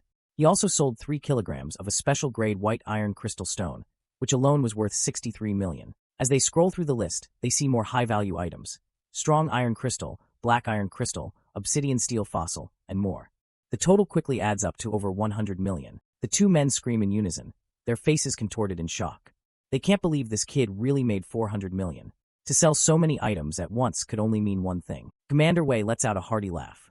He was right all along. He proudly exclaims that he told them Jiang Kai could find the boss's secret treasure, and the kid didn't disappoint. Just then, the female officer interrupts his celebration to report that the Huang family has suddenly arrived and wants to talk to him. A few hours later, the scene shifts to the Ghost Star's item trading office. Jiang Kai, having successfully sold his loot, mutters to himself about how he had so many things he had to open a private space to sell them. His companions, Huyen and Ruanyu, are with him. Huyen tells him it's not a loss, because he had so much loot it was the only way to sell it. Ruanyu jokingly calls it fun trouble. Jiang Kai agrees and smiles, telling them he also kept a lot of good things for them. He announces it's time to split the boss spoils, making Huyen and Ruanyu's eyes light up with excitement. He presents the first item to Huyen, a black ice jade. It's a B-grade piece of equipment that adds a freezing effect to her skills, potentially allowing her to cast a blizzard. Next, Jiang Kai presents a stack of old parchments, explaining that in addition to the equipment, he also got some eternal pages that can be used to upgrade skills. An infographic explains that there are 2 ways to improve skill levels. The first is using a special skill book for a specific profession, which is typically found only in monster treasure chests or from special tasks. The other method is using universal upgrade items like the ones he got from the Fishman Lord's treasure chest, the eternal pages, which can improve the level of any skill. The immense value of these pages is highlighted. As a treasure of rigid demand, a single page can sell for 500,000 Xingyao coins and will be snatched up instantly on the trade market. Furthermore, the number of eternal pages required to upgrade a skill varies depending on its strength. More powerful, combat-oriented skills require significantly more pages. Jiang Kai generously tells his friends to take the eternal pages first, leaving Huyen and Ruanyu completely speechless and stunned. As he stands triumphantly on a mountain of gold and cash, he tells them to enjoy themselves. At this moment, in Huyen and Ruanyu's eyes, Jiang Kai is a radiant god of wealth. Overcome with emotion, they lunge at him, grabbing onto his legs and crying out, "Captain Kai!" With tears streaming down their faces, they declare they will pray for his great kindness every day, proclaiming that even if he dies, his soul will go to heaven. The scene turns comical as Jiang Kai, embarrassed, tries to get them to let go, reminding them they're in the middle of the street. Their commotion attracts the attention of a passing group. The leader of the group, a burly man in ornate white armor and sunglasses, looks down on them with disdain. He scoffs, asking if Jiang Kai even knows what embarrassment is. He arrogantly continues, insulting them as a bunch of low-class people and commoner bastards who don't care about their image. Jiang Kai recognizes the man, muttering his name, Huangda.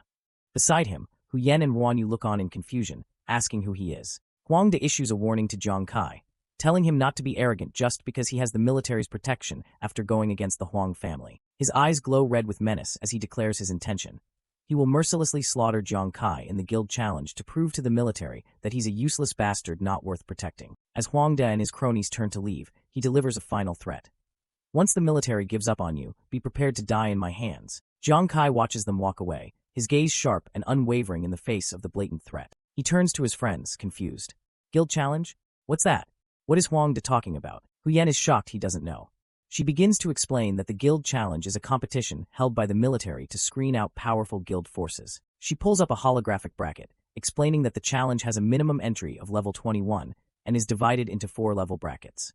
Guilds send teams of 5 to compete, with the top 3 in each level being decided. Because the military gives out generous rewards to the top 3 in each level, many powerful guilds participate every time, making the competition fierce. Jiang Kai is still puzzled. In a chibi-like thought bubble, he wonders why Huangda would challenge him, since he didn't even participate in the challenge. Deciding not to dwell on it, Jiang Kai says goodbye to his friends. He tells them he needs to go offline for a while to visit his family, and they happily wave him off from a balcony. Inside the hospital room, Jiang Kai, now back in his everyday clothes, greets his older brother who is recovering in bed. He cheerfully explains that he brought some nutritional supplements, worried his brother wouldn't recover well after his surgery. His brother, however, seems at a loss for words, starting to question just how much Kai bought. The answer is revealed to be a ridiculously large mountain of lavishly wrapped gifts and supplements, so much that it has to be wheeled in on a dolly. All his brother can think to himself is that this is way too much. In a comical chibi-style exchange, Jong Kai innocently asks if the amount of supplements is too much, while his brother Riley comments that the hospital room now resembles a grain warehouse. His brother's expression turns serious with worry. He reminds Kai that he's already in the most expensive hospital and frets about the spending, declaring he'll get back to work as soon as he's discharged to help with the financial pressure. Jong Kai smiles warmly, telling his brother it's okay.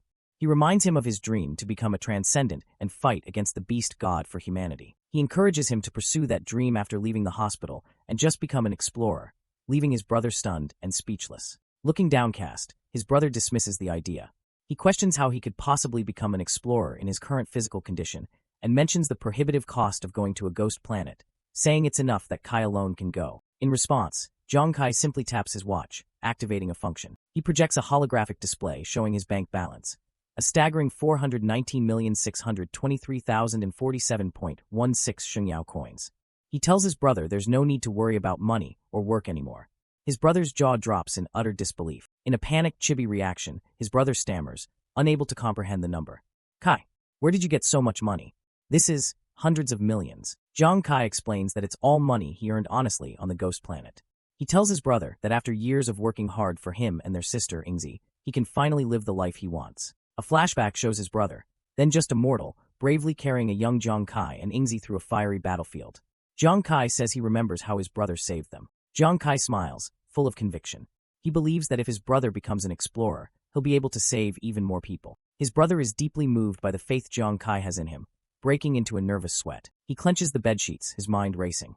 Could someone like him, with his current body, really become a superhuman? A symbolic image appears. An apple, held in two hands, is cleanly split in half, representing a shared future and a new path. Jong Kai extends half of the apple to his brother, his voice filled with gentle encouragement. Brother, you can definitely do it. Leaving the hospital, Jong Kai feels a wave of relief and happiness. His brother has finally regained his dream. He decides they must celebrate after he picks up their sister, Ingzi, from school. Lost in his happy thoughts as he walks away from the hospital, he is suddenly startled by a loud noise. A military jeep screeches to a stop beside him, and the man from the commander's office, Lu Jun, leans out yelling, Jong Kai, come here. Follow me. Jong Kai recognizes him. Brother Lu Jun, are you here to see me? He tries to wave him off, saying he doesn't have time as he needs to pick up his sister from school. Sitting in the jeep, Lu Jun's expression is grim and urgent. He tells Jong Kai, I came to see you because of your sister. Your sister Jong Ying got into an accident. The words hit Jong Kai like a physical blow. His world stops, and his eyes widen in pure shock and horror. The chapter opens on a scene of chaos. A bus lies overturned on a city street, its metal frame twisted and broken amidst smoke and debris. A desperate cry cuts through the noise as Jong Kai screams his sister's name, his face a mask of pure terror. He sprints frantically through the wreckage, pushing past the crowd, his eyes darting around as he continues to shout for Ingzi. Watching from the sidelines are two men, Lu Jun with his red hair and glasses, and his blonde-haired companion, both observing the scene with grim expressions. Suddenly, Jong Kai's expression shifts. Tears of relief well up in his eyes as he spots something, or someone in the crowd, murmuring the word brother. From amidst the crowd, a cheerful voice calls out. It's his sister, Ingzi, waving her hand high in the air to get his attention, looking completely unharmed. Jong Kai rushes to her side, grabbing her shoulders in relief. He asks what happened, and Ingzi explains that her school bus was in an accident. She quickly reassures him, pointing towards someone else. She says a big brother saved her, and that he even claimed to know Jong Kai. The man who saved her steps forward. It's Zhang Fong, with his distinct white hair and red eyes. He greets Jong Kai with a calm smile and a wave. Jong Kai is stunned. He recognizes the man, questioning how the Huang family's supreme, Zhang Fong, could possibly be here. Just then, Lu Jun and his companions approach the group. He addresses Jong Kai with a grave tone, telling him the most important point is that his sister's bus crash was no accident. Both Jong Kai and Ingzi are shocked as Lu Jun reveals the truth. The accident was secretly orchestrated by the Huang family. Lu Jun explains the motive. Jong Kai has embarrassed the Huang family multiple times, and their hatred has grown. Now, they've used the military merit they gained from defeating the Frozen Island boss to force the military to stop protecting him. The scene flashes to an image of Commander Wei, sitting alone in the dark. The military merit was too significant, and he was forced to compromise under pressure from above.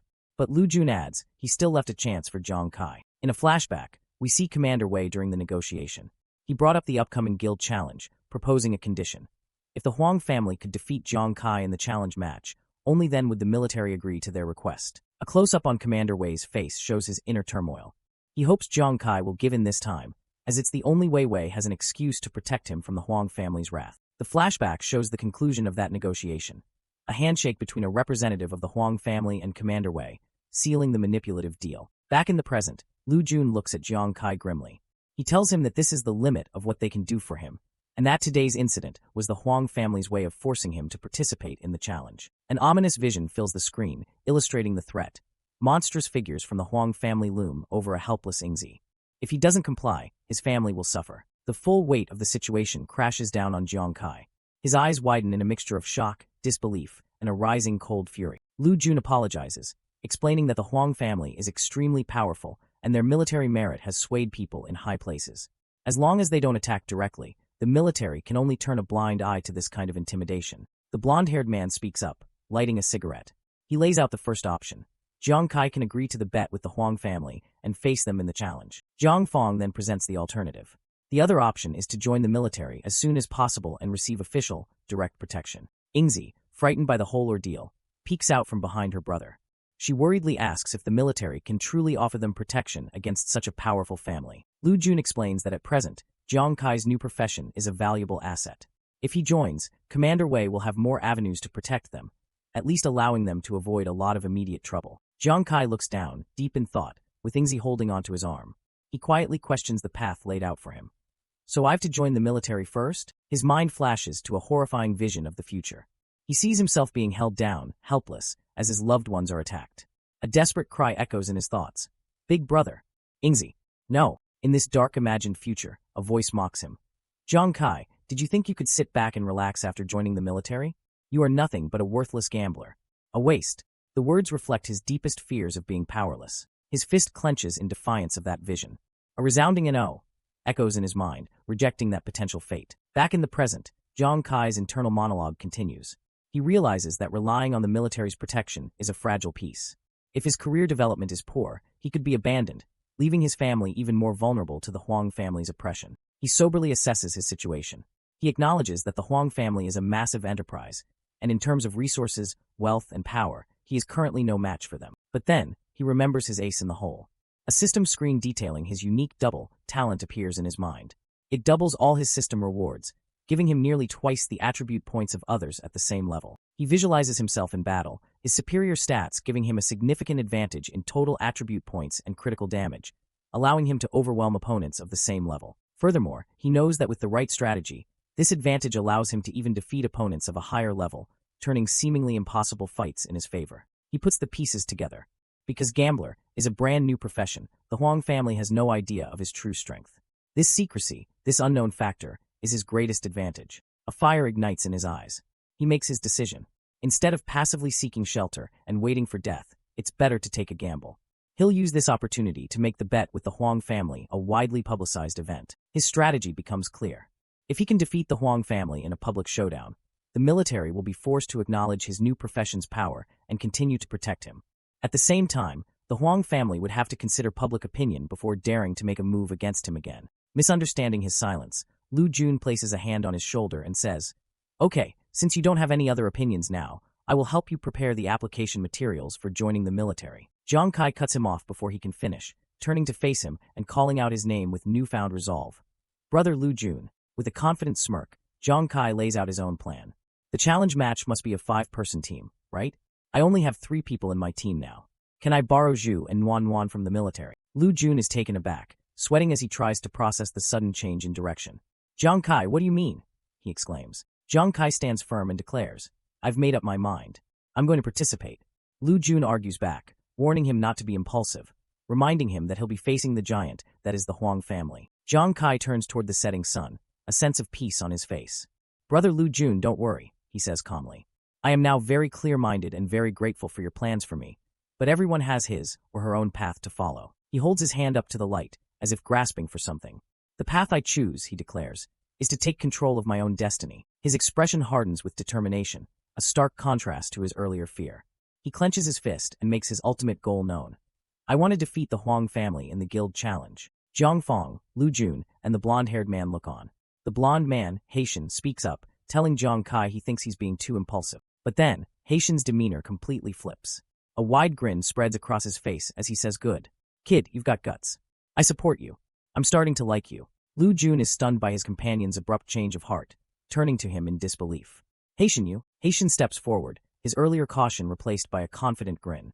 He reveals his powerful identity, announcing, "My name is Haitian. Even the Huang family doesn't dare to mess with me. I promise to help you and lend you people." Riding this sudden wave of powerful support, Zhang Fong also gives his firm approval. He praises Zhang Kai's courage and acknowledges the favor he owes, offering crucial protection. "I'll keep an eye on the Huang family for you," he promises. "If they try to mess with your family again, I'll let you know." Even Ingzi, in a cute chibi form, pumps her fists in the air, enthusiastically declaring, "Brother, I support you too." Lu Jun, however, is the lone voice of reason, running a hand through his hair in frustration.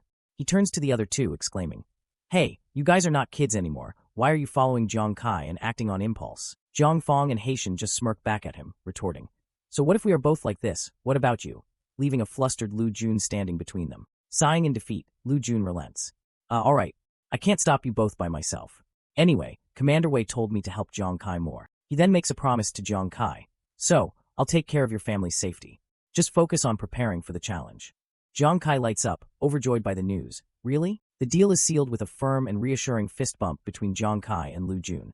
With his three powerful new allies, Lu Jun, Zhang Fong, and Haitian, plus the unseen support of Commander Wei, Zhang Kai now has a formidable support system. Zhang Kai bows respectfully, making a formal gesture of thanks. "I, Zhang Kai, would like to thank you all for your care today.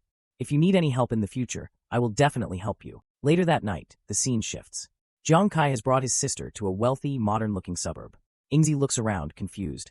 "Brother, are you sure you want to come and see the house so late at night?" Walking down the clean, tree-lined street with Ingzi on his arm, Zhang Kai explains. "Well, the Huang family has completely revealed their true colors. You and brother can no longer live in a slum with poor security." They arrive in front of a stunning, multi-million-dollar villa. Ingzi is in awe, asking, "Brother, did we come to the wrong place? These are villas worth hundreds of millions. We can't afford them." Zhang Kai calmly reassures her.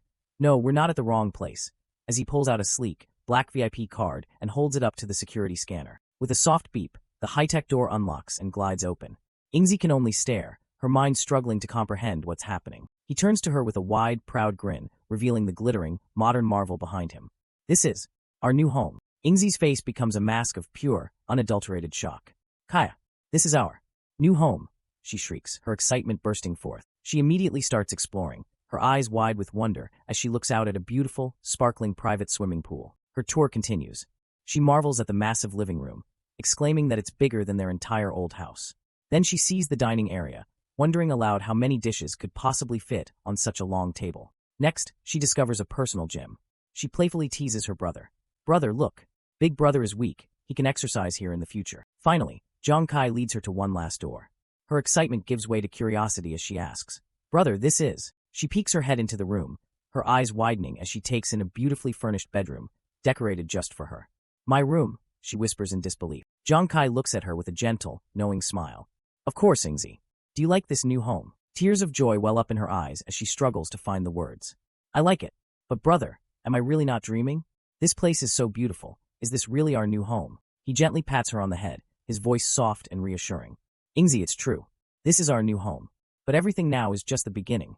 From now on, with me here, you and big brother don't have to worry about life anymore. The three of us will have a better and better life, overcome with happiness and relief." Ingzi gives a bright, heartfelt smile and hums in agreement. The scene transitions to the next day, overlooking a lush, mountainous forest. A voice speaks, setting the stage for a new meeting. "Nuanyuan, do you think we were abandoned by the military because of our poor performance?" The two figures are revealed to be a burly man in armor, Zhu, and a pink-haired girl, Nuanyuan, both crying. Zhu laments that their captain said a new one would take over, but it feels like they've just been abandoned. Suddenly, a familiar voice calls out to them. "Zhu, Nuanyuan, I'll take care of you now. Why are you two so sad?" They look up in unison, startled. Zhang Kai stands before them, looking confident and strong. Zhu stammers in disbelief. "Kai, you are our new captain?" To which Zhang Kai simply replies, "Yes, that's me." Their sadness instantly turns to joy as they rush to greet their old friend, asking what's going on and if he's decided to join the military. Zhang Kai clarifies the situation. "No, I didn't join the military. I just asked the military to borrow you temporarily to cooperate with me in the guild challenge in a month. He proceeds to explain the entire situation, how the Huang family used their military merit to threaten him and his sister's safety, and how Commander Wei created the guild challenge as a way to help him fight back. His expression hardens with determination. So this time, I must win and completely shut the Huang family's mouths. He looks them in the eyes and asks, Zhu Nuanyuan, are you willing to help me? They don't hesitate for a second. Zhu explodes with rage. Of course. How dare those dogs from the Huang family touch Xingzi? I watched Xingzi grow up. Nuanyuan clenches her fists, agreeing. They're so bad. After his initial anger, Zhu's confidence wavers. But Kai, he asks hesitantly, are you sure you want to team up with us?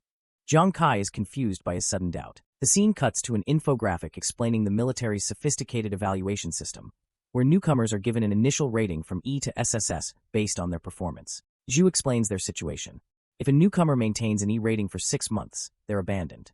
He confesses that while Nuanyuan received a C rating, he was so frightened during his evaluation that he received the worst possible score, E. Overwhelmed by insecurity, Zhu looks down. Sai Kai, I'm afraid I'll hold you back.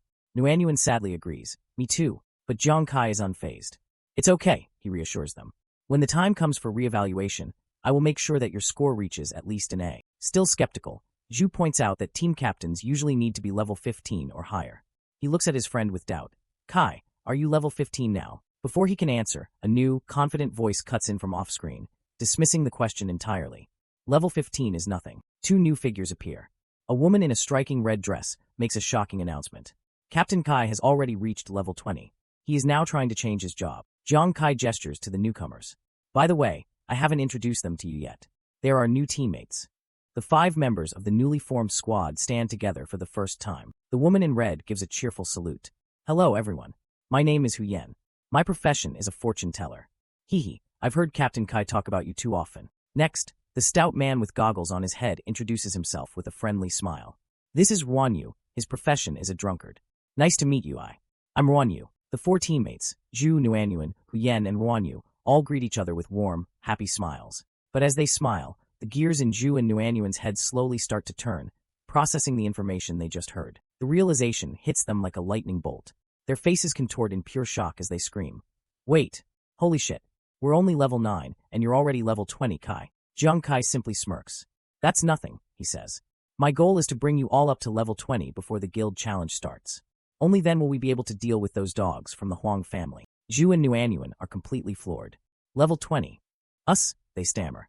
Zhu adds, if you can bring us to that level, then you're simply a god of leveling up. Huyan casually puts her arm around Nuanyuan, her faith in their new captain absolute. I don't know about others, she says with a confident smile, but I believe Captain Kai can do it. In a forest clearing, the newly formed team discusses their identity.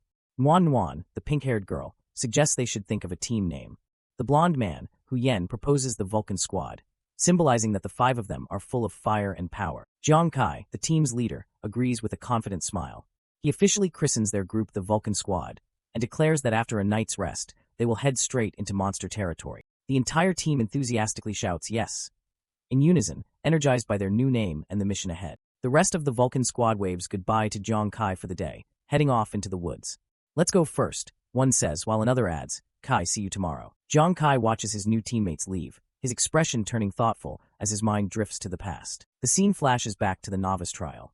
A younger Jiang Kai and the muscular warrior, Zhu Zi, are seen from behind, watching Nuan walk ahead of them in the woods. In the flashback, Jiang Kai turns to Zhu Zi with a cheerful expression, asking if he's nervous about the real challenge they'll face when they log into the Ghost Star in Shengyao City. Zhu Zi looks downcast, a bead of sweat on his face. He admits he's not nervous, but rather preoccupied with whether he'll ever be able to activate his unique profession talent, martial art. Jiang Kai tries to reassure his friend, reminding him of his great performance over the last 2 days and how he protected both him and Nuan during battle. Zhu Zi looks up, his expression pained. He confesses that even though he tries his best, deep down he's still afraid, suppressing his fear because he's worried about his friends getting hurt. He clenches his fists, explaining that to truly activate martial art, he needs to be fearless from the bottom of his heart and believe himself to be an invincible warrior. Looking away in frustration, Zhu Zi admits, but I can't do it. Jiang Kai is visibly shocked by this confession. Back in the present, Jiang Kai recalls the details of Zhu's warrior's heart talent. It provides additional attributes upon job change or level up and can grant effects like knockback and armor breaker in battle. Jiang Kai thoughtfully analyzes the situation. He understands that the talent's additional effects are tied to the user's courage and confidence. Since Ju's confidence is low, he can only utilize weaker abilities like the Earthquake Stomp. A look of determination appears on Ju's face as he is engulfed in a powerful aura. The purpose of this leveling is to stimulate Ju's courage and fully activate his professional talent. But before focusing on his teammate, Zhang Kai decides to improve his own strength first. He recalls giving away some eternal fragments, leaving him with 50 to upgrade his Ghost Hand flying cards and Ghost Eye focus skills. Zhang Kai summons his system's holographic AI. AI, he commands, please upgrade the 2 skills of Ghost Hand flying cards and Ghost Eye focus for me. The AI responds with a simple OK. The AI floats in a digital space, processing the upgrade as 2 cards representing Zhang Kai's skills materialize before her. A system window appears, announcing that Ghost Hand flying cards level 2 has been upgraded to the top level. When throwing items, it now has a 30% penetration effect, which increases to 250% for card-type items, though at an increased cost. Zhang Kai is pleased with the result. He notes the penetration effect has increased by 10% when throwing items and 50% when using cards. The 110% increase in consumption is an acceptable trade-off for the power boost. Suddenly, the system reveals an additional unlocked state for the skill, Gambler's Time, leaving Zhang Kai intrigued. The system provides details. Upon entering Gambler's Time, attack speed increases by 100% for 10 seconds. However, it comes with a hefty 220% increase in resource consumption and a 60-minute cooldown. A small, chibi version of Zhang Kai appears, exclaiming in shock. Attack speed increases by 100%. Isn't that equivalent to doubling attack speed? Next, a system window confirms the second upgrade.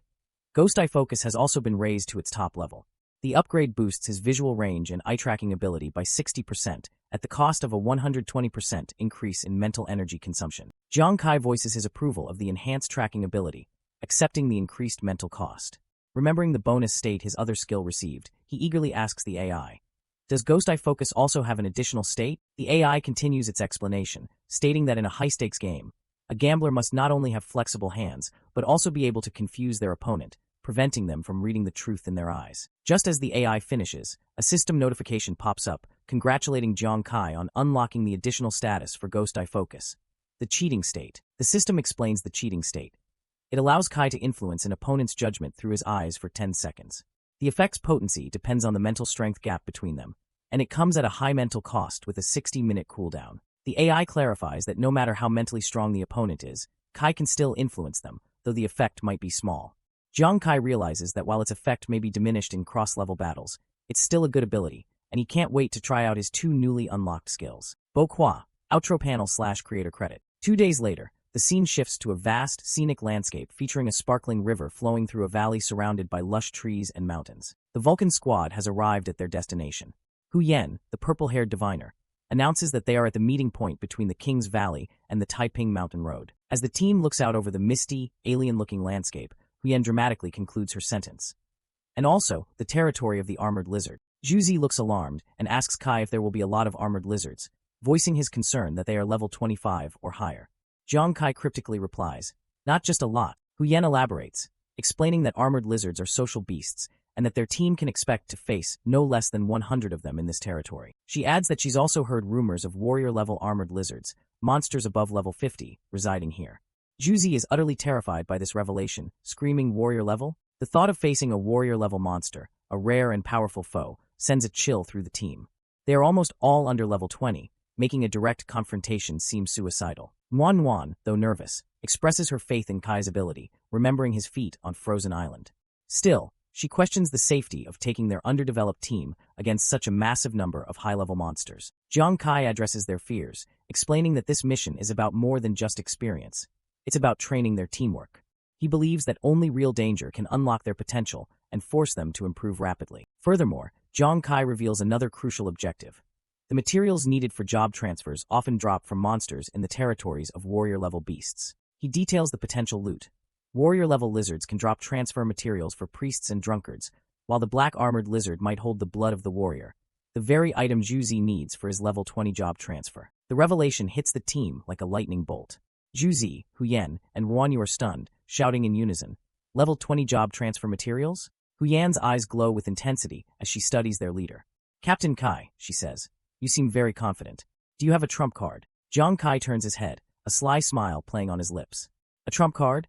You can say that, he replies coolly, adding, it's a secret. With their objective clear and their spirits lifted, Jiang Kai rallies the team. So what are you waiting for?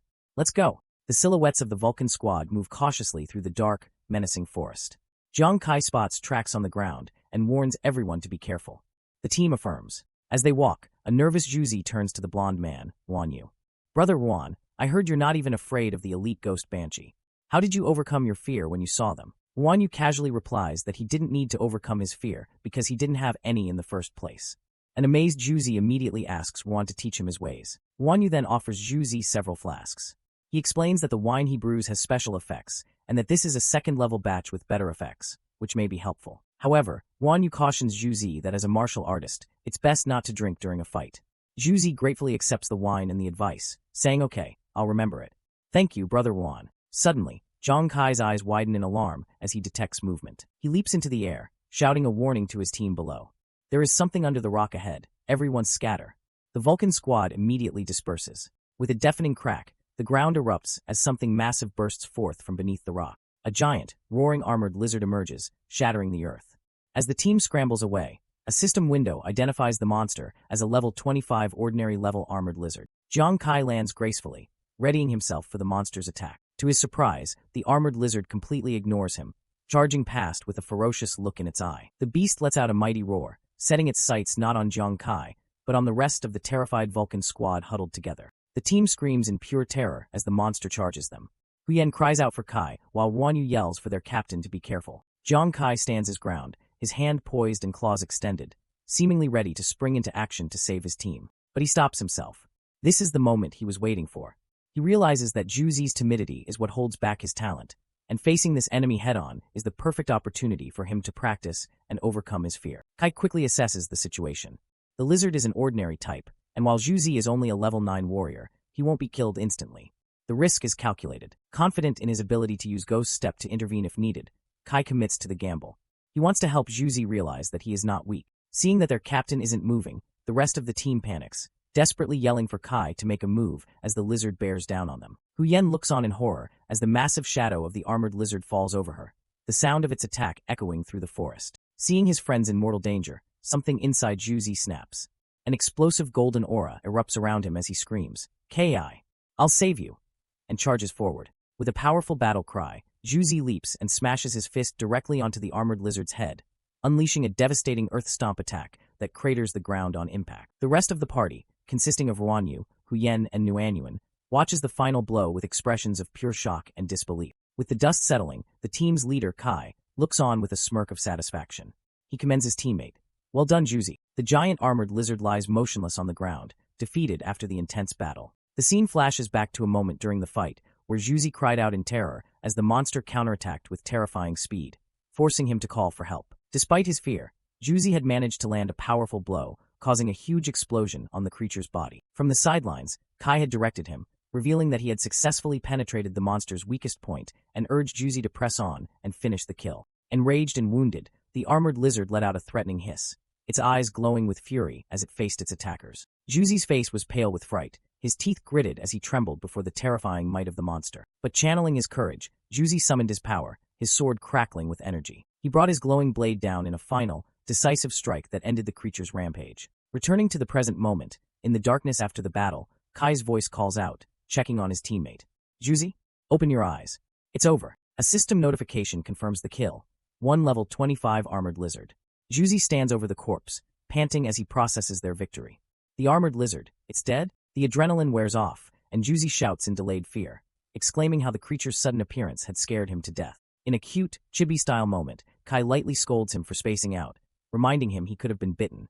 Juzi retorts, reminding Kai of his promise to protect him. Dropping the playful tone, Juzi looks at Kai earnestly and admits his own weakness. "Kai, I am timid, don't you know?" But the team rushes to his side, full of praise. Nuanyuan, the pink-haired girl, is amazed. "Juzi, you were so brave. Back in Captain Li Biao's Tiger Squad, you rarely dared to take the initiative." The others chime in, praising his powerful ground stomp skill. Juzi, now beaming with pride, boasts that it's merely average, only ranking 3rd in the world, earning a comment that he is indeed a true martial artist. Kai quickly brings them back to the mission. He instructs the team to continue towards the location of the warrior-level armored lizard and tells Juzi to use a loot card to collect the corpse. As they proceed, they encounter more monsters. System windows pop up, identifying multiple elite armored lizards, all at a formidable level 35. From a vantage point, the team spots 3 of these elite lizards gathered outside a stone forest in the distance. The team looks on grimly. They speculate that these elite lizards are guarding the even stronger warrior-level lizard they're hunting for, and that there may be even more dangers lurking nearby. Kai reflects on a past encounter on Frozen Island where he only succeeded thanks to a single-use skill. He resolves that this time, he must be more cautious and strategic. Putting a plan into action, Kai quietly instructs Huyen to use his rain-praying skill to mask their scent from the lizards. He estimates it will take about 10 minutes, and Huyen confidently agrees, stating his skill has been upgraded and is ready for the task. With the stealth approach settled, Kai assigns the remaining roles for the ambush. He orders Nuanyuan to prepare her poison for emergencies, while Ruanyu is tasked with protecting both her and Huyen as they execute their skills, setting the stage for Kai and Juzi's attack. Kai finalizes his instructions for the upcoming ambush. He tells Juzi that once the rain starts, they will rush the forest together. Juzi's only job is to use ground stomp for crowd control. Kai will handle the rest. Juzi agrees with a determined yes. As planned, Huyen's rain-praying skill takes effect, and a downpour begins, shrouding the forest and masking their approach. An unsuspecting armored lizard lifts its head, its red eye glowing in the gloom. With the rain providing cover, Kai gives the signal. Juzi, now's our chance. Let's go. The two of them immediately sprint towards the forest, kicking up splashes of water as they charge. But as they enter, they are greeted by a horrifying sight. A massive horde of armored lizards, far more than they initially saw, roars in unison, their red eyes piercing through the rain. Kai's suspicion was correct. As expected, there are many more armored lizards hiding, he shouts, turning to his partner. Juzi, cover me. Though visibly repulsed by the swarm of creatures, Juzi steels himself and prepares to unleash his skill, shouting, "Ah, they're so disgusting." He slams his foot down, unleashing his signature move. Earth-shattering stomp. A brilliant column of energy erupts from the ground, sending several of the lizards flying. With the lizards stunned, Kai sees his opening. He recalls his own skill, which can increase his attack speed by 100% for 10 seconds, and decides this is the perfect time to test it in a real battle. His eyes begin to glow with fiery energy as he activates his ultimate ability, Roaring Gambler Time. Under the effect of Gambler Time, Kai becomes a blur of motion. He instantly appears next to a lizard, his flaming dagger plunging into its neck, killing it instantly before moving on to the next. He weaves through the battlefield like a whirlwind of fire and steel, his daggers finding their mark on lizard after lizard with blinding speed. A cascade of system notifications floods the air, announcing the defeat of multiple elite armored lizards of varying levels, from 35 up to 37. Watching from a safe distance, Wanyu and Huyen are blown away. It felt like the souls were being bombarded by Kai's endless darts. Huyen exclaims. Wanyu adds, "This is the first time I've seen Juzi and Kai's skills working together. It's so strong." Nuanyuan confirms their strength, remembering that they used this exact cooperative strategy during the newcomer trial. She notes that the lizard's armor is so tough that even their former captain couldn't kill one instantly without exposing its weak belly. The battle concludes with a final, decisive strike, as a sword slices cleanly through the last lizard's neck. Amidst the victory, a brilliant light envelopes Juzi. He looks down at his status window in joyful disbelief. "I leveled up?" he shouts, seeing that his martial artist class is now level 10. "Whoa, I'm level 10 now." Kai gives Juzi a knowing smile. "I knew you could do it." As he speaks, his wrist device automatically collects the loot from the battlefield. 65 normal grade and 6 elite grade armored lizard corpses. The rest of the team regroups with the duo. Wanyu compliments them. "Wow, Captain Kai, Juzi. The teamwork between you two just now was so cool." Huyen agrees, feeling more and more confident in their Fire God squad. Nuanyuan is particularly impressed by Juzi's rapid growth, noting that it's been less than an hour since they set out, and he's already leveled up from 9 to 10. While she knew Kai and Juzi were strong together, she didn't expect their leveling speed to be this fast. Looking at their powerful combined form, she thinks to herself, "Oh, I also want to be awesome like them." Sensing her eagerness, Kai smiles and calls out to her. "The elite treasure chest should be in the rocks or cracks in this area. Come over here, Nuanyuan. Let's find it together." Excited at the prospect of finding treasure, Nuanyuan enthusiastically replies, "Coming." After securing the area, the entire team stands together, looking ahead at a daunting stone forest. Kai states with certainty, if nothing unexpected happens, the warrior-level armored lizard should be inside this stone forest. Juzi, ever considerate, turns to Kai with a concerned expression. "Kai, do you want to rest for a bit? You must have consumed a lot of energy just now." Kai acknowledges the toll of the last fight, but reassures him. "I indeed used a lot of energy, but it's not to the point where I can't move." He adds grimly, "And there may be more than one entrance to this stone forest, and the noise we just made was quite loud." He elaborates on his urgency, stepping forward as he explains that if they delay, The warrior-level lizard inside might summon reinforcements from the other entrances to protect itself. With no time to waste, Kai rallies the group. Hunting warrior-level beasts requires striking while the iron is hot. Let's go. The team follows him with determined expressions, ready for the final hunt. 10 minutes later, the team ventures deeper into the stone forest. The path is eerily silent, prompting Nuanyuan to wonder aloud. It's so quiet. Is there really a warrior-level lizard here? The oppressive silence puts Kai on edge. Finding it strange that he hasn't noticed any suspicious traces, he activates his special skill, his green eye glowing as he focuses his ghost eyes to scan the surroundings. Despite his enhanced vision, Kai is perplexed. His ghost eye can't see any presence of a warrior-level lizard. He starts to doubt his own judgment, wondering, did I estimate wrong? Just then, Juzi shivers, an inexplicable chill running down his spine. I don't know why, but I suddenly feel goosebumps all over, he mutters. Kai turns to him, asking what's wrong. Wanyu playfully leans in and teases him.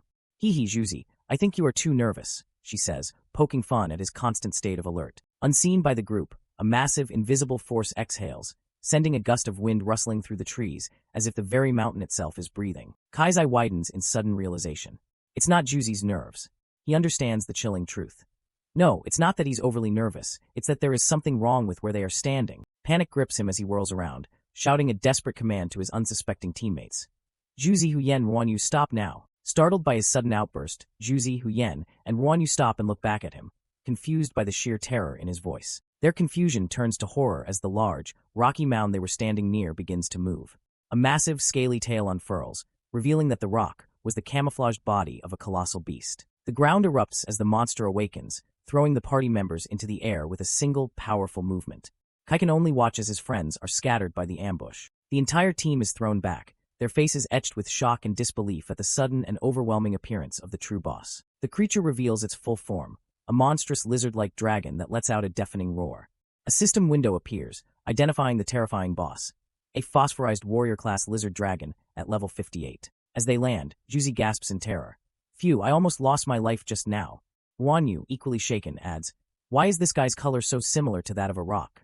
He's really good at camouflage. Wasting no time, Kai prepares a counterattack, his specialized gauntlet glowing as he loads 3 sharp darts, ready to strike back. He leaps into the air, taking aim at the colossal beast.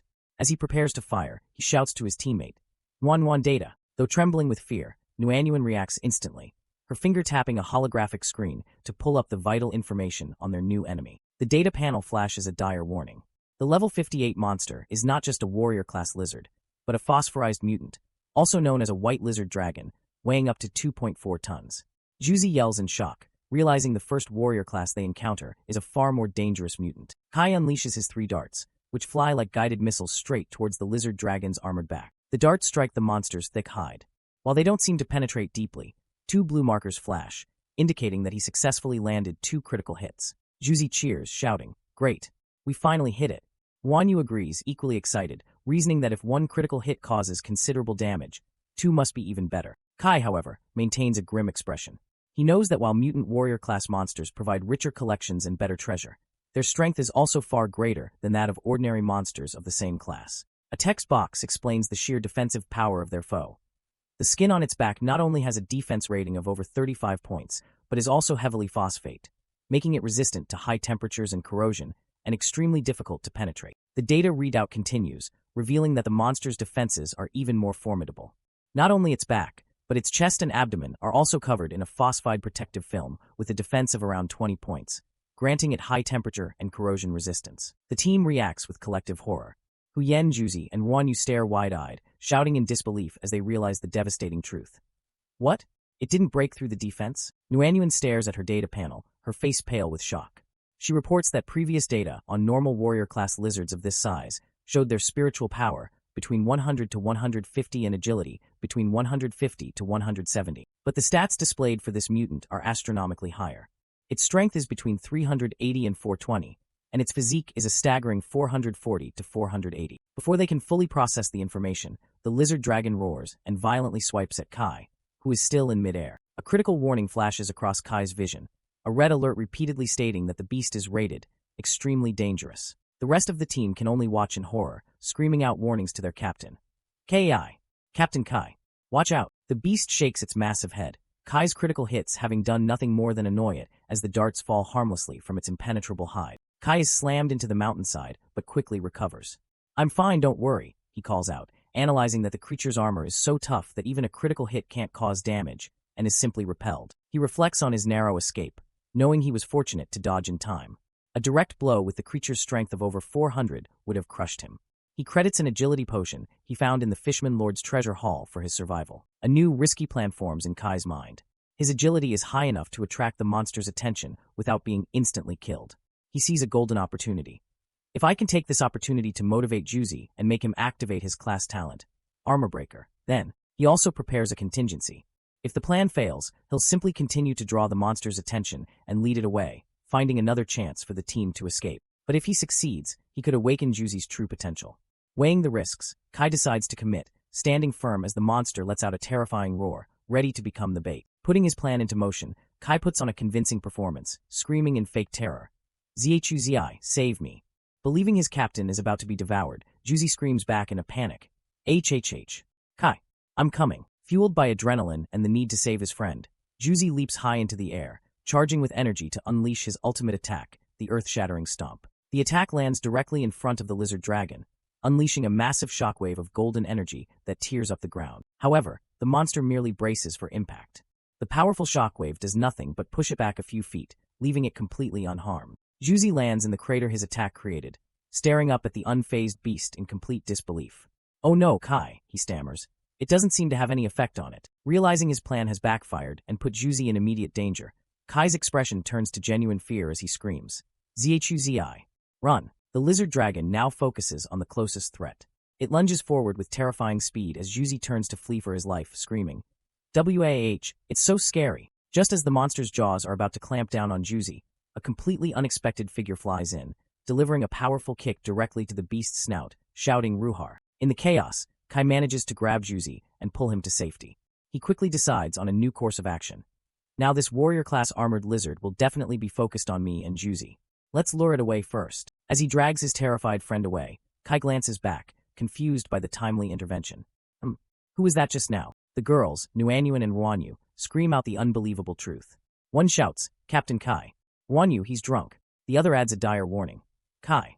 The saliva of the phosphorized warrior-class lizard can quickly corrode most equipment and cause skin damage. The chapter ends on a bizarre cliffhanger as Ruanyu, in a drunken stupor, mistakes the giant monster for a beautiful woman and charges in for a kiss, his eyes filled with hearts. Juzi and Kai can only stare in disbelief at the unfolding madness. Continuing from the last chapter, the party is hunting for monsters. Ruanyu skillfully uses his ice shield to parry a vicious strike from a large armored lizard. The monster is relentless, immediately following up with a ground-shattering lunge. Ruanyu is forced to retreat, narrowly dodging the attack. Instead of backing down, Ruanyu slams his fist on the ground, preparing a counterattack with a determined look on his face. Suddenly, Ruanyu's demeanor changes. He takes a swig from his bottle, and with a blush on his face, correctly identifies the creature as a phosphorized lizard. From a distance, the team leader, Zhang Kai, watches in disbelief. He's shocked because usually when Ruanyu drinks, he starts seeing monsters as beautiful women. He wonders why it's not happening this time. His companion, Huyani, explains with equal surprise. She reveals that Ruanyu drank a newly brewed second-grade wine, and she's amazed that it seems to have eliminated his usual drunken state of distorted aesthetics. But the relief is short-lived. A manic grin spreads across Ruanyu's face as the wine's true effect kicks in. He declares that, as a male armored lizard himself, he's finally found a worthy female mate. His eyes sparkle with deluded love as he points at the giant monster. He tearfully thanks the heavens for answering his prayers, declaring he's finally found the one among all the lizards. The phosphorized lizard can only stare back, utterly bewildered by the tiny, love-struck creature in front of it, completely overwhelmed by his newfound love. Ruanyu is surrounded by hearts and steam, shouting, "Ah, my dear, let's not waste this beautiful moment." Watching from the sidelines, a pink-haired girl, Su Nuanyuan, is mortified. She can't believe that Ruanyu now thinks he himself is an armored lizard. Blinded by love, Ruanyu charges headfirst towards the monster, yelling, "Ah, my lover," as it unleashes a powerful fire blast at him. He crazily dodges the attacks, getting more excited by the struggle. "Come on. The more you struggle, the more excited I get. Tonight is our wedding night," he screams, as the monster continues its barrage. Zhang Kai realizes the situation is dire. Ruanyu is too hard to control while drunk, and they're losing their chance to kill the lizard while also trying to protect their crazed teammate. Ruanyu continues his romantic proclamations, now wanting to warm his wife's broken heart with his strong chest. Zhang Kai grits his teeth. With Ruanyu now unconscious, they can't fight the lizard and control him simultaneously. He yells for Juzi, telling him they need his armor-breaking talent to get them out of this predicament. A muscular man, Yuanju, also known as Juzi, appears, ready for battle while Jiang Kai draws the monster's attention. Watching the chaotic bravery of Ruanyu, Juzi is in complete awe. So this is what is called having no fear? He asks, calling his teammate a divine being. Later, Ruanyu smugly claims he wasn't scared at all. The amazed Juzi eagerly asks his brother Ruan to teach him his secret to fearlessness. Jiang Kai reveals the secret to Juzi, presenting a holographic image of a mug of beer, implying that drinking is the source of Ruanyu's bravery. Eager to learn, Juzi accepts the lesson. Okay, here I come, Kai, he says, chugging the drink while thanking Ruanyu for the demonstration. Immediately after drinking, a system window appears in front of the now blushing and love-struck Juzi. He has obtained the cognitive confusion status. A system warning flashes, indicating that he is now in a state of serious confusion. Just as the system warning flashes, the monster roars and launches another devastating attack, sending Ruanyu flying and the bottle of special wine hurtling through the air. Jiang Kai, Huyani, and Su Nuanyuan can only look on in horror, screaming Ruanyu's name as he is thrown back, seemingly defeated and in mortal danger once again. The bottle of potent alcohol smashes on the ground, its magic now flowing through a new host. With his eyes glowing with drunken power, Yuanju roars, now fully under the influence of the cognitive confusion. I, Yuanju, am the strongest warrior in the world, he declares. Filled with this newfound, albeit fake, confidence, he fearlessly charges the massive phosphorized lizard, unleashing a powerful, glowing sword strike. Jiang Kai watches, a look of dawning realization on his face. Did Juzi drink Ruanyu's alcohol and achieved armor-breaking attack? He understands now that the drink unlocks their hidden potential. The mechanics of the power-up are revealed. Juzi's cognition was confused after drinking, which pushed his self-confidence to an unprecedented height. This blind confidence, in turn, activated his professional talent, giving his attacks an armor-breaking effect. The narrator explains that just like previous boss monsters, their party couldn't break the lizard's armor. But now, with his eyes crackling with energy, Yuanju, the self-proclaimed world's strongest warrior, is ready to shatter that defense. However, even with his newfound power, the lizard is overwhelmingly strong. Juzi is hit by a massive wave of energy from the monster's tail. The impact sends him flying, and he coughs up blood. The strongest warrior is still no match for the sheer brute force of the level 58 beast. As Juzi is knocked back, the monster raises its tail for another devastating blow. But the creature is distracted, focusing on the apparently defeated Juzi, leaving itself open for a critical attack. Seizing the opportunity, a smirking Jiang Kai thanks his teammate for creating the opening. Juzi, thank you. Next, with incredible speed, Jiang Kai leaps onto the distracted monster's back, his sword glowing with power, ready to strike the spot Juzi's attack had weakened. Let me help you get revenge. Jiang Kai yells as he swoops in, targeting the broken armor on the lizard's back. He unleashes a flurry of devastating strikes on the monster's weak point, dealing massive damage with each hit, as indicated by the 2000 HP markers. Jiang Kai lands gracefully, a confident grin on his face. Good. This armored lizard is defenseless after being attacked by the armor-breaking skill. Juzi, I leave this final blow to you. Hearing his leader's command, Yuanju steadies himself, planting his sword in the ground to prepare for one final, mighty swing. With a furious roar, he channels all of his drunken power into his final attack. I'm the greatest warrior in the world, who dares to challenge me, he screams, ready to end the fight. Thanks for watching. Like, subscribe, and turn on the bell for more awesome stories. Continuing from the last chapter, the battle rages on. While Jiang Kai and the others watch from a safe distance, Yuanju aggressively charges towards the giant mutated warrior armored lizard. In a drunken frenzy, Yuanju grits his teeth and unleashes a powerful attack, his body glowing with a golden aura. Watching the reckless display, a worried Nuanuan turns to Kai and asks if Yuanju will be okay. Jiang Kai smirks, completely unconcerned. He reassures her not to worry, explaining that Yuanju is just drunk and that he has already severely damaged the lizard's armor, making it safe for him. Moments later, a powerful strike lands, and blood splatters everywhere. Yuanju successfully slays the giant beast, which comes crashing down in front of him. A system notification appears, congratulating him on killing the level 58 mutated warrior armored lizard and obtaining its corpse and a warrior-level treasure chest. Yuanju stands triumphantly, a notification showing his name, profession as a martial artist, and his current level of 15. With glowing red eyes, he drunkenly boasts that he is the world's #1 war god. He then proceeds to comedically and repeatedly stomp on the defeated lizard's head to make sure it's dead. Watching from the side, Hu Yan and Jiang Kai comment on how drunk Yuanju appears to be. Suddenly, Nuanuan, Jiang Kai, and Hu Yan all get a strange feeling that they've forgotten something important, but none of them can recall what it is. The three of them are walking through the forest, a small crow flying ahead of them as they try to figure out what they have forgotten. Suddenly, they hear a scream. Both Hu Yan and Nuanuan are shocked as Jiang Kai realizes something is wrong with Ruanyu. It's Ruanyu crying his eyes out while holding a glowing blue item, He wails in despair, calling the item his only love in this life, his wife. He glares menacingly at Jiang Kai's group, his face filled with rage. He screams at them, "I treated you as a family member, but you killed my wife," and begins to charge at them in a fury. As he gets closer, he suddenly catches a whiff of a strange purple scent. The smell is so overpoweringly bad that it stops him in his tracks, and he immediately faints and falls to the ground. Jiang Kai and Hu Yan stare at Nuanuan, who is holding a potion emitting the same purple vapor. Nuanuan explains with a sly smile that she just used a potion she developed to put him to sleep, worried he might attack them thinking they were lizards. Hearing her clever solution, Jiang Kai and Hu Yan give her a big thumbs up, telling her she did a great job. Realizing how useful the potion is, Hu Yan and Jiang Kai immediately ask Nuanuan to give them some too, praising its effectiveness.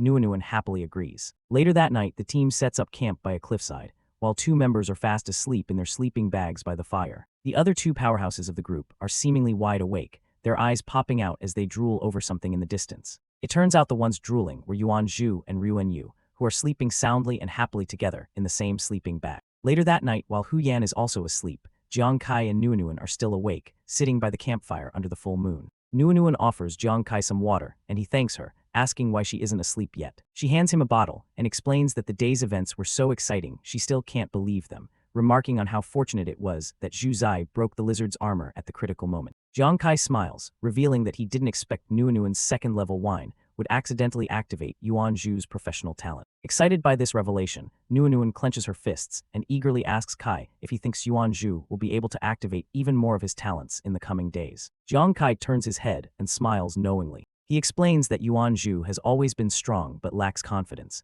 It was because he was drunk and confused that he managed to activate the powerful armor-breaking effect. Even in his sleep, Ruan Yu mumbles about being the #1 warrior in the world, while a snot bubble forms from his nose. Kai suggests that Yuan Zhu needs more training to build real self-confidence. Nuanuan agrees optimistically. The next morning, Yuan Zhu wakes up with a shout. After hearing about his own exploits from the others, he puffs out his chest, steam coming from his nostrils, amazed at how brave he was the previous day. Hu Yan begins to tease Ruan Yu, recalling his drunken confusion, where he confessed his love to the phosphorized armored lizard. With stars in her eyes, she gives him a thumbs up and sarcastically calls his performance heroic. Overcome with embarrassment from the teasing, Ruan Yu cries out for her to stop and proceeds to vomit a sparkling rainbow. With the comedic moment over, the team's attention turns to the gleaming warrior-level treasure chest they acquired. Jiang Kai gathers the whole team, announcing that it's time to open the chest together. However, Hu Yan stops him. As a fortune teller, she's read his fortune and says he's unlucky today. She points out that Nuanuan is glowing with better luck and should be the one to open it. A surprised Nuanuan points to herself, questioning if she should be the one. Jiang Kai smiles and confirms, trusting Hu Yan's abilities as a fortune teller and encouraging Nuanuan to do the honors. Hu Yan puts her arm around a nervous Nuanuan, encouraging her to open the rare chest. Mustering her courage, Nuanuan agrees. As soon as she touches it, the chest bursts open with a brilliant flash of golden light. The entire team eagerly peers inside, their faces filled with shock and awe at the contents. Nuanuan's luck is indeed incredible. Her wrist device scans the first item she pulls from the chest, identifying it as a major find. In a chibai-style cut, she excitedly explains the first of many treasures, a super-grade phosphate or essence. It's a rare material that can enhance equipment defense, and the 10.4 kg piece is estimated to be worth a whopping 500,000 coins. The treasures keep coming. Yuan Zhu holds up 17 kg of nuclear soil, a crucial energy source for urban construction, valued at 100,000 coins. Next, Hu Yan shows off 48 grams of blood essence crystals, used for improving important equipment, with a value of 300,000 coins. Then, Jiang Kai presents 3 pieces of heavenly bone, a key ingredient for raising one's talent level, estimated to be worth 210,000 coins. But as she looks deeper into the chest, Nuanuan's eyes widen in disbelief at what she sees next. It's a mutant blood crystal. A tiny 0.6 gram piece, one of the materials for making a secret medicine, is worth an unbelievable 6 million Shengyao coins. Jiang Kai is shocked, exclaiming that the material costs 10 million coins per gram. Nuanuan confirms, her face pale with shock. Yuan Zhu, who had consumed a secret fishman's potion earlier, breaks into a cold sweat.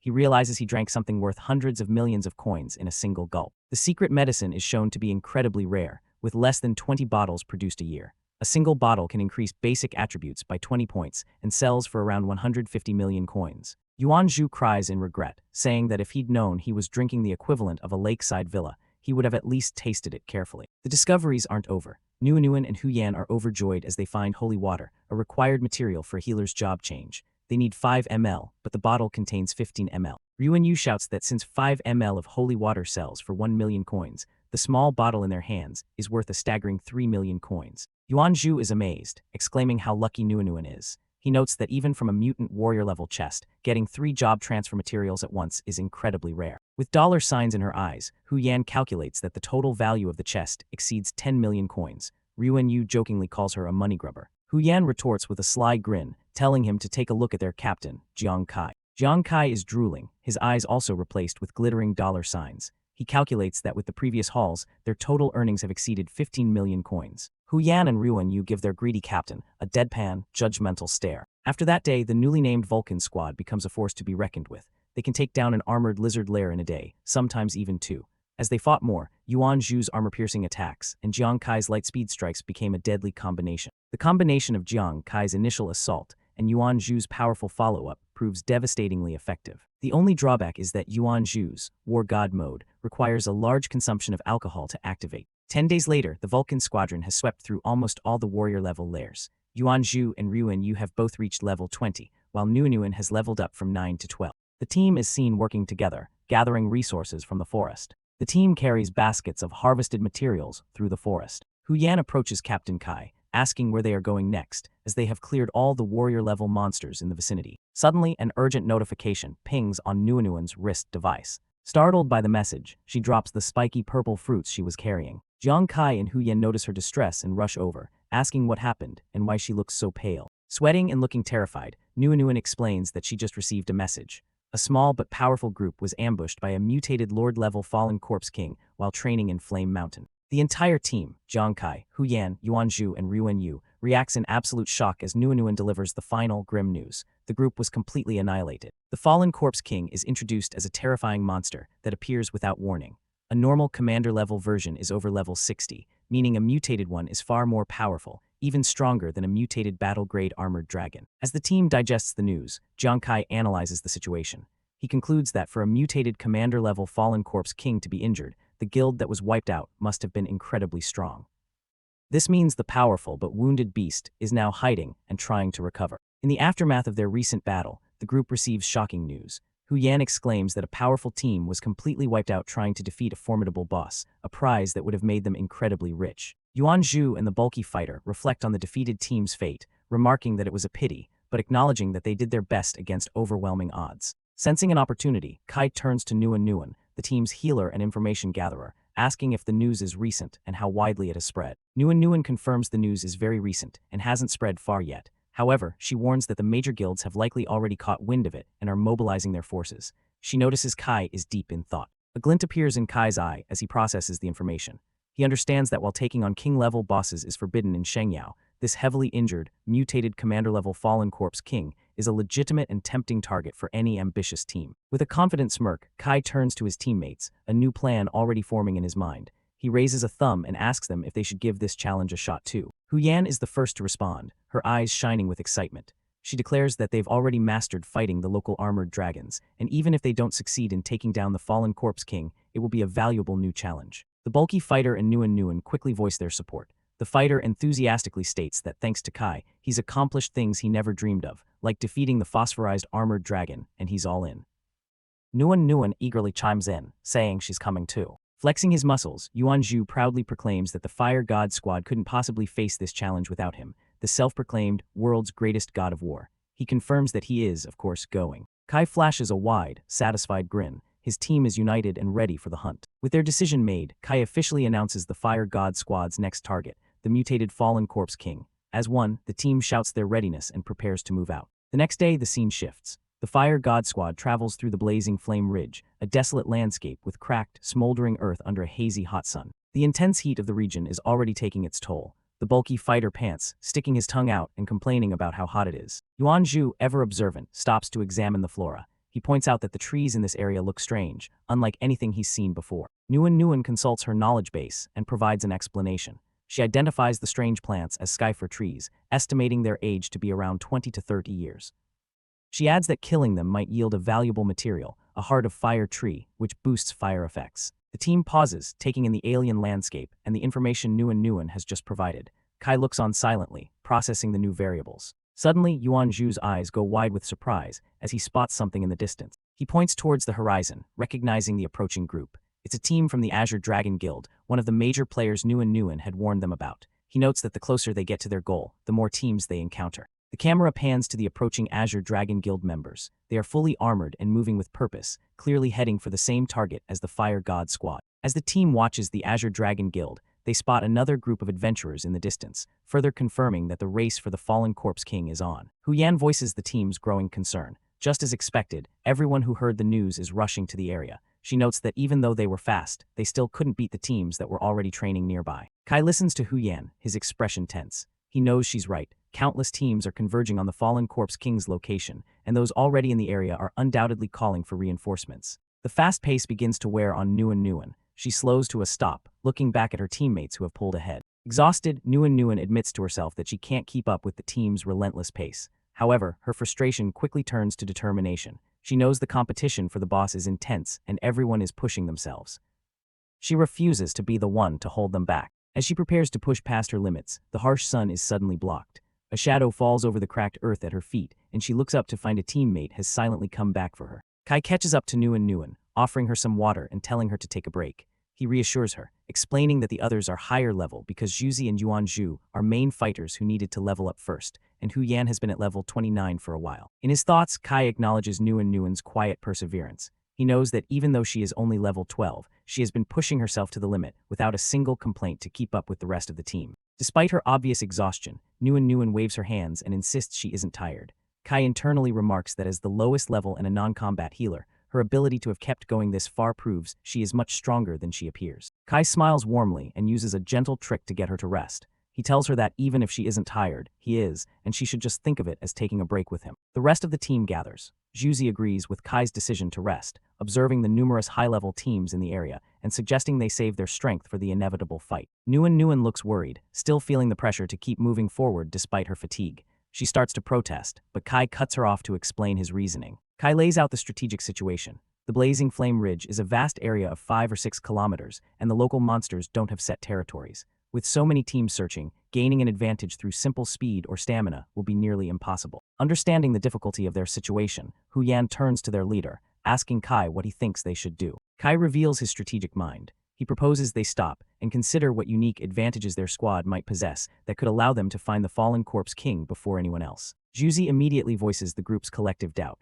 questioning how the Fire God Squad could possibly be the first to find the boss when they are competing against so many other skilled teams. The team falls silent, pondering the problem. Yuanzhu and Yan look on thoughtfully, waiting for Kai to reveal his plan. Nguyen clenches her fists in frustration, unable to think of any special advantage they might have. She worriedly asks if they are just supposed to rely on luck. The word luck sparks a sudden realization for Kai. His eyes widen as an idea clicks into place. At the same time, Yuanzhu jokingly suggests that Yan, their fortune teller, should do a reading on their luck. Yan dismisses the idea, saying she can't predict something like that. But for Kai, the connection has been made. Luck. Kai suddenly grabs Yan, startling her as he declares that she is the squad's advantage. She looks at him in disbelief, asking if he's seriously asking her to perform a fortune-telling ritual. With a brilliant smile, Kai reveals his true strategy. He reminds Yan of her past. Before becoming a fortune teller, she was a feng shui master. He then asks her to consider where a badly injured, hell-type monster would choose to hide and recover. The realization hits Yan like a bolt of lightning. She understands his logic instantly and exclaims,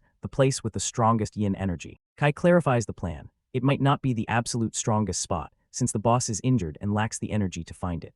He instructs her to use her feng shui skills to identify all the areas in Blazing Flame Ridge with high yin energy, allowing them to narrow down the search. Yan's expression transforms into one of pure, adorable comprehension. She finally sees the genius of Kai's plan. Switching into a confident and playful demeanor, Yan declares that feng shui is her specialty. She tells the rest of the team to rest up while she calculates the fallen Corpse King's likely hiding place. With a solid plan in place, the team's morale is restored. Kai gives a simple okay, and the whole squad, now confident in their new direction, smiles in agreement. Later, as the team rests, Kai stands alone, his expression serious as he contemplates their next move, lost in thought. He is so deep in concentration that he doesn't notice Yuanzhu approach until a hand claps him firmly on the shoulder, startling him out of his reverie. Yuanzhu grins, apologizing for scaring him. He asks Kai what he was thinking about so seriously that he didn't even notice him walk up. Kai deflects the question with a half-truth, sighing that he was just thinking about how Nguyen already has her level 20 class advancement materials. He adds that even though he knows the recipe for his own advancement,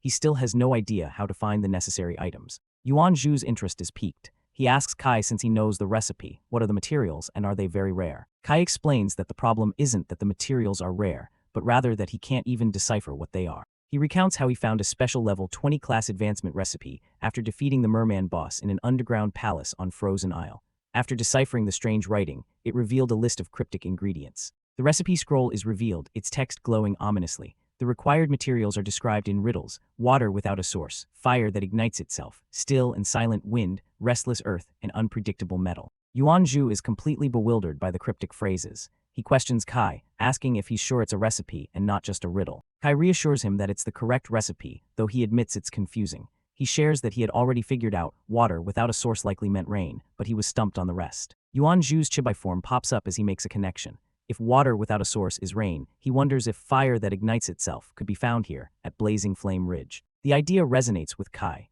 Yuan Zhu explains that he's heard Blazing Flame Ridge is incredibly hot despite having no visible flames, almost like a natural furnace.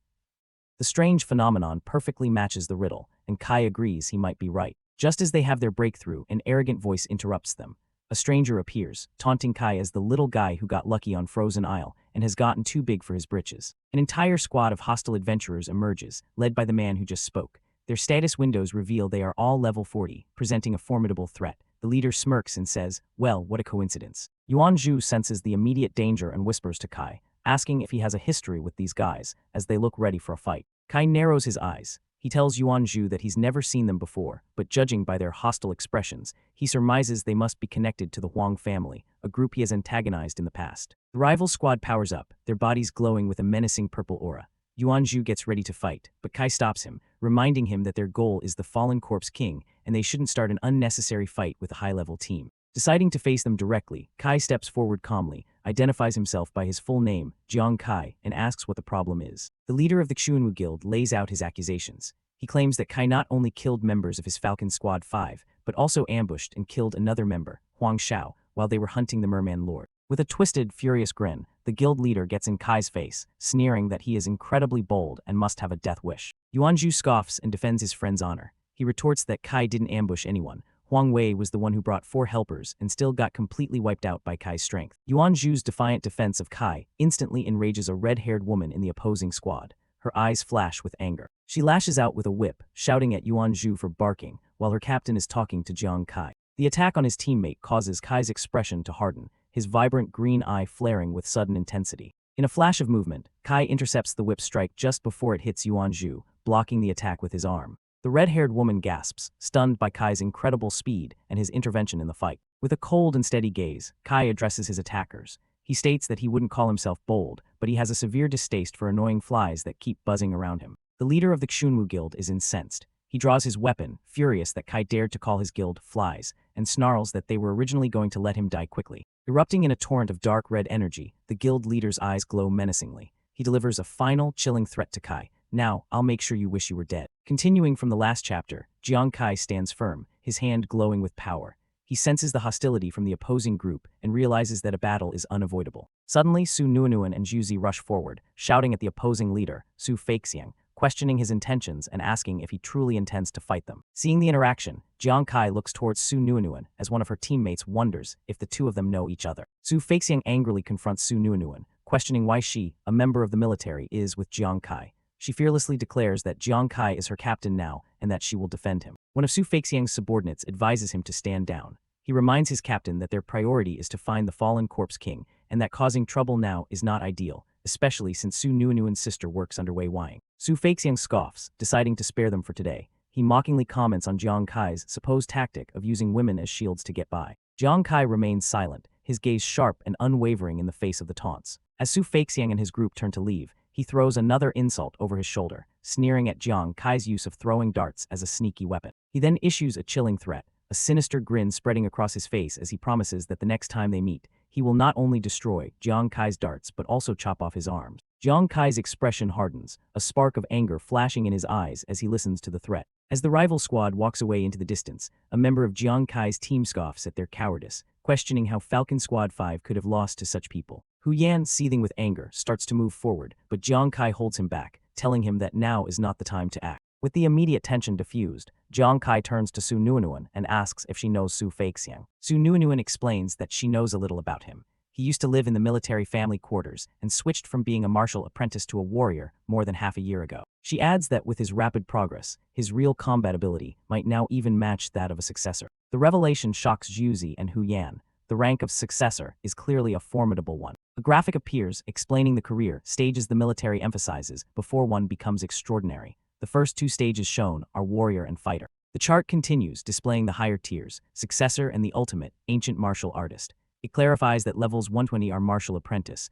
2140 are warrior, 4160 are successor, and 6180 are ancient martial artist. Jiang Kai processes this information. Su Nuanuan further warns him to be careful, as Su Feixiang is known to have a good relationship with the Huang brothers and possesses extremely high agility. Jiang Kai looks into the distance, a massive, intimidating image of Su Feixiang looming in his mind. He has a strong premonition that he will inevitably face him again in the upcoming guild challenge. Just then, their thoughts are interrupted by the arrival of Ruan Yu, a cheerful team member with purple hair. She waves a scroll excitedly, announcing that she has calculated 3 possible locations. She unrolls the map, pointing out the first 2 potential spots for the Fallen Corpse King's lair: Twilight Garden, located northwest of Liaoyan Ridge, and Shanian Lake to the south. She then points to the third location, a low, nameless basin to the west of Liaoyan Ridge, which is not well known and requires crossing a small mountain to reach. Jiang Kai listens intently, silently analyzing the strategic possibilities of each location as his team begins to weigh in. Hu Yan is the first to speak up, suggesting they try Twilight Garden.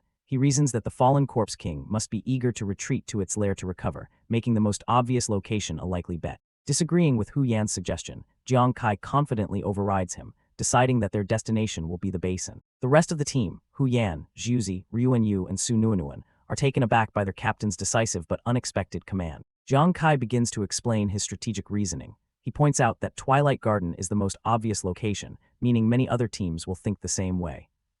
By the time they get there, it will likely have been thoroughly searched. He continues, dismissing the second option. Shanian Lake lacks the strong yin energy of the garden and isn't as secluded as the basin. Furthermore, its proximity to the main city makes it another popular starting point for other search parties. Then he lays out his argument for the basin. While its mountainous terrain seems inconvenient, this very feature makes it easy for most explorers to overlook, making it the perfect, unconventional hiding spot. He concludes with conviction, stating that overall, their best chance of success lies in taking a calculated gamble and heading directly to the basin. 2 hours later, the team arrives at the nameless basin. They trek down a path into a dense, gloomy forest that immediately feels foreboding. Looking around at the eerie woods, Hu Yan remarks that the place feels creepy enough without needing any knowledge of Feng Shui to tell. Zhuzi expresses his concern, noting the vastness of the area. He realizes the difficulty of not only finding the injured Fallen Corpse King, but also defeating it before any other teams discover their location. Jiang Kai walks onward, reasoning that since the Fallen Corpse King is afraid of being discovered while it's healing,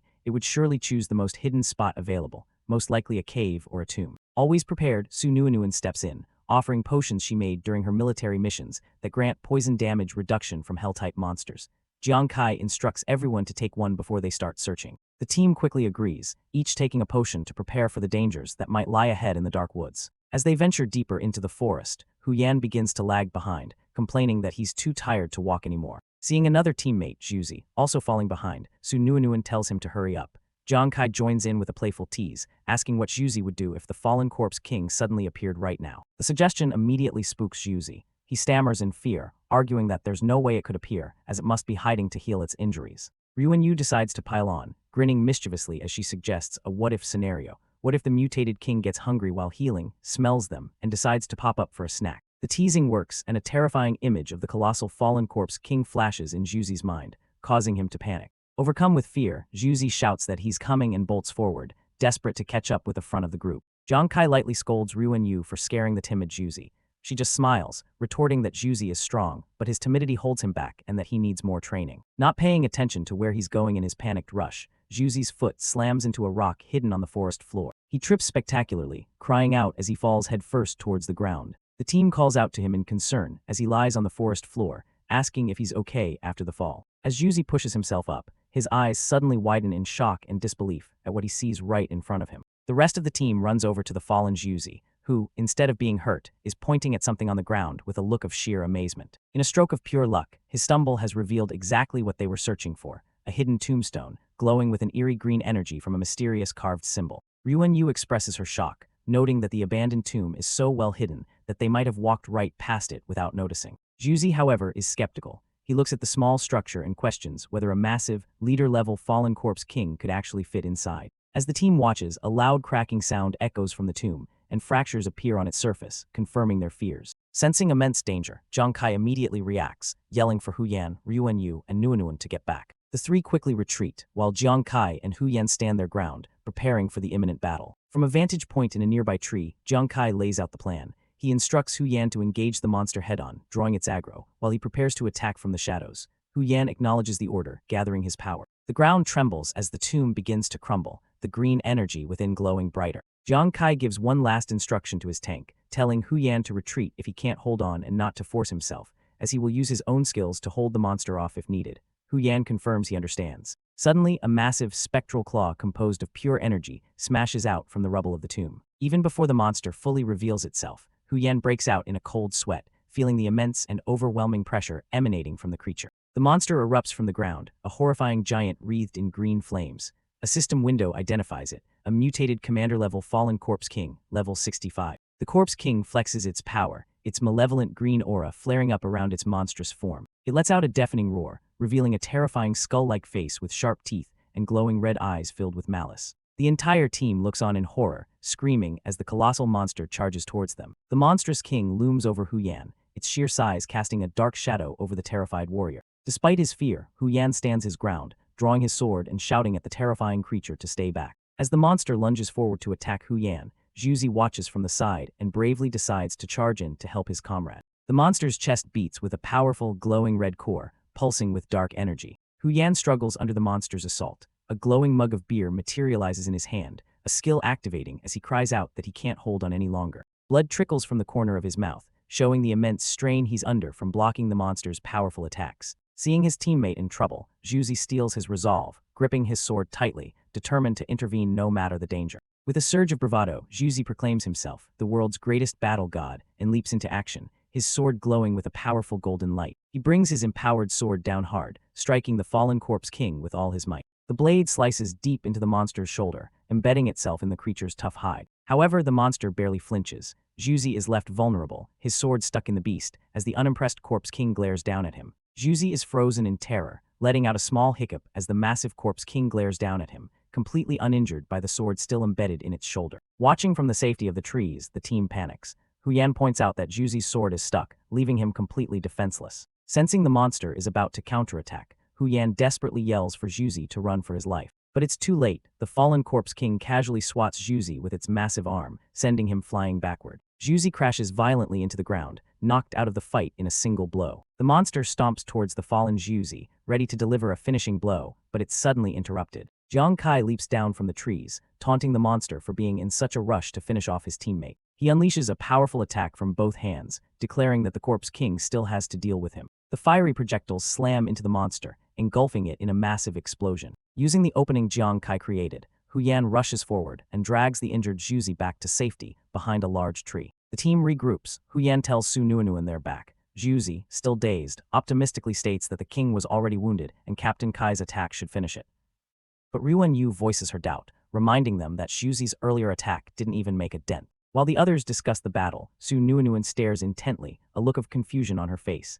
Zhuzi notices her silence and asks her what's wrong. Su Nuanuan doesn't answer. A look of dawning horror appears on her face as she starts to realize something is terribly wrong. Her eyes widen as she processes what she's seeing on the battlefield, a critical detail that everyone else has missed. As the smoke clears, the monster stands tall, completely unharmed. Su Nuanuan watches in disbelief, wondering if this fallen corpse king is somehow unkillable. Her observation triggers a revelation. The boss has a special ability. Upon receiving a fatal blow, it forms a spirit energy shield that drastically reduces damage and rapidly heals its wounds. She confirms her theory, pointing out in horror that the massive wound on the monster's chest is already showing signs of healing right before their eyes. Back on the battlefield, the corpse king smashes the ground with its fists, narrowly missing Jiang Kai. Jiang Kai lands gracefully, remarking on the monster's incredible fortitude. Even with its armor broken and suffering from previous heavy injuries, it withstood his critical strikes. Having discovered the monster's secret, Su Nuanuan cups her hands and shouts to her captain, urgently telling him that he must pierce the corpse king's heart,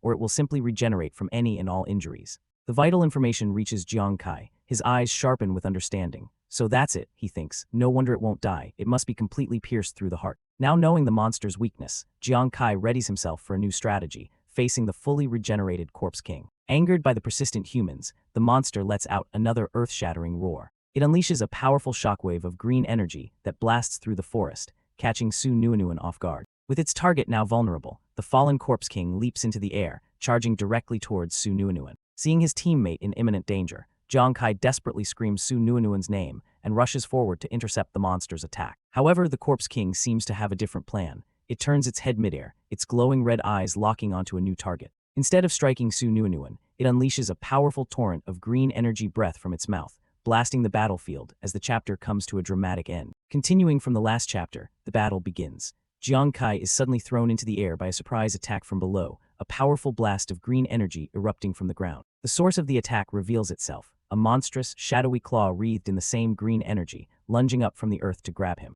The giant hand seizes Jiang Kai, crushing him in its grip as he lets out a pained cry. The monster, a spectral beast made of pure energy, lifts the captured Jiang Kai high into the air, its long, ethereal body twisting as it does. In the monster's grasp, Jiang Kai grits his teeth against the searing pain, realizing with alarm that his bones are fractured. He's shocked that the creature is intelligent enough to use diversion tactics. The gigantic, skeletal face of the fallen Corpse King looms before him.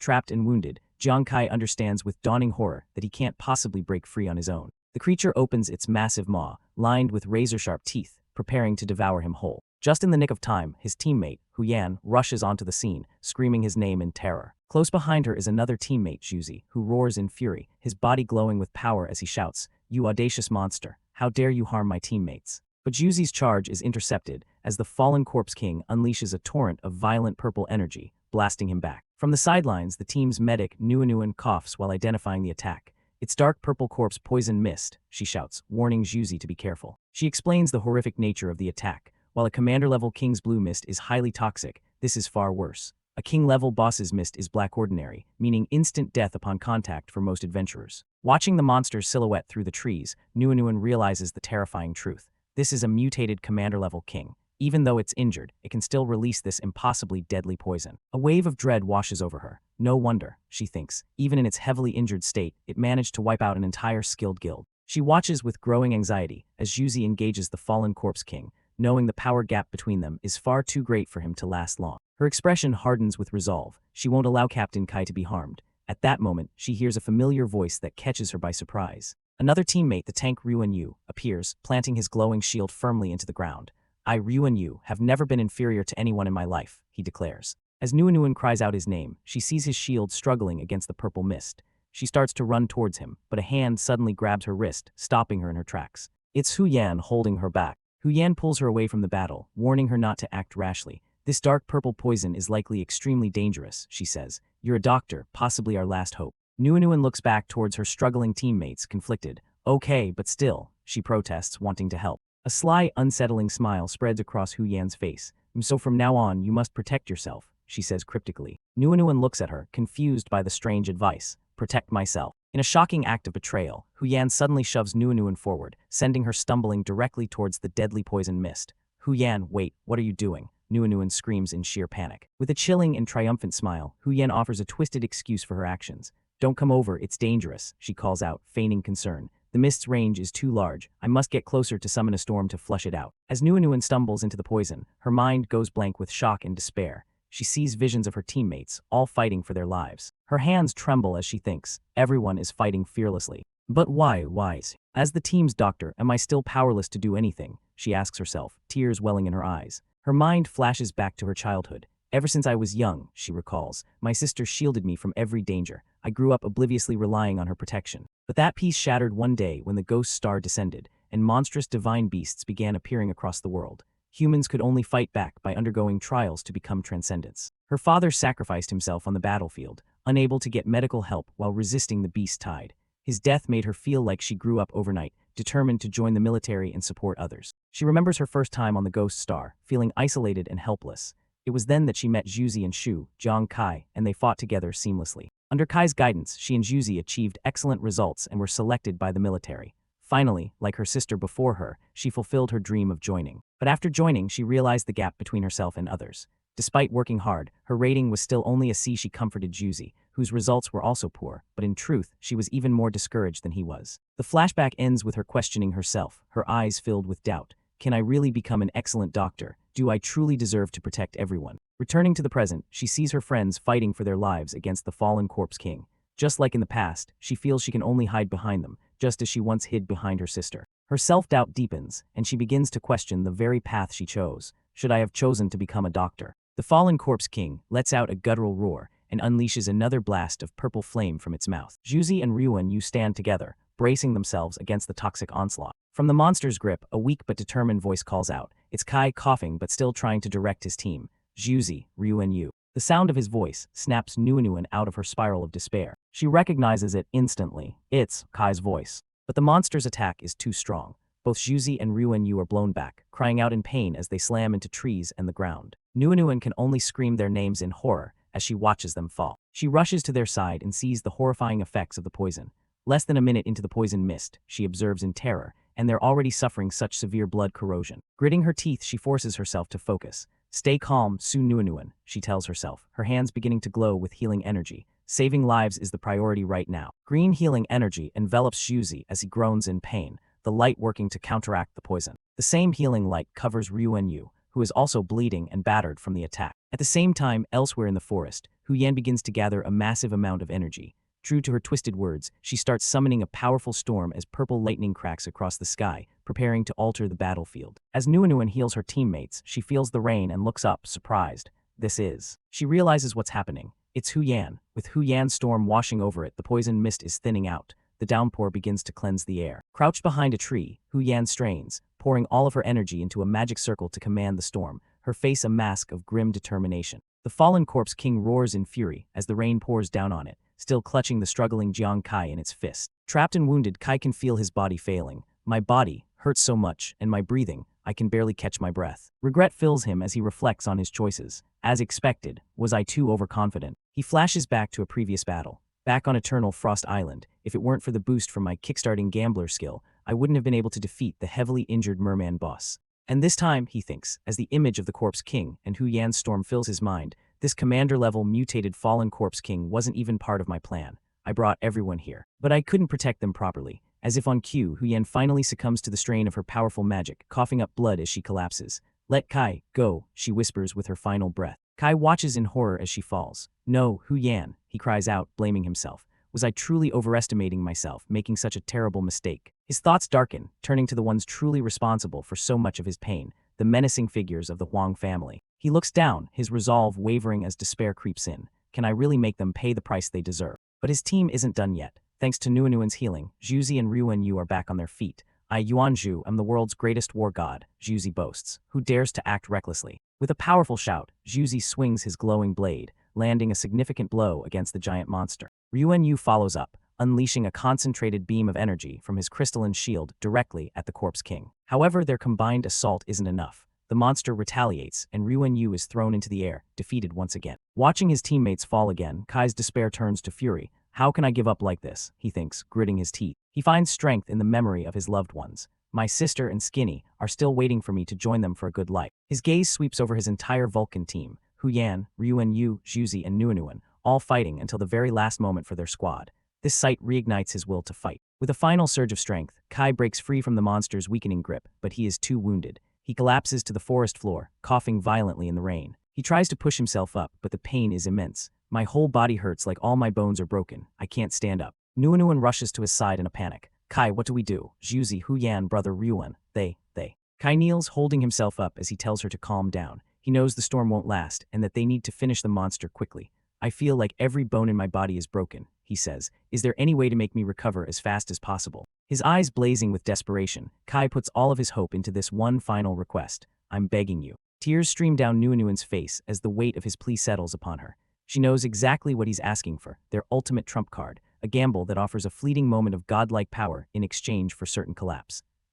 The decision is hers alone. Stealing her nerves, Nuan makes her decision. Okay, she says, her voice trembling but firm. I understand, she agrees to his desperate gamble. But while they are occupied, the fallen corpse king sees its chance. It lashes out its long, grotesque tongue, wrapping it around the unconscious bodies of Juzi and Ryuan and pulling them into its maw. With a sickening gulp, the monster swallows them whole, and a furious voice cries out, "You bastard." The desperate measure worked. Now fully healed and radiating an immense golden aura, Kai rises into the air, his eyes burning with rage. He points at the monster and roars, "Spit out my friends." Right now, he unleashes his temporary power, slamming into the beast with the force of a meteor and sending a massive shockwave through its body, forcing it to spew out his captured teammates. In the pouring rain, amidst a chaotic battle, Su Nuinuan cries out in despair for her fallen comrade, Ryuan Yu. The colossal fallen corpse king looms over them, radiating a menacing blue aura while Jiang Kai watches from a distance, assessing the dire situation. A smirk plays on Jiang Kai's lips, his green eyes glinting with a hidden plan. He calls out to his healer, Nuan, I'll leave them to you, entrusting the care of their injured teammates to her as he prepares to act. Without a moment's hesitation, Jiang Kai lunges forward, launching himself directly at the towering fallen corpse king, ready to engage the formidable beast. Su Nuinuan looks at the grievously injured Jiang Kai, explaining that her current healing skills are not enough to recover him instantly. She offers a last resort. A precious beginner's Phoenix Tear she obtained from her time in the military. The Phoenix Tear is revealed to be a powerful potion. For adventurers below level 20, it provides a full minute of peak condition, ignoring all injuries, but at the cost of immediate unconsciousness afterward. Aware of the danger, Su Nuinuan asks Kai if he is truly sure about using it. Decisively, Jiang Kai's hand closes around the vial, accepting the risky gambit without a second thought. With the glowing potion in hand, a look of fierce determination crosses Jiang Kai's face. He states with absolute confidence, 1 minute is enough. The fallen corpse king retaliates, its glowing red eyes firing off powerful beams of destructive red energy. Now fully healed and empowered by the Phoenix Tear, Jiang Kai sprints away, taunting the monster. Come on, idiots, if you've got the guts, try and chase me, he yells, beginning his strategy to lure the beast away. The enraged monster takes the bait, giving chase and unleashing a massive cloud of purple toxic energy that explodes in Jiang Kai's wake. Jiang Kai glances back, a satisfied look on his face as he notes that the storm of poison has nearly stopped, confirming his plan is proceeding perfectly. He reaches a clearing in the forest, having created the opening he needs. The distance should be enough, he thinks to himself, preparing for the next stage of his trap. Pivoting sharply, Jiang Kai takes a ready stance, his body glowing with power as he prepares to face the monster he has led here. As if on cue, the ground erupts with sharp, venomous-looking spikes, a trap laid by the fallen corpse king. Jiang Kai swiftly activates an ability, his body dissolving into a spectral blur as he enters his phantom form to evade the attack. He reappears, crackling with electrical energy and wielding sharp daggers. You think I'd fall for the same trick twice, he says with a knowing smirk, revealing he had anticipated this very move. The fallen corpse king lets out a furious roar and spews another massive cloud of dark purple, toxic energy. From within the toxic cloud, 3 sharp projectiles of red energy shoot forward, aimed directly at Kai. In a stunning turn of events, the projectiles pierce the fallen corpse king's own chest, causing the beast to reel back in shock and pain. Jiang Kai had tricked it into hurting itself. As the monster stumbles, a powerful beam of purple light erupts from the ground beneath it, engulfing its entire body. The beam culminates in a blinding, massive golden explosion that seems to completely incinerate the fallen corpse king. However, from within the smoke, the monster emerges once more, roaring in fury. It has now mutated into a more terrifying form with 2 heads. Deep within the dissipating smoke, 3 malevolent red eyes glare out, signaling the monster is preparing to strike again. The 2-headed beast unleashes another volley of 3 red energy beams. However, its aim is off, and the attack goes wide, striking the ground harmlessly instead of hitting its intended target. The fallen corpse king lets out a furious roar. It appears to be heavily damaged and unstable after the last assault, but its rage is far from extinguished. Despite the massive explosion, the fallen corpse king still stands, roaring with fury as it hovers over the chasm. From the monster's point of view, a tiny figure stands in the distance. It's Jiang Kai, and he's not done yet. Hey, he shouts, grabbing its attention. As projectiles of light speed towards the monster, Jiang Kai leaps through the air, taunting the beast. I'm right here. Your reaction time is ridiculously slow, don't you think? Kai effortlessly dodges the monster's attacks, weaving through the air as his own volley of light arrows finds its mark. The arrows strike the fallen corpse king's head, causing it to reel from the impacts. The monster roars in agony as the attacks connect, but it manages to throw up a claw to defend itself, its arm glowing with green energy. Suddenly, Kai's descent is halted. He grunts as he is caught midair, his own hand glowing with a dark red energy. The fallen corpse king has captured him, its massive hand closing around Kai's small frame. Watching from afar, Su Nuinuan screams in terror, her face pale with horror as she witnesses Kai being caught. The monster brings its captive towards its giant, gaping maw filled with rows of razor-sharp teeth, preparing to devour him. The view from inside the monster's gullet reveals its glowing red core, the source of its immense power. But instead of fear, Jiang Kai wears a confident smirk. His hand begins to glow with fiery energy as he taunts the beast. Filthy corpse, don't tell me. You really thought you could catch me a second time. With his hand positioned perfectly over the monster's exposed, pulsating core, Kai reveals his true plan. I was just pretending to get caught to lure you in. He channels all the power of the Phoenix Tear into his fist, which now burns with the intensity of a small sun. Kai unleashes the energy in a catastrophic explosion from within the monster's own body, blowing it apart from the inside out. As he falls through the air, a look of grim satisfaction and relief washes over Jiang Kai's face. Ha, looks like the gamble worked, he thinks. The monster's chest is torn open, flames erupting from the fatal wound. At the same time, Kai feels his power fading. The 1-minute effect. It really is short. The mighty fallen corpse king finally collapses, its massive body crashing to the ground. Simultaneously, the effect of the phoenix tear wears off, and Jiang Kai plummets from the sky, unconscious. Su Nuanuan desperately runs towards him. In his last moments of consciousness, Kai sees her approaching and entrusts her with the team's fate. Nuan, from here on, it's up to you. She reaches his side, her expression a mix of anguish and resolve. She calls his name as she immediately begins casting a healing spell on his unconscious body. The narration reveals the full genius of Kai's plan. The 3 arrows that seemed to miss earlier were not mistakes. They were strategically placed in a tree, waiting for the perfect moment to be activated for the final strike. In a flashback to the moments before the final explosion, Kai, glowing with power, commands the hidden arrows to return. The recalled arrows fly true, striking the monster's core at the exact same moment as his internal attack. The beast seems to realize the depth of the plan, questioning if this was all orchestrated. Back in the present, a sudden noise startles Su Nuanuan as she tends to the unconscious Kai. Her head whips around in shock and disbelief. Her eyes widen in horror as she sees the massive corpse of the fallen corpse king beginning to twitch and stir. It's still not dead, she exclaims, her voice trembling. Kai's last words echo in Su Nuanuan's mind. From here on, it's up to you. As she remembers his trust in her, a new, powerful resolve, represented by a glowing red aura, envelops her. The fear in her eyes is replaced by a burning, fierce determination. Clutching a dagger, Su Nuanuan is no longer just a healer, she is now a protector. She stands before the severely wounded but still living monster, steeling her nerves. Su Nuan, be strong, she tells herself. Your teammates need you right now. With a furious cry, she raises the dagger high above her head, ready to deliver the final blow to the beast that has tormented her team. The monster's empty eye sockets flicker with a final spark of malevolent red light as it senses her intent. Gathering its remaining strength, the fallen corpse king rises one last time, letting out a final, terrifying roar as it charges at her. But Su Nuanuan does not retreat. She meets the monster's lunge head-on, blocking its massive claw with her small dagger in a shower of sparks. Dark, corrupted blood drips from the wound she inflicted. Her strike was true. Standing firm, blood splattered on her arm and face, she glares at the wounded beast with cold fury. You think you can still escape, she asks. The monster lets out a confused growl, stunned by the ferocity of the one-stimmed healer. Her voice is filled with rage as she thinks of her fallen comrades. How dare you hurt my friends? With a final, vengeful shout, she lunges forward to end it once and for all. Get ready to die. A wave of green energy envelops the fallen corpse king as Nuan strikes, its body finally giving out. The battle is finally over. Silence falls over the dark forest as the monster is vanquished for good. The scene transitions to the next day. The sun shines brightly over a peaceful green field, a stark contrast to the dark battlefield of the previous night. The rest of Jiang Kai's team, including Zhuzi and the now recovering Ruan Yu and Hu Yan, rest in the field, their bodies bandaged but their spirits intact. Nearby, Su Nuanuan tends to Jiang Kai, who is now awake. She gently checks on him, advising, avoid intense movement, get plenty of rest, and with my medicine, you should recover in 3 days. Jiang Kai looks at her, not at his injuries, but at her face, a warm and knowing smile spreading across his lips. Flustered by his gentle gaze, she asks, what is it? Do I have something strange on my face? They sit together by a peaceful river as he praises her. No, I just feel like Nuan, you're growing so fast. You're becoming a truly outstanding adventurer.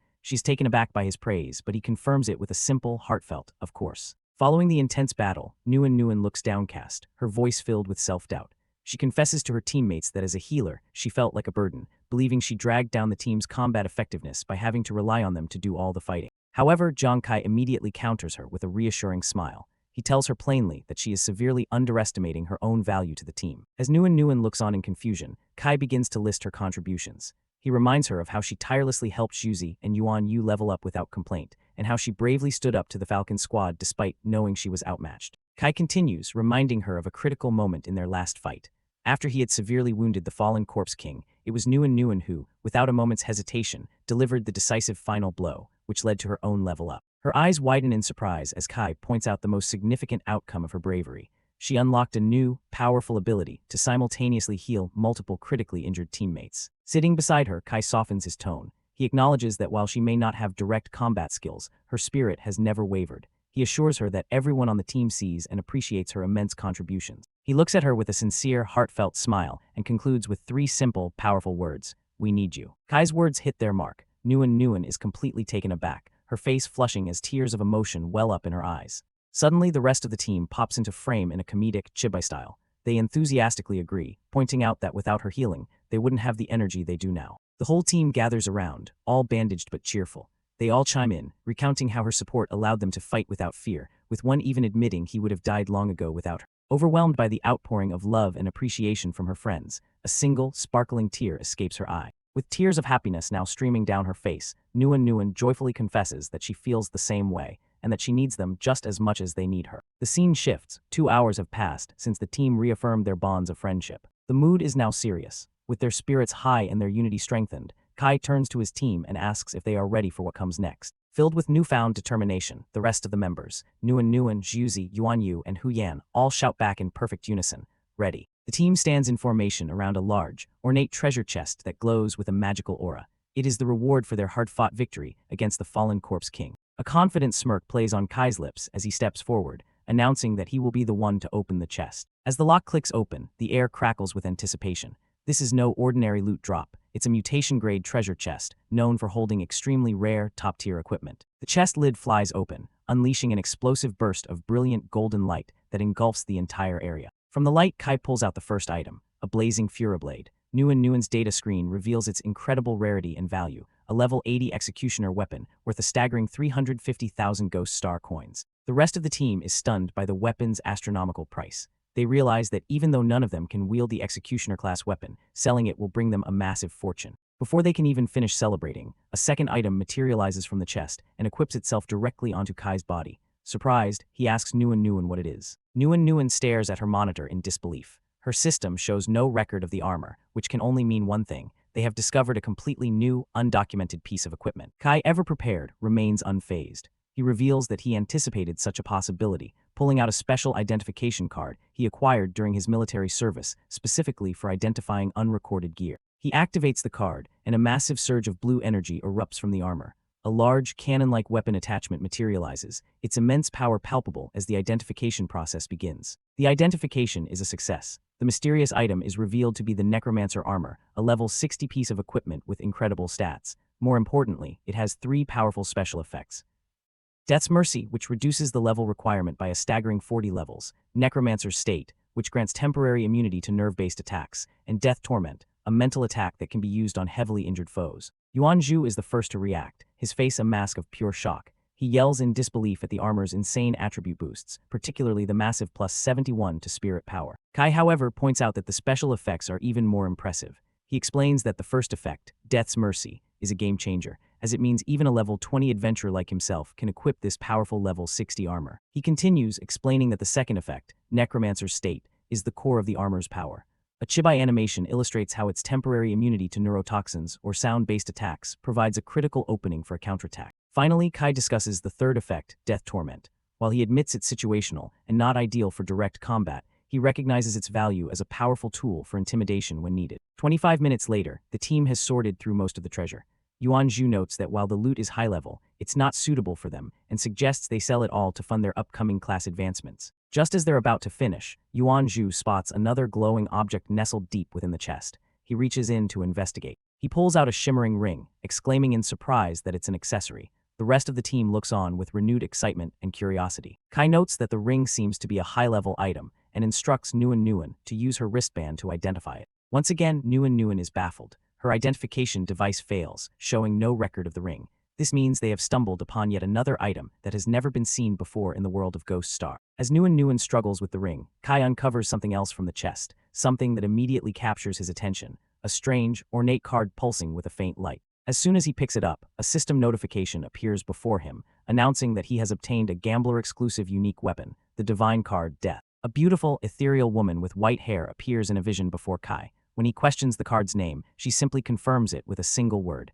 yes. An information panel details the nature of the Death card. It's a unique weapon exclusively for the Gambler class with no level requirement. It is one of a set of 9 divine cards, which can be brought into the real world once an adventurer reaches a high enough stage. Kai is floored. He realizes that unique means this is the only one in existence. A weapon with no level restrictions for his specific class. It feels like it was tailor-made just for him. His mind races as he recalls his class skill, Phantom Hand, which already increases the accuracy and penetration of thrown items. With a dedicated card-based weapon, those bonuses will be amplified to an insane degree. 120% for accuracy and 250% for penetration. The implication is clear. Using the death card will make his attacks several times more powerful and precise than any regular weapon he could throw. He briefly puzzles over the terms transcendent and eerie mentioned in the description, surmising they must be titles for players above level 80. He shelves the thought, deciding to investigate it later. His attention is drawn back to the card's incredible passive boosts. A 20% increase to his 4 main stats, 50% armor penetration, a 15% crit rate increase, and a massive 150% boost to critical damage. He's ecstatic to see that they are percentage-based, meaning their effect will grow as he becomes stronger. A smug grin spreads across Kai's face. With such powerful base stats, he can only imagine what kind of overpowered special effects this card must have. The ethereal guide reappears, ready to introduce the 3 special effects of the divine card. The first is Time Has Not Yet Come. When activated, the card automatically attacks a target 50 times. During this assault, the target takes 50% additional damage, but is rendered unable to die. Kai can't help but find the cruel irony amusing, a card of death that prevents its target from dying. The second effect is Wrath of the Gods. The card spins like a saw blade, dealing continuous damage that grows stronger the longer the target is unable to escape. Kai realizes that when combined with the first effect, this creates a truly inescapable and devastating combo. The third and final effect is Recognized Master. The card is indestructible and can be summoned, thrown, and recalled purely by thought. Kai immediately sees the strategic value.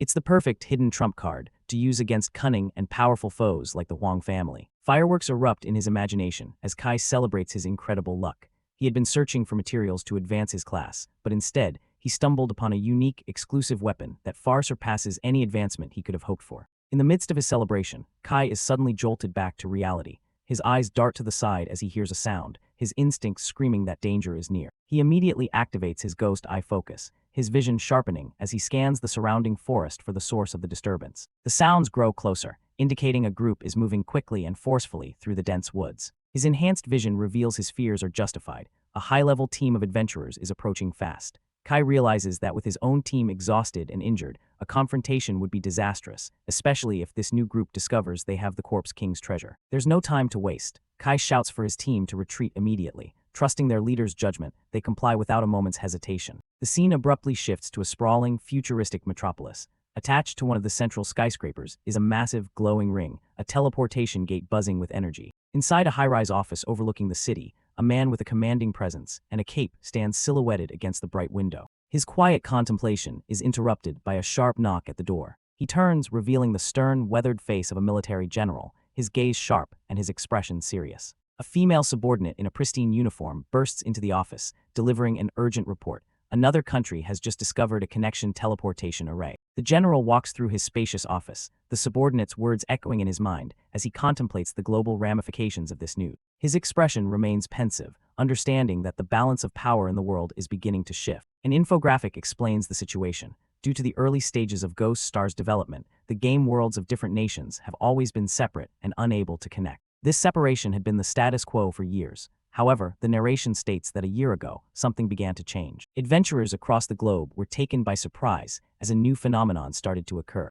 One by one, different countries began to discover mysterious new portals, lost land teleportation arrays. Though these arrays were scattered all over the world of Ghost Star, they all led to the exact same destination, a shared, neutral territory known as the Lost Land. The general's explanation reveals the nature of this place. First, it is a vast continent whose physical location within the game world changes every 6 months. Second, this mysterious land is home to multiple lost ruins, which are unexplored dungeons teeming with unknown challenges and rewards. These ruins are the main prize, as they are filled with incredibly rare treasures and priceless advanced job materials. The third and most important rule is a level restriction. Only adventurers who are below level 60 are permitted to enter the Lost Land. The most intriguing part is the trigger for the event. The moment 80 different countries enter the Lost Land, the AI system broadcasts a global event announcement to all players, officially beginning a massive competition. The ethereal system guide appears to lay out the rules. All participants, in teams of 5, will compete against each other. The top 3 ranking teams will be rewarded with special keys that grant access to the coveted Lost Ruins, and each player can only participate once per level bracket. The aid provides a grim update.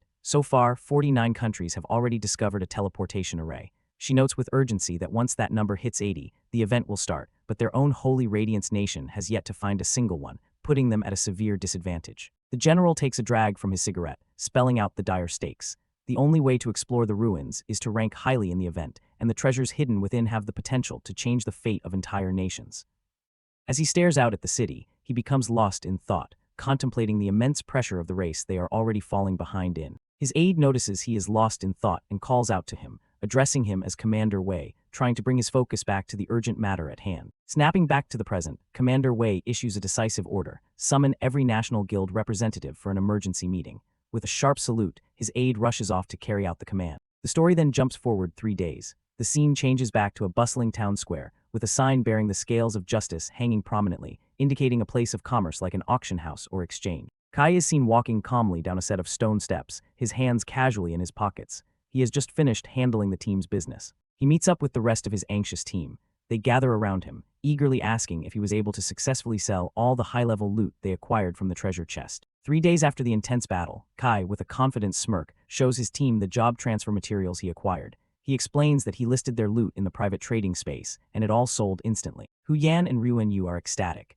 They can't believe that their rare materials sold for such a high price and were snapped up so quickly, realizing there must be more and more big spenders in the game now. Su Nuanuan, the team's healer, offers a sharp insight. She mentions hearing about a National Guild representatives meeting a few days ago, after which military procurement departments intensified their acquisition of rare resources, guessing it's all related. Kai's expression shifts as he notices a couple of familiar-looking figures in the distance, muttering again, under his breath, clearly not pleased to see them. The men are loudly discussing the upcoming Guild Challenge tournament. One of them mentions that the Xuanwu Guild is especially focused on the tournament this year, even boasting they're guaranteed to win first place. Hearing the arrogant claims of the Xuanwu Guild, Yuan Zhu and Ruan Yu fly into a rage. Yuan Zhu clenches his fist, promising Kai that he'll put those arrogant fools in their place. The group decides to head to the guild district. Since they need to join a guild to enter the tournament, the team curiously asks Kai which one he has chosen, knowing that his history with the Huang family would make it difficult. In response to their questions, Kai simply turns his head with a sly, confident grin and replies with a single word: secret. The scene transitions to a wide shot of the guild area, a bustling district filled with European-style architecture where adventurers gather. Upon arriving, Kai announces, "We're here." His team looks on as Ruan Yu hesitantly asks if this is the guild they are going to join. Yuan Zhu looks up at a large, ornate, but seemingly abandoned gate. He questions Kai's choice, pointing out that the location is remote, deserted, and doesn't even have a guild name. Suddenly, a look of shocked realization dawns on Su Nuanuan's face as she puts the pieces together. As Kai walks determinedly towards the gate, Su Nuanuan voices her suspicion aloud, asking in disbelief, "Wait, Kai, you're not planning to create your own guild, are you?" Without a word, Kai approaches the gate's access panel and activates it with a device from his hand, sending arcs of energy across a futuristic interface. In response to her question, a golden, ornate plaque materializes on the gate, displaying the name, Lord God Guild's Area C number 319. Kai simply replies, "That's right." As the massive gates swing open, the rest of the team stands frozen in place, their silhouettes stark against the bright light emanating from within, completely stunned. Close-ups reveal the team's utter shock and awe. Yuan Zhu's eyes are wide with disbelief, Su Nuanuan is speechless, Hu Yan shouts an emphatic yes, and Ruan Yu's jaw is on the floor. The source of their astonishment is revealed: a magnificent, sprawling mansion surrounded by a perfectly manicured courtyard. Standing proudly at the entrance, Kai spreads his arms wide, a triumphant smile on his face as he says, "Welcome everyone to the main God Guild." The view pans out to showcase the guild's vast and luxurious estate, complete with sparkling water features and lush greenery. Yuan Zhu grabs Kai, completely bewildered. "Hey Kai, when did you create the guild?" he asks, amazed that his friend quietly made such a massive move. Hu Yan is equally flabbergasted, exclaiming that she couldn't have imagined that Kai, a person she considers so stingy, would ever be willing to buy such a beautiful place. The others chime in, with Su Nuanuan labeling him a miser, while Ruan Yu wonders if the place cost at least 100 million holy radiance coins. Kai wryly thinks to himself that his image as a miser seems to be unshakable. After letting the initial excitement die down, Kai clears his throat to signal a more serious explanation. He activates a holographic interface on his wrist-mounted device, ready to share the full story. He addresses his team, who now have their own holographic panels open. Kai confirms that this has been his plan for a long time, explaining that he applied for the guild registration while buying their job-changing materials. He then prepares to explain the reason why he was forced to take such a bold step on his own. Kai continues his explanation with a flashback, showing how a guild master laughed him away. He recounts how, when he first arrived on Ghost Star, every guild rejected him because they were afraid of the powerful Huang family. With a look of fierce determination, Kai declares his new philosophy: relying on heaven and fate is not as good as relying on oneself. And with that, he made a decision: he would build his own guild. The system interface shows the guild's location and information being verified. Kai explains that even though the Lord God Guild is only just starting, a final confirmation flashes on the screen: the Lord God Guild formally established. The realization hits the entire team at once, and they erupt in joyous celebration. Kai proclaims that they finally have a home on Ghost Star, and everyone cheers in agreement. The next day, Yuanzhu bursts out of a room, fist pumping the air in triumph. "Yay, I successfully changed jobs," he shouts. He rushes up to Kai, his face beaming with excitement, and proudly announces that he has successfully become a warrior. His status screen confirms his new occupation as fighter. Yuanzhu boasts to Kai that he now has a second talent, and his attributes have become super strong. A curious Kai asks him to explain the new talent. Puffing his chest out with pride, Yuanzhu gives a thumbs up and explains his new talent is called Omnipotent Warrior. It grants him a 10% attribute boost over other professions and an extra 7 attribute points every time he levels up. Kai smiles, genuinely impressed by the powerful new talent his teammate has acquired. "Not bad," he says with an approving nod. Hu Yan looks on with wide, envious eyes. She remarks that the attribute boost from the martial apprentice career path is incredibly strong and truly deserves its reputation as one of the strongest professions in Holy Radiance. But Yuanzhu isn't finished boasting. He dramatically points to the sky and exclaims, "And that's not all." He goes on to explain that during combat, he can now freely reallocate all his attributes to become agile or a heavy hitter at will. Not only that, but the talent also gives him a chance to learn new moves when he's learning other combat skills. Both Kai and Hu Yan are stunned by this revelation. Kai realizes that with the ability to freely allocate attributes, Yuanzhu could completely crush opponents of the same level. Hu Yan adds that learning new moves is almost the same as getting free skill. Kai congratulates Yuanzhu, telling him he could become the most versatile martial apprentice. Overflowing with confidence, Yuanzhu declares he'll protect Kai from now on, much to the comical envy of Hu Yan. As the others celebrate, the camera focuses on Ryuanyu, who looks downcast and is blushing with embarrassment. The team turns their attention to the sullen Ryuanyu. Kai asks him what's wrong, while Yuanzhu worries that his job change might have failed. Ryuanyu gloomily explains that the change was successful, but he became a drunkard, with his occupation listed as alcoholic. His talent is revelry in wine, which also alters his stat growth, decreasing his constitution gains. Kai reassures him, however, explaining that it's rare for professions besides martial apprentices to get extra attribute points at all. The fact that Ryuanyu's new class gets 3 extra points is already quite good, which comes as a surprise to Ryuanyu. Hu Yan, looking skeptical, agrees that the class is rare, but she can't help but ask with a dubious look on her face, "I'm curious about revelry in wine. How does one revel in wine?" Ryuanyu explains that the state stimulates his subconscious, allowing him to enter a subtle state between drunk and sober. He trails off, searching for the right words, saying, "Overall, I think it might be, rather, His vague explanation leaves the others completely bewildered. Kai, Yuanzhu, and Hu Yan all stare at him blankly and ask in unison, "Compare what?" With a shy, blushing expression and a bottle of wine in hand, Ryuanyu makes a suggestive comment, giggling, "A more unrestrained comparison, hee." The implication of his words immediately dawns on the other three, and they recoil in unison with looks of utter shock and disgust, breaking out in a nervous sweat at his bizarre comparison. After that awkward moment, the team moves on. The scene shifts, showing a closed door with a caption indicating that half an hour has passed. It is now Su Nuanuan's turn to undergo her job change. The team waits anxiously outside the job change room. Yuanzhu frets that it's been half an hour, hoping nothing went wrong. Kai calmly reassures him, saying that class changing is a tough process, but he has faith in Nuanuan. Inside, Su Nuanuan is visibly trembling, enduring the difficult and transformative process of her class change. When she emerges looking dejected, the team immediately fears the worst. They rush to comfort her, telling her it's okay if she failed and that they're all there for her. Kai, ever perceptive, senses there's more to the story. He quiets the others, saying he thinks Nuanuan has something she wants to tell them. A single drop of sweat rolls down Su Nuanuan's face as she hesitates, only managing to stammer out the word, "I." Her gloomy expression suddenly explodes into one of pure joy. With her new status as a physician displayed, she ecstatically announces she got the ultimate talent, toxin analysis, a skill with a probability of less than 1 in 1,000. The entire team is left completely speechless and flabbergasted, shouting, "What?" in absolute shock at her incredible luck. With a dramatic flair, Nuanuan explains her powerful new toxin analysis talent. It allows her to increase the effectiveness of medicine by 10%, poisons by 50%, and her perception of toxins in any substance by 30%. Ryuanyu grins broadly, immediately asking if this means she's going to specialize in using poisons from now on. Nuanuan clarifies that while poison is an option, the talent's true strength lies elsewhere. Since every medicine contains trace amounts of poison, she can use her ability to remove those toxins, ultimately enhancing the medicine's effects. The rest of the team listens with expressions of awe, finally understanding the massive potential of her new talent. They collectively say, "I see." With their new powers secured, Kai gathers the team. He reminds them that while their class changes are impressive,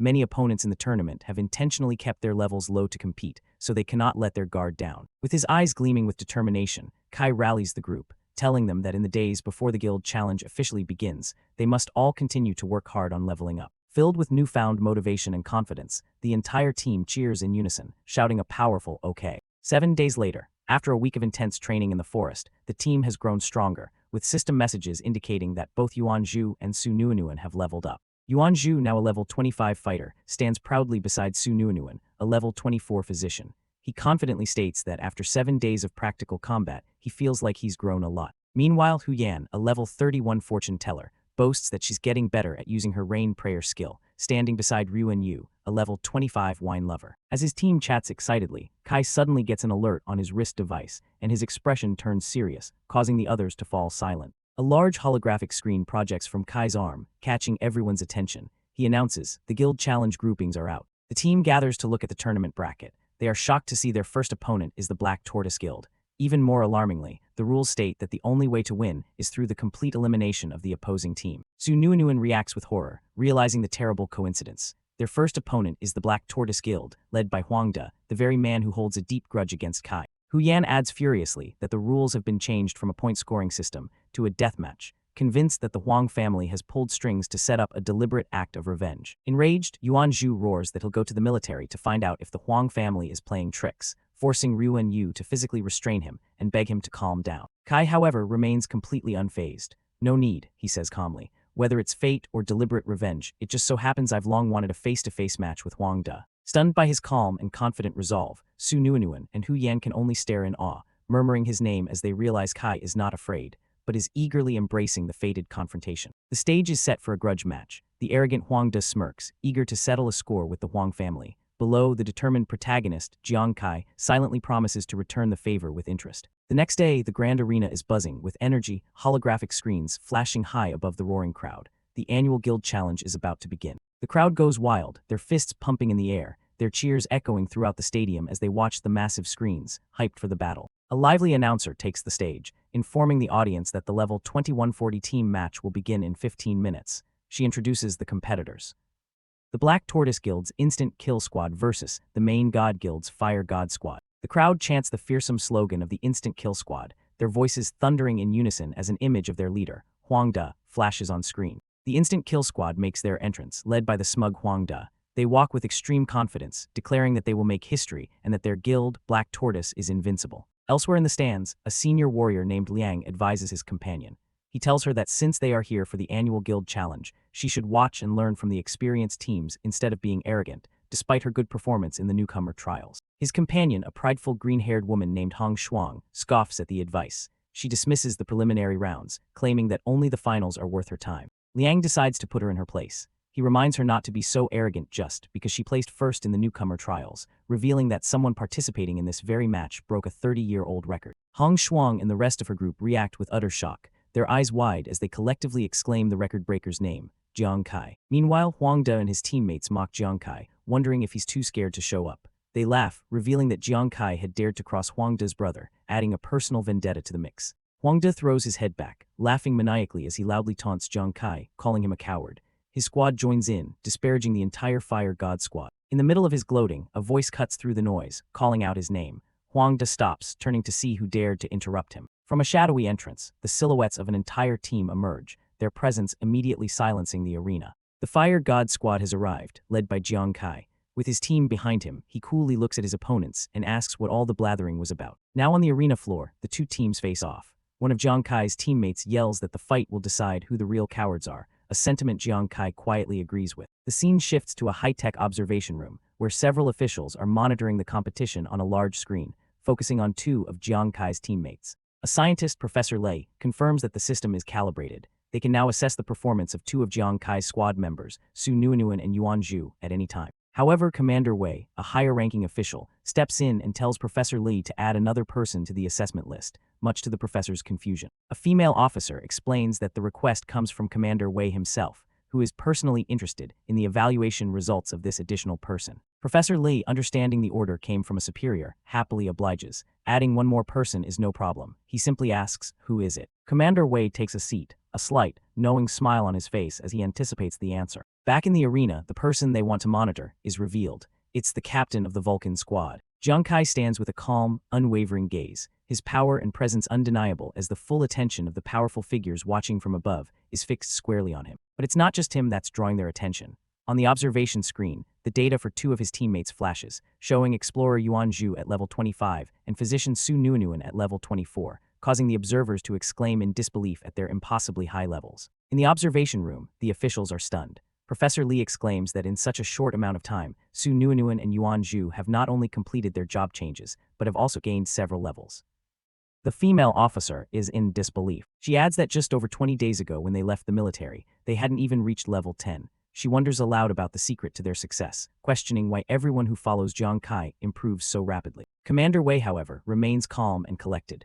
With a knowing smile, he remarks that this incredible growth isn't surprising because Jiang Kai himself is a uniquely interesting individual. Back in the arena, the announcer calls for the attention of the players on the field, ready to lay down the rules of the match. As energy barriers rise around the stage, she explains the grim rules. This is an elimination match. No one can leave the field, and surrender is not an option. The only way to win is to eliminate every single member of the opposing team. Both teams, Jiang Kai's Fire God Squad and Huang De's Instant Kill Squad, face each other with looks of fierce determination, shouting their understanding of the deadly terms. With a powerful swing of her arm, the announcer's voice booms across the stadium, officially declaring that the match has begun. Without a moment's hesitation, Huang De gives a savage command to his squad, screaming for them to kill them all. Following their orders, the members of the Instant Kill Squad charge forward as one, a wave of aggression aimed squarely at Jiang Kai's team. Jiang Kai remains unfazed, calmly issuing strategic orders. He and Yuan Zhu will take the lead, while Ruan Yu protects the supporters, Hu Yan and Su Nuonuan.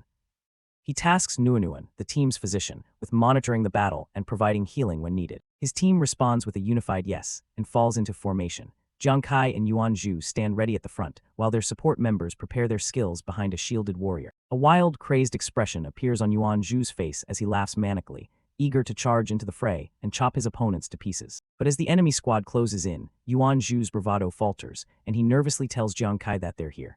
Jiang Kai calmly tells him not to be afraid and to follow his commands. Watching from the stands, a veteran warrior berates Yuan Zhu, reminding him that his strength is second to none, but that he must pull his own weight or risk being kicked off the team. The veteran warrior looks on with concern, pondering Yuan Zhu's greatest weakness, his cowardice. He wonders if this time, in this critical match, he will finally be able to overcome it. Suddenly, the onlookers are completely baffled, staring in confusion at the battlefield, and wondering what on earth Yuan Zhu is doing. The cause of their confusion is revealed. In the middle of this tense standoff, Yuan Zhu has just casually uncorked a jug. Right before the clash, he begins chugging from the jug, drinking alcohol in the middle of the arena. After his drink, a blush spreads across his face. He appears happy and energized, ready for a fight. The bizarre act shocks everyone. An opposing fighter shouts in disbelief as Yuan Zhu smashes the now empty jug on the ground. He can't believe anyone would be drinking at a time like this. Fueled by the drink, Yuan Zhu's personality completely shifts. He boldly declares himself the #1 warrior in the world and points his sword at the enemy, calling them trash for daring to cause trouble for his captain, Kai.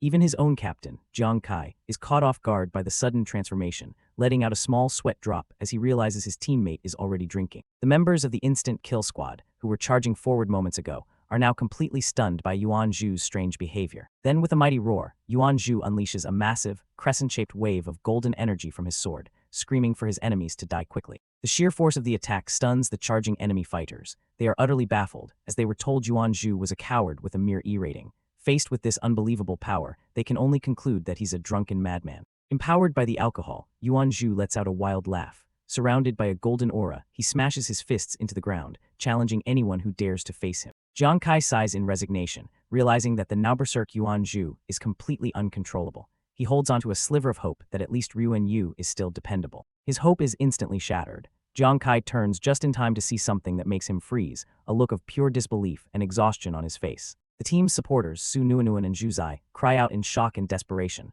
calling out to their teammate, Ruan Yu. Just like Yuan Zhu before him, Ruan Yu is now chugging from a bottle of alcohol. He declares that he will never yield and that their Vulcan squad will not be defeated. An opposing fighter, furious at the display, shouts, "Damn it, another drunkard." He decides to take care of Ruan Yu first. As the enemy approaches, a blush spreads across Ruan Yu's face. His eyes glint strangely as he lets out a curious, "Oh." The burly fighter leaps towards Ruan Yu with a lecherous grin, calling him a little darling and promising to take good care of him. But his grin quickly turns into a mask of pure terror as he realizes he has made a grave mistake. Ruan Yu unleashes his power in a massive explosion, sending shockwaves across the battlefield. The attack wasn't what anyone expected. Instead of fighting, the now love-struck Ruan Yu smothers the enemy fighter in an unwanted embrace, leaving the opponent groaning in disgust. With a swift and powerful kick, Ruan Yu sends the enemy fighter flying out of the arena, shouting, "Get lost." Jiang Kai can only watch, completely speechless and exasperated by his team's bizarre and unpredictable fighting style. Ryuan Yu, his eyes now shaped like hearts, laughs joyfully. He completely misinterprets the situation, declaring his love for feisty beauties. The remaining members of the instant kill squad look on in terror, sweating nervously as they wonder if the entire Fire God squad is completely insane. Even the arrogant Hong Shuang, watching from the stands, is taken aback. She comments to her companion that the Fire God squad is incredibly weird. Zhu Zai and Su Nunuan cringe with embarrassment, hoping the audience doesn't think their team is just a gathering of weirdos.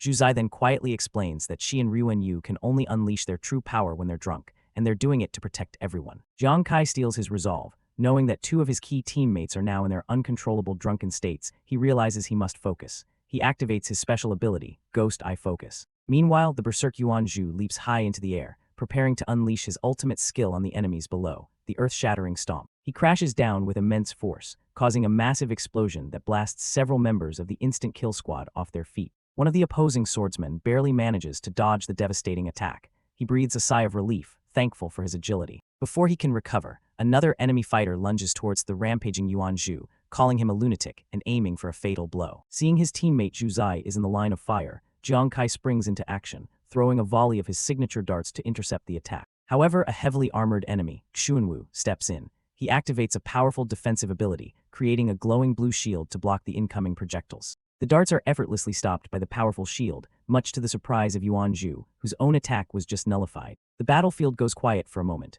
Xuanwu, the shield-bearer, stands his ground effortlessly, having neutralized the attacks from both Jiang Kai and Yuan Zhu. Xuanwu lets out a confident sneer, boasting that he prepared his Titan shield specifically for this fight. He claims its defense is so absolute that not even a critical hit could hope to break through it. Seeing an opening, another enemy fighter decides to take out what he perceives as the weakest links. He sneers that a healer and a fortune teller are easy targets and charges directly at Su Nunuan and Zhu Zai. But Zhu Zai is far from helpless. She steps in front of Su Nunuan, telling her to stay back. With a determined look, she prepares to handle the attacker herself, summoning icy energy around her mystical compass. Zhu Zai unleashes her hidden power, shouting the name of her technique, Invincible Ice Halo. A massive, crystalline structure of ice materializes, radiating a powerful, chilling aura, ready to intercept the foe. The scene opens on the grand arena of the annual guild challenge. As the battle is about to begin, a sudden hailstorm descends upon the field, catching everyone by surprise. The hail is not a natural phenomenon, it's a magic spell. A member of the opposing instant kill squad stares in disbelief as Zhu Zai, the fortune teller of Vulcan squad, unleashes a powerful ice and lightning attack. Zhu Zai smirks, revealing her secret. She has been practicing this skill using a B-level piece of equipment, the mysterious Ice Jade, which was a gift from her captain, Jiang Kai. She notes that the results are quite good. Her ice attack, sharp and precise, flies through the air towards its intended targets. The members of the instant kill squad are thrown off balance as Zhu Zai skillfully uses her ice magic to disrupt their formation and attack. Seeing her teammate in the heat of battle, the team's healer, Su Nunuan, grabs hold of Zhu Zai, calling out her name in concern. The leader of the instant kill squad, Huang De, and his subordinate look on, annoyed. They can't believe they were caught off guard by a mere fortune teller. Enraged, the blonde-haired squad member dismisses his leader's caution, declaring that the fortune teller is his to kill. But before he can make a move, another warrior intercepts him. It's Yuan Zhu from Vulcan squad, who leaps into the fray, boldly claiming that his opponent is none other than the world's greatest warrior. Yuan Zhu immediately unleashes a powerful skill, the earth-shattering stomp, causing the ground to explode with force and sending his opponents flying. Thrown back by the force of the stomp, Huang De curses in frustration, annoyed by this lunatic who is as persistent as a fly. The blonde-haired subordinate regroups with his leader, Huang De. Seeing that Yuan Zhu is fighting alone, they decide to team up and take him down first. Yuan Zhu faces them down, his eyes glowing with yellow energy, completely unfazed by the prospect of fighting two opponents at once. Meanwhile, in another part of the arena, a different battle is unfolding. Ryuan Yu of the Vulcan squad charges forward with his massive ice shield, bizarrely calling out to his opponent, Wifey. Let me leave a mark of love on your pink, tender cherry lips. His opponent, a large, bald warrior from the instant kill squad, is utterly enraged by the taunt.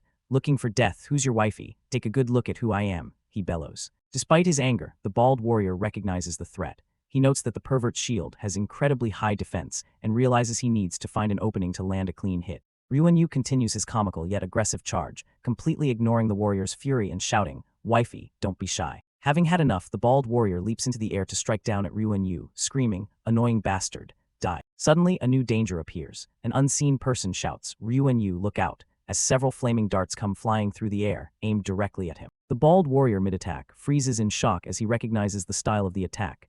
It's Jiang Kai, he exclaims. The scene shows Jiang Kai, captain of the Vulcan squad. His hand is still glowing with fiery energy after having just launched his signature dart attack to save his teammate. Seeing the captain's intervention, a member of the opposing team cries out in panic to their own captain, alerting him that Jiang Kai has already used 8 of his powerful darts. Across the field, Ouyang Feng, a member of the instant kill squad, begins to channel a powerful purple energy in his hand, preparing his counter strategy. He reveals his trump card, a rare and powerful item specifically designed to counter projectile weapons, the supermagnetic stone. Ouyang Feng unleashes the stone's power, projecting a massive vortex of purple magnetic energy across the arena, a move calculated to disarm anyone wielding metallic items. The magnetic force of the stone immediately affects the entire battlefield. Zhu Zai cries out in alarm as her magical compass spins wildly, while Su Nuinuan finds her own dagger being pulled from her grip. Even the powerful warrior Yuan Zhu grunts as he struggles to keep hold of his sword, which is being drawn in by the intense magnetic pull. Jiang Kai himself feels the pull on his armored gauntlet. He looks on with a grim expression, surprised by this unexpected turn of events. Just as planned, the supermagnetic stone works its magic. All 8 of the flaming darts that Jiang Kai had thrown are caught in the powerful purple vortex, completely neutralized. The man with the stone, Chuanwu, taunts Jiang Kai from across the field. "You didn't think we'd come unprepared, do you?" he gloats, as Jiang Kai's darts float helplessly before him. Chuanwu proudly explains his trump card, the supermagnetic stone, an item cut from the core of a high-level supermagnet, specifically designed to counter Jiang Kai's primary weapon. With a sinister smile, Chuanwu points out Jiang Kai's predicament. "Now you only have 1 dart left. What are your chances of winning?" Jiang Kai remains silent, his face partially obscured in shadow, giving no hint of his thoughts. Then a confident smirk spreads across his face. Surrounded by a faint golden aura, he addresses the enemy leader directly. "Huang De, I think you're celebrating a little too early." Chuanwu's smug expression vanishes, replaced by shock. He stares in disbelief, realizing that Jiang Kai's final, remaining dart is completely unaffected by the supermagnetic stone. The dart glows with its own power, effortlessly resisting the intense magnetic pull that had captured all the others.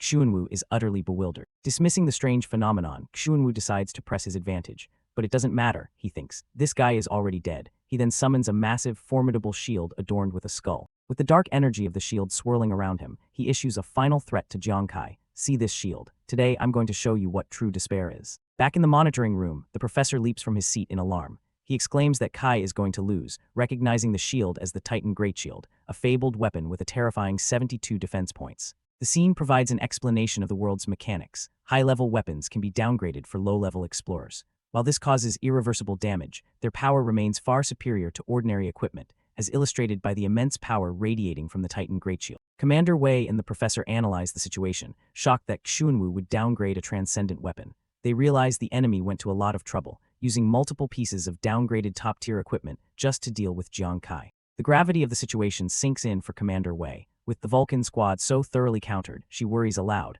Then, is Nuinuan destined to be killed? On the battlefield, the enemy leader Huang De flashes a malicious, toothy grin. Believing victory is assured, he begins to issue his orders. "Instant Kill Squad, listen up." Across the field, the members of the Instant Kill Squad respond to their leader's call. Huang De, his blonde subordinate, and the bald warrior all share sadistic smiles, preparing to eliminate every last member of the Vulcan squad. Xuanwu, his eyes glowing red with malice, adds a cruel directive to the order. "Oh right," he says, "kill them slowly. I want them to fully experience the consequences of offending someone they shouldn't have." With their orders given, 3 members of the Instant Kill Squad charge towards Yuan Zhu, whose weapon is still being hampered by the magnetic force. Helpless on the sidelines, Zhu Zai and Su Nuinuan can only watch in horror. Taking advantage of the chaos, the large bald warrior renews his assault on Ruan Yu. With his eyes glowing red with rage, he brings his weapon down, screaming, "You pervert, die." In the stands, other competitors watch the one-sided battle unfold. A female observer sighs in despair, convinced that the difference in equipment is too great and that there is no hope for Jiang Kai's team. This sentiment is shared by others watching from the sidelines. A green-haired woman scoffs at the overwhelming display from the Instant Kill Squad. "So, that Jiang Kai isn't so strong after all," she remarks, convinced he is about to lose. On the field, Xuanwu delivers what he believes to be the final blow to Vulcan Squad's morale. He boasts that their black rhino armor makes them immune to the magnetic field, rendering any resistance a futile struggle. As his enemies gloat, Jiang Kai raises his hand. His final, unaffected dart begins to pulse with a brilliant white and purple light, signaling its transformation. The magnetic force continues to wreak havoc on Jiang Kai's teammates. Su Nuinuan is thrown to the ground as her dagger is ripped from her hand, while Zhu Zai struggles to control her own magical items. Xuanwu laughs maniacally, believing he has already won. He screams at Jiang Kai, vowing to make him pay for everything he did to the Huang family and to make him beg for mercy on his knees. Ignoring the taunts, Jiang Kai's final dart erupts in a plume of red and black flame as it morphs into its true form. "I, Jiang Kai," he begins to declare. With his eyes blazing with green light and his body radiating determination, Jiang Kai finishes his vow in the face of overwhelming odds. "Will never surrender." Xuanwu scoffs at the display of defiance. "Ha ha ha, Jiang Kai, stop struggling," he mocks. "Do you really think that one dart can deal with me? Dream on." In a flash of brilliant turquoise light, Jiang Kai reveals his hidden ace. The dart doesn't attack, but instead transforms into a glowing blue card that depicts a hooded figure with a scythe. Xuanwu's mocking laughter dies in his throat. He stares, his eyes wide with shock and confusion behind his glasses. "What?" is all he can manage to say. The other members of the Instant Kill Squad are just as stunned, unable to comprehend what just happened. In the monitoring room, Commander Wei expresses everyone's confusion, asking how Jiang Kai's signature dart skill, 9 Trials Chasing Fate, suddenly turned into a card.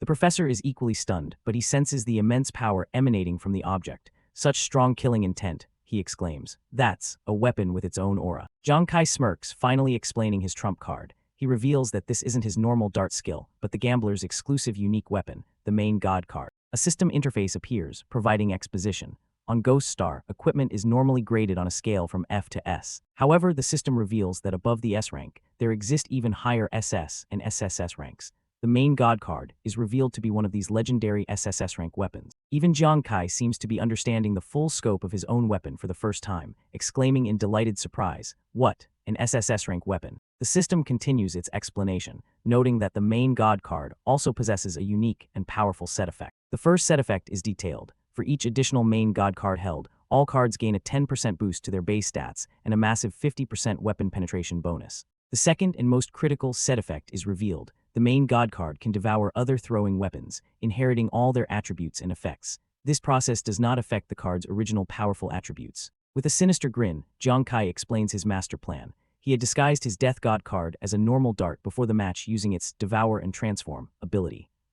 Since it's fundamentally a card with no metal, the supermagnetic stone has no effect on it. Holding the glowing card, Jiang Kai turns his opponent's taunts back on him. He says the one who will be begging for mercy is Huang De, but he won't be begging to be spared. In a chilling final close-up, Jiang Kai's eyes glow with terrifying green light as he delivers his final line, his voice dripping with killing intent. "But to let me kill you." Continuing from the last chapter, Huang De looks on in utter disbelief, wondering what But Jiang Kai is already unleashing his ultimate skill, the Wrath of the Gods. The attack slams into Huang De's Titan Great Shield, a top-tier dark-grade transcendent weapon. Huang De can't believe his eyes. His powerful shield is being pierced by what looks like the Great Shield shatters into pieces, unable to withstand the force. The impact sends Huang De flying backward, screaming in pain and shock. The mysterious purple card that caused all this damage falls quietly to the ground. As the supermagnetic stone's control fades, Jiang Kai seizes the opportunity to press his. Meanwhile, the other members of the Fire God Squad and the Instant Kill Squad are locked in it. One of the Instant Kill Squad members looks on in shock at the unfolding chaos. A fierce battle erupts between the two sides,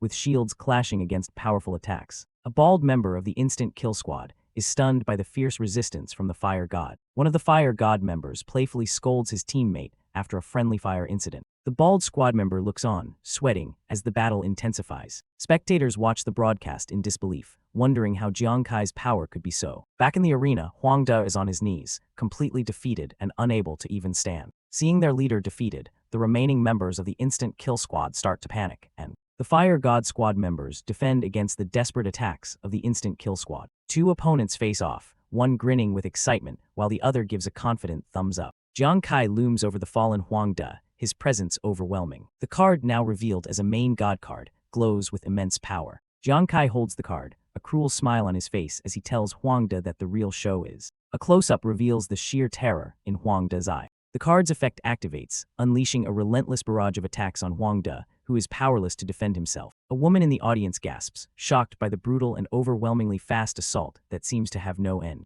Jiang Kai looks down on his foe, his eyes glowing with green energy. He remarks that Huang De never learns from his mistakes and that this is far from over. A system window explains the card's special effect. Time has not come. It can attack the target up to 50 times on its own, and while the skill is active, the target takes an additional 50% damage but cannot die. The brutal assault continues, slicing through Huang De's armor and flesh relentlessly. Huang De can do nothing but scream in agony as the blades of energy cut into him over and over. The crowd watches in horror, their faces pale as they witness the unending torture. The members of the Fire God Squad can only look on, stunned by the sheer brutality of their captain. Jiang Kai tells the tormented Huang De that, since killing is so common for him, it's time he experienced the true fear that comes before death. Huang De's eyes widen in sheer terror as he begins to understand Jiang Kai's true intentions. He begs him to stop. But Jiang Kai is not finished. He activates another special effect from his armor, Death's Torment. Death.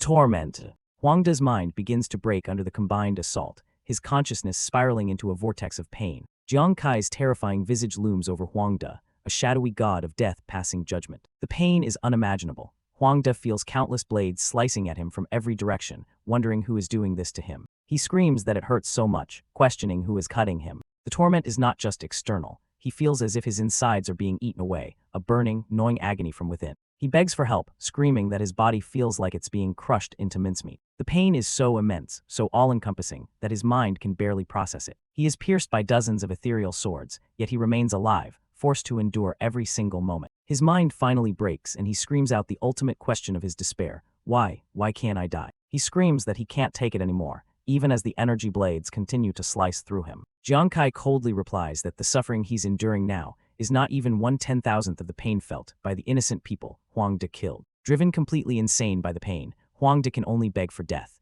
Jiang Kai coldly notes that the combination of his card and armor creates the perfect physical and mental torture. Lying in a broken heap on the floor, Huang De continues to plead for Jiang Kai to kill him and end his suffering, his mind utterly shattered by the endless torment. From the viewing box, even Su Feixiang, the president of the Black Tortoise Guild, can only watch in stunned silence. He wonders what Jiang Kai's secret weapon is, admitting that even he cannot see through its power. Finally broken, Huang De coughs up blood and begs for mercy. He swears he'll never touch Jiang Kai's family again, admitting he was wrong. But the torture has gone on too long. His pleas for mercy turn back into agonized screams, begging only for death. Jiang Kai knows this is a golden opportunity. He can't just let Huang De die so easily, not when he has a bigger goal in mind. He scoffs, turning his gaze upwards towards the stands. He knows that the real person in charge must be getting impatient. The whole spectacle was designed to draw him out. From the stands, the president of the Black Tortoise Guild, Su Feixiang, seethes. He realizes Jiang Kai was intentionally torturing Huang De to force him to show himself. Unable to watch any longer, Su Feixiang descends into the arena and calls out to Jiang Kai.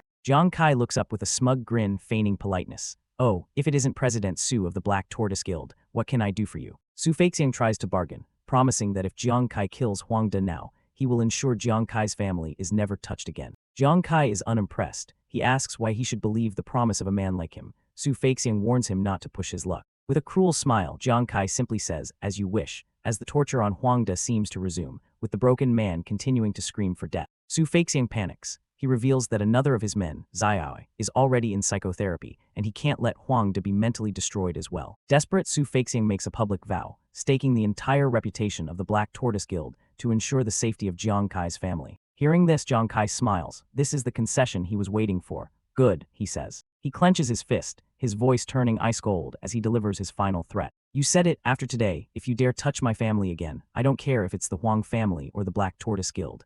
I'll destroy you all to the roots. With his point made, the card strikes one last time, finally ending Huang De's suffering. Jiang Kai stands over the corpse, holding the card that sealed Huang De's fate. He looks directly at Su Feixiang and asks, understand. Su Feixiang grits his teeth in pure, unadulterated rage, utterly humiliated. One of his subordinates nervously calls out to him, unsure of what to do. Su Feixiang explodes in anger, ordering his men to immediately get the best psychotherapist to check on Huang De, still not grasping the finality of what just happened. As he storms away, Su Feixiang's face is a mask of shadow and fury. He silently vows revenge. Jiang Kai, you just wait. With his enemies gone, Jiang Kai stands alone in the now quiet arena, his arms crossed. Suddenly, the world inverts as a wave of exhaustion hits him. He stumbles, realizing that was a close call. Continuously using his most powerful skills has left his spiritual power almost completely overdrawn. But he grits his teeth, forcing himself to stay upright. He knows that although Huang De is dead, the enemy still has 4 level 40 fighters. He can't afford to fall now. He formulates a new strategy. As long as he remains on the field, his mere presence will make the enemy wary.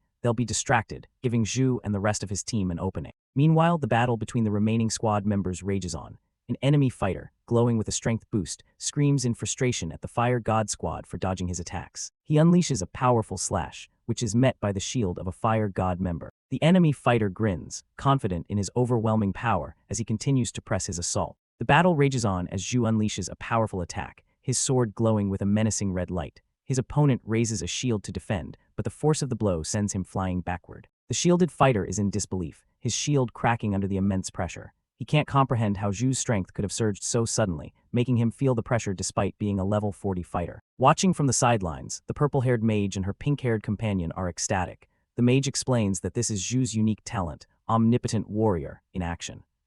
He has the ability to instantly convert all his attributes into pure strength, which is why even a level 40 fighter is struggling to keep up. Suddenly, the tides turn as two other fighters from the opposing team seize an opportunity, launching a coordinated attack on Zhu from both sides while he's focused on his initial opponent. But Zhu is not easily cornered. With incredible agility, he weaves between the dual sword strikes, dodging the pincer attack with fluid movements. He moves with such blinding speed that he seems to teleport, leaving his would-be ambushers striking at nothing but air as green energy crackles around him. The two attackers are left dumbfounded, their eyes wide with shock. They can only exclaim in unison at his incomprehensible speed. Enveloped in a fiery aura, Zhu goes on the offensive. He laughs maniacally, telling his opponents he told them long ago that they are all nothing but trash. In the stands, the spectators are in an uproar, completely stunned by the turn of events. They can't believe how fierce and agile Zhu has become, fighting like a man possessed. Meanwhile, in another corner of the arena, a different kind of battle unfolds. A warrior with a large shield charges forward with hearts in his eyes, comically shouting "wifey, hugs" at a terrified unnamed instant kill squad member. The bald squad member recoils in disgust, yelling "You pervert, get away," as he dodges. He curses under his breath, realizing his opponent's shield has incredibly high defense, making it difficult to land a decisive blow. All this time, Jiang Kai has been standing perfectly still, observing the chaos. He muses that if he were to attack the other opponents, he could focus on his main target, but for now, he remains motionless, a silent, calculating figure in the background. The realization suddenly dawns on one of the fighters. He stares in Jiang Kai's direction, a bead of sweat rolling down his face as he processes the unnerving fact. Jiang Kai hasn't made a single move. One of the instant kill squad members, brimming with arrogance, relentlessly attacks his opponent, mocking him and his entire class as a useless bunch and a disgrace to all fighters. The fighters start to question Jiang Kai's strategy. They know he possesses the power to eliminate them, so why is he just standing there? There seems to be no benefit for him in delaying the match. Then a thought strikes one of them. Wait, he thinks, we've overlooked something critical. He recalls that Jiang Kai's level isn't actually that high, and he already expended a massive amount of energy on that powerful skill earlier. The pieces click into place for the squad members. Their expressions turn from confusion to predatory glee as they arrive at the same conclusion. Jiang Kai is completely exhausted. The scene shifts to a high-tech control room where officials are monitoring the battle's data streams. One of them notes with interest that the data for a fighter named Yuan Zhu keeps rising, marking him as someone special. Ms. Lan is in utter disbelief. She exclaims, "What kind of magic does this fire god squad have?" She's shocked that not only did the level 20 Jiang Kai overwhelm a level 40 fighter, but even the usually timid Yuan Zhu is performing exceptionally well. Feeling relieved, Ms. Lan is confident that the fire god squad will win this time, ensuring Nuanuan's safety. However, a voice from off-screen interjects with a grim, "Not necessarily." The man with red hair and glasses offers his analysis. He points out that with Huang De taken out, the remaining 4 members of the instant kill squad have lost morale. However, this is a battle to the death, and they won't simply surrender. Back in the arena, the pink-haired girl observes the remaining opponents. She notes that their caution is centered on Jiang Kai, who has remained frozen in place ever since he dealt with Huang De. The conversation continues in the control room. The red-haired man suggests it's more likely that Jiang Kai is simply exhausted from his previous attack. This theory shocks both Ms. Lan and the pink-haired girl. The analyst's expression turns grim as he looks on, his glasses glinting. And the worst part is, he begins, leaving the others in suspense. They're starting to notice. Just as he says that, the remaining members of the instant kill squad decide to seize the moment. Realizing Jiang Kai is a sitting duck, they laugh and charge forward together, aiming to finish him off while the rest of the fire god squad is still occupied. The battle continues to rage on as the bald member of the instant kill squad leaps into the air, bringing his fists down on his shielded opponent. 2 minutes later, the battle has clearly taken its toll. A massive sword is seen embedded in the cracked ground, a testament to the ferocious fighting that has transpired. Zhu stands his ground, but a frustrated "damn it" escapes his lips, hinting that the prolonged battle is not going in his favor. His opponents have started to notice a pattern. One of them points out that Yuan's strength seems to fluctuate, and his speed decreases every time his sword power increases. The leader of the group confirms their suspicions. He realizes that Yuan's talent for transferring attributes is a double-edged sword. While it makes him powerful, it also creates a fatal weakness if exploited. A plan begins to form. They decide that if they can strike at the right moment when he is unable to convert his attributes, he'll be finished. They're further emboldened by their belief that Jiang Kai has fully exhausted his mental energy. With newfound confidence, they face Zhu and his team. "In that case, what are we waiting for?" one of them taunts, ready to put their new strategy to the test. In response, Zhu channels his energy, his body glowing with power. He roars, "Defeated foes, empty boasts, prepare to die." The instant kill squad members charge forward, their target set on Zhu. Good, after we deal with you, Jiang Kai is next. Die, they scream, confident in their victory. Watching from the sidelines, the spectators' faces are filled with worry. They realize the enemy has figured out Zhu's weakness and adjusted their strategy. It now seems Zhu is destined to lose. But just as the enemy thinks they have the upper hand, an unexpected attack cuts through the air. Just you lot think you can beat our fire god squad, a voice cries out. The members of the instant kill squad stop in their tracks, utterly bewildered by the sudden turn of events. What is all they can manage to say? An enormous explosion of fiery energy engulfs the battlefield. Damage counters showing 2,000 HP loss flash across the screen as screams of agony echo through the arena. As the smoke begins to clear, a figure stands untouched amidst the devastation.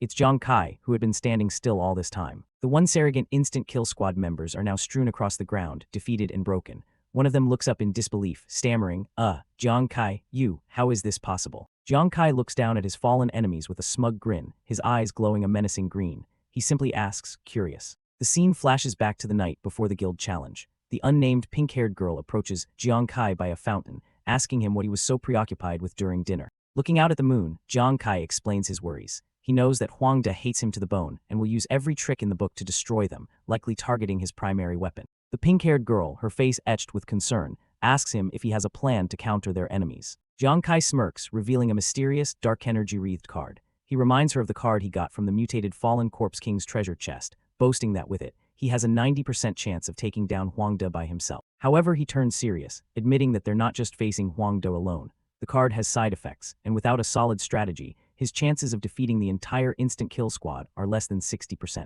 The pink-haired girl pulls up a holographic interface, explaining that the tears of the undying bird have been used up, and her research into substitutes has unfortunately been unsuccessful. She then presents a glimmering red capsule. She tells him it's the only numbing capsule. For someone with his attributes, it can temporarily restore his status to 50% of its peak for 1 minute. But there's a heavy price. She explains that during the minute it takes for the capsule to be digested, the user will be completely paralyzed and helpless. Jiang Kai adds that the capsule has another extremely strict condition. The user must completely exhaust all their mental energy in advance. Otherwise, the capsule won't take effect at all. The unnamed pink-haired girl expresses her deep concern, stating that being completely paralyzed for a minute on a life-or-death battlefield, while also being mentally exhausted, is no different from suicide.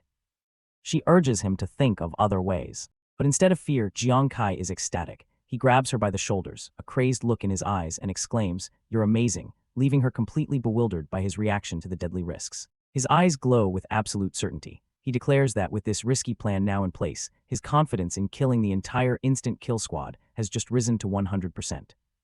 Just wait and see, he says, ending the flashback. The story jumps back to 1 minute ago in the arena. The instant kill squad, believing Jiang Kai to be helpless, charges forward with bloodlust, laughing as they prepare to strike him down. At that same moment, the comical chase between the perverted shield user and the bald squad member continues, with the two scrambling up the arena wall. We see Jiang Kai standing over the defeated body of Huang De. This was the first step of his plan, a grueling fight to completely drain his mental energy and fulfill the numbing capsule's condition. With Huang De taken care of and his energy reserves depleted, Jiang Kai grits his teeth. The perfect moment has arrived. It's time to enact the most dangerous part of his strategy. He takes the capsule. His face falls into shadow, his eyes glowing an eerie white as a system notification appears. Status restoration countdown, 1 minute. The minute of paralysis begins. Returning to the present, Jiang Kai stands triumphantly over his fallen foes.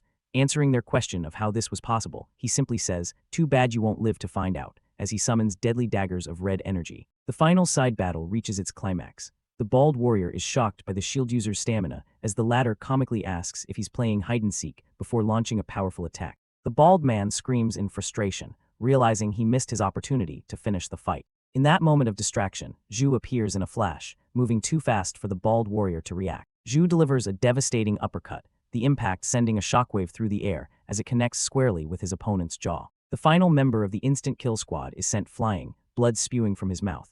He can only stare in utter disbelief as his consciousness fades, marking the complete victory of Jiang Kai's Fire God Squad. In what appears to be a strange dream, Yuan Zhu stands victorious over a fallen enemy, proclaiming, "Remember this, it's your honor to die by the sword of the world's greatest warrior." Yuan Yu watches in horror, letting out a desperate cry as he holds his fallen comrade. He turns to Yuan Zhu, his face twisted in rage, and screams, "You, why did you kill my sweetheart?" Yuan Zhu laughs maniacally, his body glowing with power. "Why did I kill him? What a joke, do I need a reason? I'm the world's greatest warrior," he bellows. Suddenly, Yuan Yu's mood shifts entirely. With hearts in his eyes, he declares, "My sweetheart is gone, so you'll replace him and receive my kisses." The scene dissolves as Ruan Yu is jolted back to reality, a strange green liquid surrounding him. He feels dizzy and nauseous, recognizing a familiar and unpleasant smell. The reality is that Ruan Yu has passed out drunk. His teammate, Jiang Kai, sighs as he uses a self-defense spray provided by Nuanuan, noting that Ruan Yu's drunken rampages are getting worse. Jiang Kai looks up from the mess and calls out to his other teammates, Hu Yan and Su Nuanuan, asking if they are all right after the match. The two girls, Hu Yan with her purple hair and Su Nuanuan with her pink hair, cheerfully reply that they're fine, addressing him as Captain Kai. The scene shows the defeated enemy team, the Instant Kill Squad, dissolving into blue pixels as they are eliminated from the arena. A female announcer with a microphone takes the stage to formally conclude the match. However, before she can finish, the overexcited Yuan Zhu, still buzzing from the fight, ignites his aura and challenges someone named Yuan to face him. The announcer is caught completely off guard by his outburst, letting out a confused huh. Seeing Yuan Zhu about to cause trouble, his teammates Jiang Kai, Hu Yan, and Su Nuanuan panic. Hu Yan and Jiang Kai rush to physically restrain the powerhouse warrior, pleading with him to calm down as they admit they are no match for him. Seeing the chaos, the flustered announcer quickly declares the Fire God Squad as the winners and schedules their next match to get them off the stage. As they are being dragged away, Yuan Zhu enthusiastically tells a terrified Jiang Kai that he'll always have his back, prompting Kai to tell his teammates to hurry up and leave. The Fire God Squad leaves the arena. Yuan Zhu is still fired up, Jiang Kai is utterly embarrassed, and the girls are laughing at the absurdity of their teammates. In the audience, a group of spectators looks on in shock, having just realized the implications of what they witnessed. The crowd begins to buzz. They can't believe that the little-known Fire God Squad completely wiped out the famed Instant Kill Squad, and they question the strange and powerful abilities of members like Yuan Zhu and Jiang Kai. Watching from a private box, a woman with green hair remarks to her companion, a silver-haired man she calls Brother Zia, that she now understands why he wanted to watch the Fire God Squad's match. Elsewhere in a high-tech facility, a man in a white suit named Professor Lai discusses the results with a sharp-looking woman with reddish-brown hair, Ms. Lan. He notes that Jiang Kai's victory will please their commander. The results of the evaluation are out. Professor Li turns to an expectant Ms. Lan, ready to reveal the data. He brings up a holographic display, pointing to the first explosive result. Yuan Zhu's evaluation has reached an incredible SS level. As for Su Nuanuan, her evaluation remains at a C level since she didn't display her other abilities. Ms. Lan is stunned by the news of Yuan Zhu's SS level evaluation, exclaiming that Zhangjiang City hasn't seen a warrior under 40 achieve such a rank in a very long time. Mr. Han explains the significance of this achievement. With an SS level rating, once Yuan Zhu reaches level 60, he can directly enter the Holy Radiance War God Temple's preparatory camp. An overview explains that to combat rampant beast gods, each country established national and local level war god temples, which in turn set up these preparatory camps to train potential new war gods. There are two ways to enter the prestigious camp. The first, and most common path, is to demonstrate absolutely outstanding combat ability during the layers of local level assessments. The second, much rarer route, is to be selected directly by the military after reaching the required professional level, passing their evaluation, and receiving a recommendation. Ms. Lan expresses her astonishment again, realizing that Yuan Zhu has the potential to directly enter the camp, a feat not even one person in the entire nation might achieve in a year. Having processed the news about Yuan Zhu, Mr. Han turns to Professor Lei and asks the crucial question, what about Jiang Kai's rating? Professor Li's expression turns grim as he delivers a shocking answer. Jiang Kai's power couldn't be measured. Both Mr. Han and Ms. Lan are floored by this revelation, simultaneously crying out, "What?" Professor Li elaborates, explaining that Jiang Kai's data showed severe inconsistencies. Firstly, his attributes are far too high for a level 20, yet they are somewhat lacking compared to a top-tier level 40 powerhouse. However, his attacks show incredible destructive power. Showing a wireframe data model, the professor reveals that in one test, Jiang Kai's attack coefficient reached an unbelievable 24,000. Furthermore, his card weapon couldn't be found in any database, and it caused the measurement program itself to malfunction, triggering multiple danger warnings. Professor Li concludes his technical analysis with a critique of his performance, stating that although Jiang Kai won, he exhausted himself too early and gives his team members too much freedom as a captain. With all the conflicting data, Professor Li hesitates, considering what official rating he could possibly assign to such an anomaly. Ultimately, he makes a decision. Let's just say D rank for now. Ms. Lan is outraged by the insultingly low rating. Mr. Han, however, calmly accepts the flawed assessment. He thanks Professor Lei and states that he will report the final results to Commander Wei. As they leave the evaluation room, Ms. Lan continues to protest, unable to accept the D rank assigned to Jiang Kai. Once they are alone, Mr. Han sits down and calmly agrees with her. Of course he can't be a D, he states plainly. Confused and frustrated,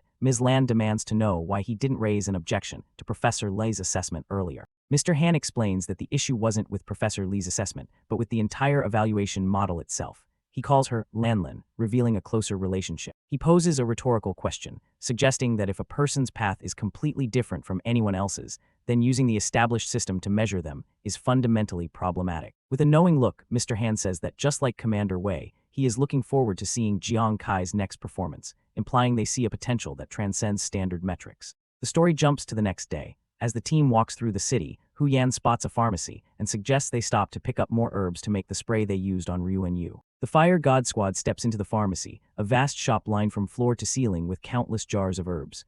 As they take in the sight, an apothecary greets them from the counter, asking what they need. Hu Yan steps forward and lists the ingredients for their spray. While the enthusiastic shopkeeper confirms he has the items and asks them to follow him, the rest of the team begins to browse the overwhelming collection of wares. As the apothecary leads them away, Jiang Kai looks around and realizes that Su Nunuan has wandered off. He spots her down a different aisle, captivated by a shelf full of various potions and formulas. Jiang Kai approaches her, noticing that she's found a section of the shop that sells not just ingredients, but entire formulas. On the shelf are 3 ancient-looking scrolls, labeled Green Submariner, Eternal Freeze Poison, and Bloody Kiss. Su Nunuan picks one up, identifying it as a poison formula for something called Green Spectre, and remarks that she's never seen it available on the public exchange. The old apothecary explains that the Green Spectre is indeed very rare.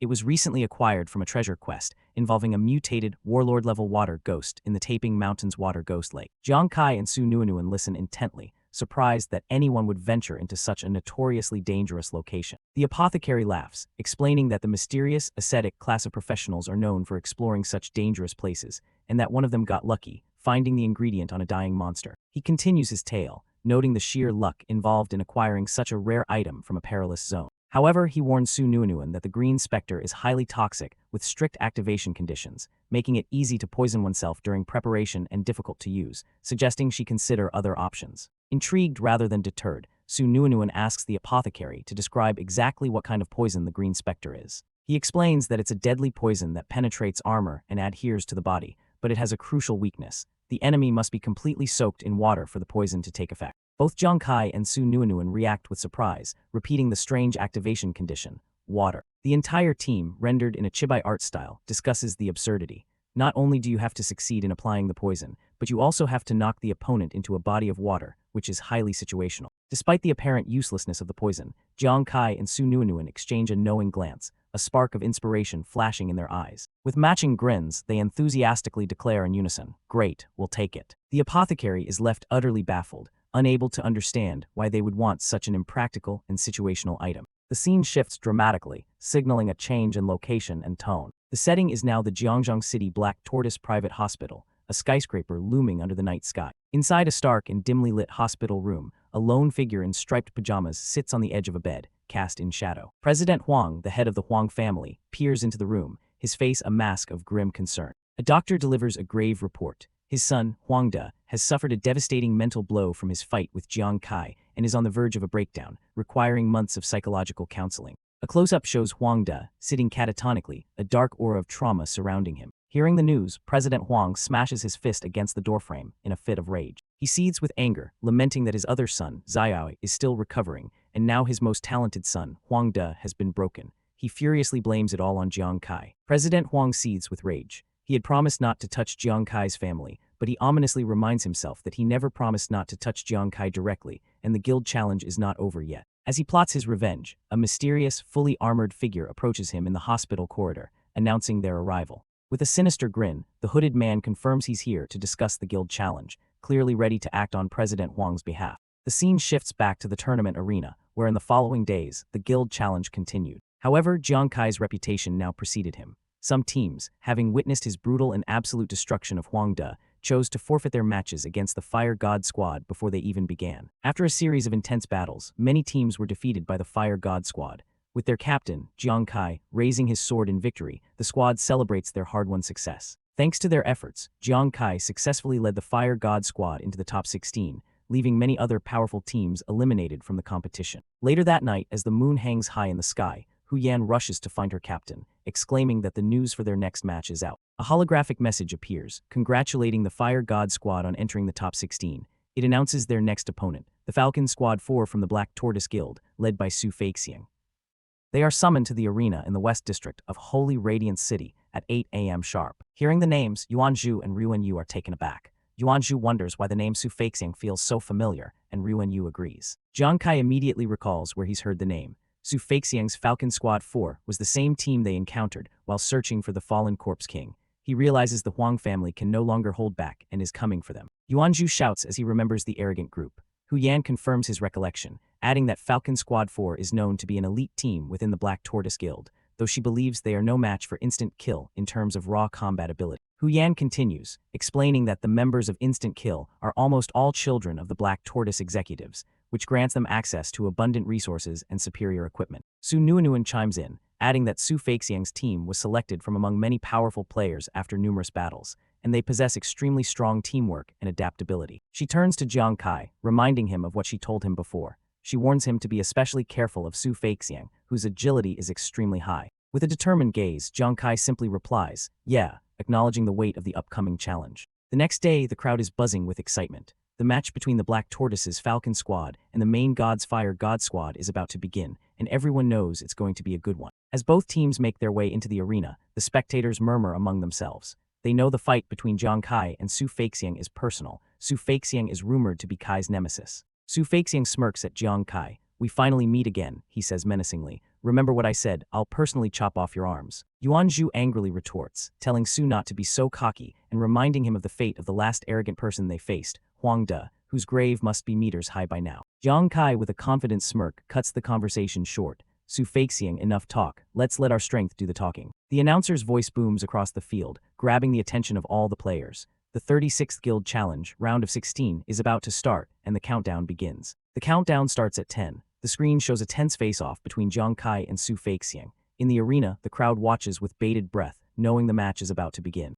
The countdown reaches 8. In the stands, Mr. Han and Ms. Lan watch intently, with Ms. Lan wondering aloud if Jiang Kai can pull off another miracle against the formidable Falcon Squad. As the countdown goes from 3 to 2, a blonde woman in the crowd excitedly cheers for Zhu, promising their unwavering support. Nearby, a stern-looking man with blue hair watches the arena with a serious expression. The countdown hits 1, and with a final booming shout of "Start" from the announcer, the match officially begins. The moment the match starts, the Falcon Squad lunges forward in a furious, coordinated assault, aiming to overwhelm their opponents from the very beginning. Jiang Kai shouts for his team to be careful. They immediately form a defensive line. Hu Yan and Su Nuanuan get ready to deploy their protective abilities, while Yuanzhu prepares to engage. Leading the charge, Su Feixiang dashes forward with incredible speed, unleashing a volley of sharp, blade-like projectiles to initiate the clash. However, this opening move is exactly what the Fire God Squad was anticipating. With a wild, gleeful expression, Hu Yan shouts the signal for their counterplan, exclaiming, "So many chasing fates, let's catch them off guard." A fiery attack comes hurtling down, but Su Feixiang, with his incredible agility, dodges it with ease. A smirk plays on Su Feixiang's lips as he thinks to himself, "Haha, I knew it," anticipating his opponent's moves. Just as the attack misses, other members of the Falcon Squad leap into action, shouting, "Leave it to us." A red-haired female member of the Falcon Squad grins menacingly, declaring, "Now I'll show you what a team battle is." The Falcon Squad demonstrates their superior coordination, effortlessly dodging a barrage of projectiles aimed at them. This flawless defense leaves Jiang Kai's teammates, Su Nuanuan and Ruan Yu, completely stunned and exclaiming in disbelief. The crowd is equally amazed by the Falcon Squad's incredible reaction speed, noting how they perfectly blocked Jiang Kai's 6 darts while maintaining a full-speed charge. One of Jiang Kai's attacks lands a critical hit, striking a member of the Falcon Squad dead on. But even with the critical hit, the targeted player doesn't panic. Instead, he calmly uses the force of the blow to retreat. A red-haired male teammate grins and steps forward, shouting, "Ha, let me take him on," as his comrade expertly falls back. A spectator points out their flawless strategy. As soon as a frontline member is knocked back, another teammate instantly fills the gap. The red-haired woman from the Falcon Squad then launches her own attack, shouting, "Fire God Squad, taste my flaming whip," seamlessly transitioning from defense to offense. The flaming whip strikes the ground with explosive force right in front of the Fire God Squad, impressing the audience with its power and flair. Watching from the stands, Ms. Lan remarks that while she's heard of Falcon Squad 4, this is her first time seeing them fight up close. She admits they live up to their fame for team battles. Mr. Han agrees, adding that although the individual members aren't top tier within the talent-rich Black Tortoise Guild, their performance as a cohesive team is truly exceptional. Jiang Kai observes their perfect cooperation, realizing it could only be forged through countless real battles on the edge of life and death. He quickly orders his own team to pull back. With just this one exchange, it's clear to Jiang Kai that the Falcon Squad is far more terrifying than their previous opponents, Instant Kill. A member of the Falcon Squad reveals their trump card, a glowing purple crystal, super magnetic stone, he declares. You still want to retrieve chasing fate. The crowd erupts in a panic. They recognize the super magnetic stone and shout that the Fire God Squad's weapons will be controlled again.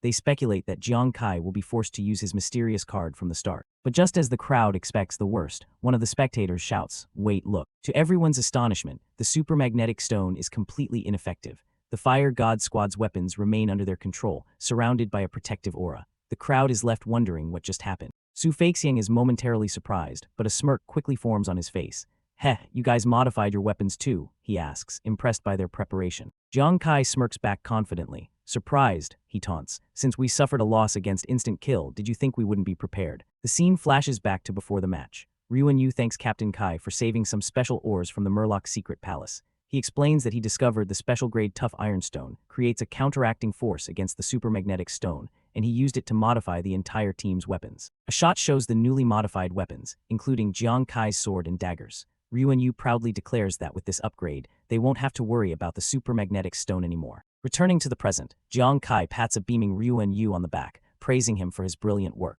With their trump card neutralized, Jiang Kai leaps into the air, shouting, "Su Feixiang, now I'll show you that even the most seamless teamwork has flaws in the face of ultimate speed." Su Feixiang activates his ability, Gambler's Time, surrounding himself with ethereal dice as he deftly dodges Jiang Kai's incoming daggers. He smirks, thinking his continuous attack will be enough to fend off the 6 daggers, but his confidence is short-lived as the projectiles strike his teammates, catching them completely off guard. From the observation deck, Ms. Lan breathes a sigh of relief, realizing Jiang Kai's squad had a countermeasure all along. She smiles, reflecting that perhaps this is the fun part of witnessing his team's growth. Knowing that Gambler's Time can't last long, Jiang Kai yells to his teammates, "Zhu, Ryuan Yu now. This is the best time to counterattack." On cue, the bottles thrown by Ryuan Yu shatter across the battlefield, releasing their contents. Yuan Zhu lands with a thud, muttering in annoyance, "Tusk, even nobodies dare to challenge us now." He channels immense power, declaring, "Then let me show you the power of the world's greatest warrior." He stomps the ground, unleashing his ultimate move, earth-shattering stomp. Seeing the massive wave of energy coming,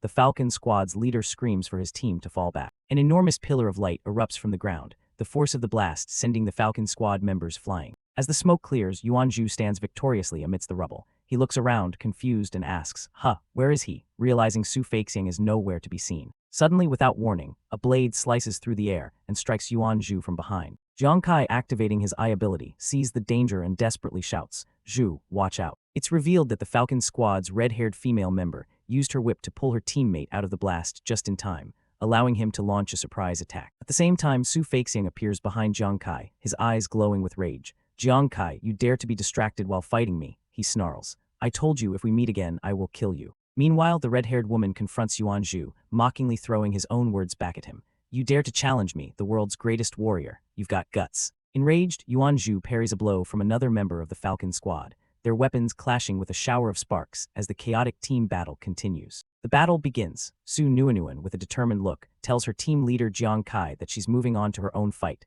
leaving this section of the battlefield to him. From afar, Su Feixiang watches Jiang Kai's movements closely. He's inwardly surprised, admitting to himself that he underestimated his opponent's incredible reaction speed. Jiang Kai, crackling with a golden aura, readily accepts the challenge. With his sword in hand and eyes glowing with power, he prepares to unleash his own attack. Accept his challenge. He stomps on the ground with tremendous force, causing the floor to crack and explode upwards from the impact. Jiang Kai executes his earth-shattering stomp. The sheer power of the blow radiates outwards, sending a shockwave across the arena towards his opponent. The force of the stomp is so immense that it sends his opponent flying helplessly into the air. In the background, Su Nuanuan continues her own battle. Meanwhile, another member of Jiang Kai's team, Ryuan Yu, confidently declares that he is not weaker than anyone as he breaks a bottle, seemingly ready to fight. A muscular opponent, Huang De, brings his massive sword down on a smaller foe. However, the attack is blocked by a crystal-clear blue shield, summoned just in time by a man who cheekily introduces himself. Angered by the failed attack, Huang De glares at his opponent,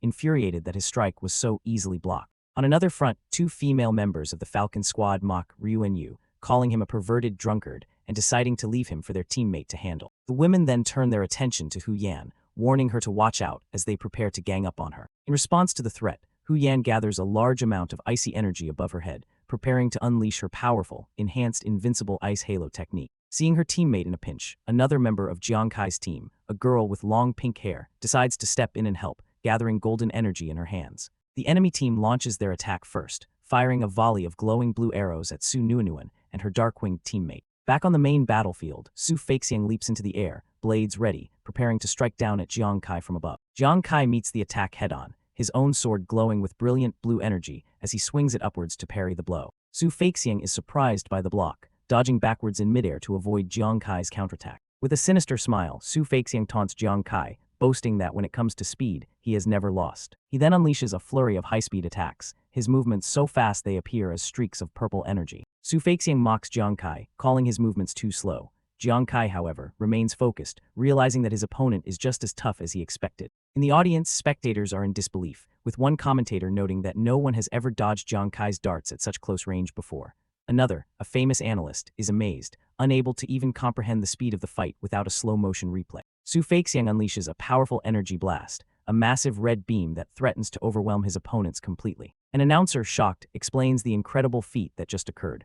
While spinning to dodge a dart, Su Feixiang used the momentum to close the distance and attack Jiang Kai instantly. In the commentator booth, an analyst reveals Su Feixiang's staggering stats after checking his data. He confirms that Su Feixiang's base agility alone is over 300, and with his gear, it likely tops 350. The analyst elaborates on the dire situation, explaining that while Jiang Kai is known for his agility, Su Feixiang is at least 100 points higher in that same attribute. The conclusion is chilling.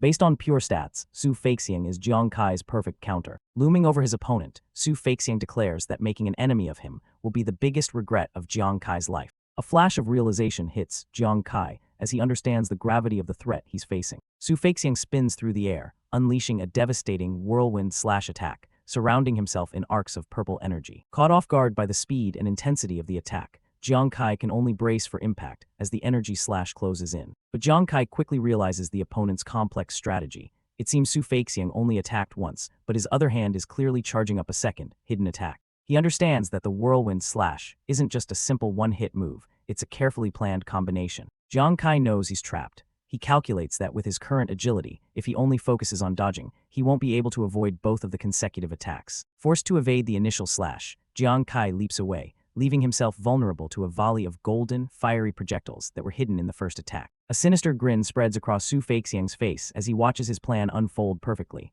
Ha, he took the bait, he thinks to himself. The fiery projectiles explode on the ground where Jiang Kai was just a moment ago, demonstrating the power of Su Feixiang's coordinated assault. Su Feixiang lands, his eyes and blades glowing with a menacing purple light, confident in his superiority. Jiang Kai is shocked, exclaiming "What?" as he realizes his signature move, Chasing Fate, is somehow being controlled and neutralized. Su Feixiang reveals his trump card. "Did you think you were the only one who could modify their weapons?" he boasts, his twin swords crackling with purple lightning. He explains that his purple-silver twin swords have been specifically modified. While they can't control weapons from afar, they are perfect for countering Jiang Kai's Chasing Fate in close quarters. The depth of his opponent's preparation dawns on Jiang Kai. He realizes he was being baited into using his Chasing Fate darts all along. Su Feixiang mockingly confirms Jiang Kai's suspicion, admiring that he still has the presence of mind to ask questions at a time like this. His eyes glint with cunning as he spots an opening, remarking how interesting the situation has become. Su Feixiang begins to pick apart Jiang Kai's strategy, asking if that's his last dart, or perhaps the special card he had disguised as a dart earlier. A smug, knowing smile spreads across his face as his suspicions are confirmed. "Heh, just as I thought," he exclaims. Jiang Kai, now on the back foot, can only ask what his opponent means, sensing the trap closing around him. Su Feixiang explains the reason his Hawk Squad 4 is at the top. Aside from flawless teamwork, they have another advantage: they never underestimate any enemy. "That's why," he reveals, "before the match, I repeatedly watched and analyzed your match against Instant Kill."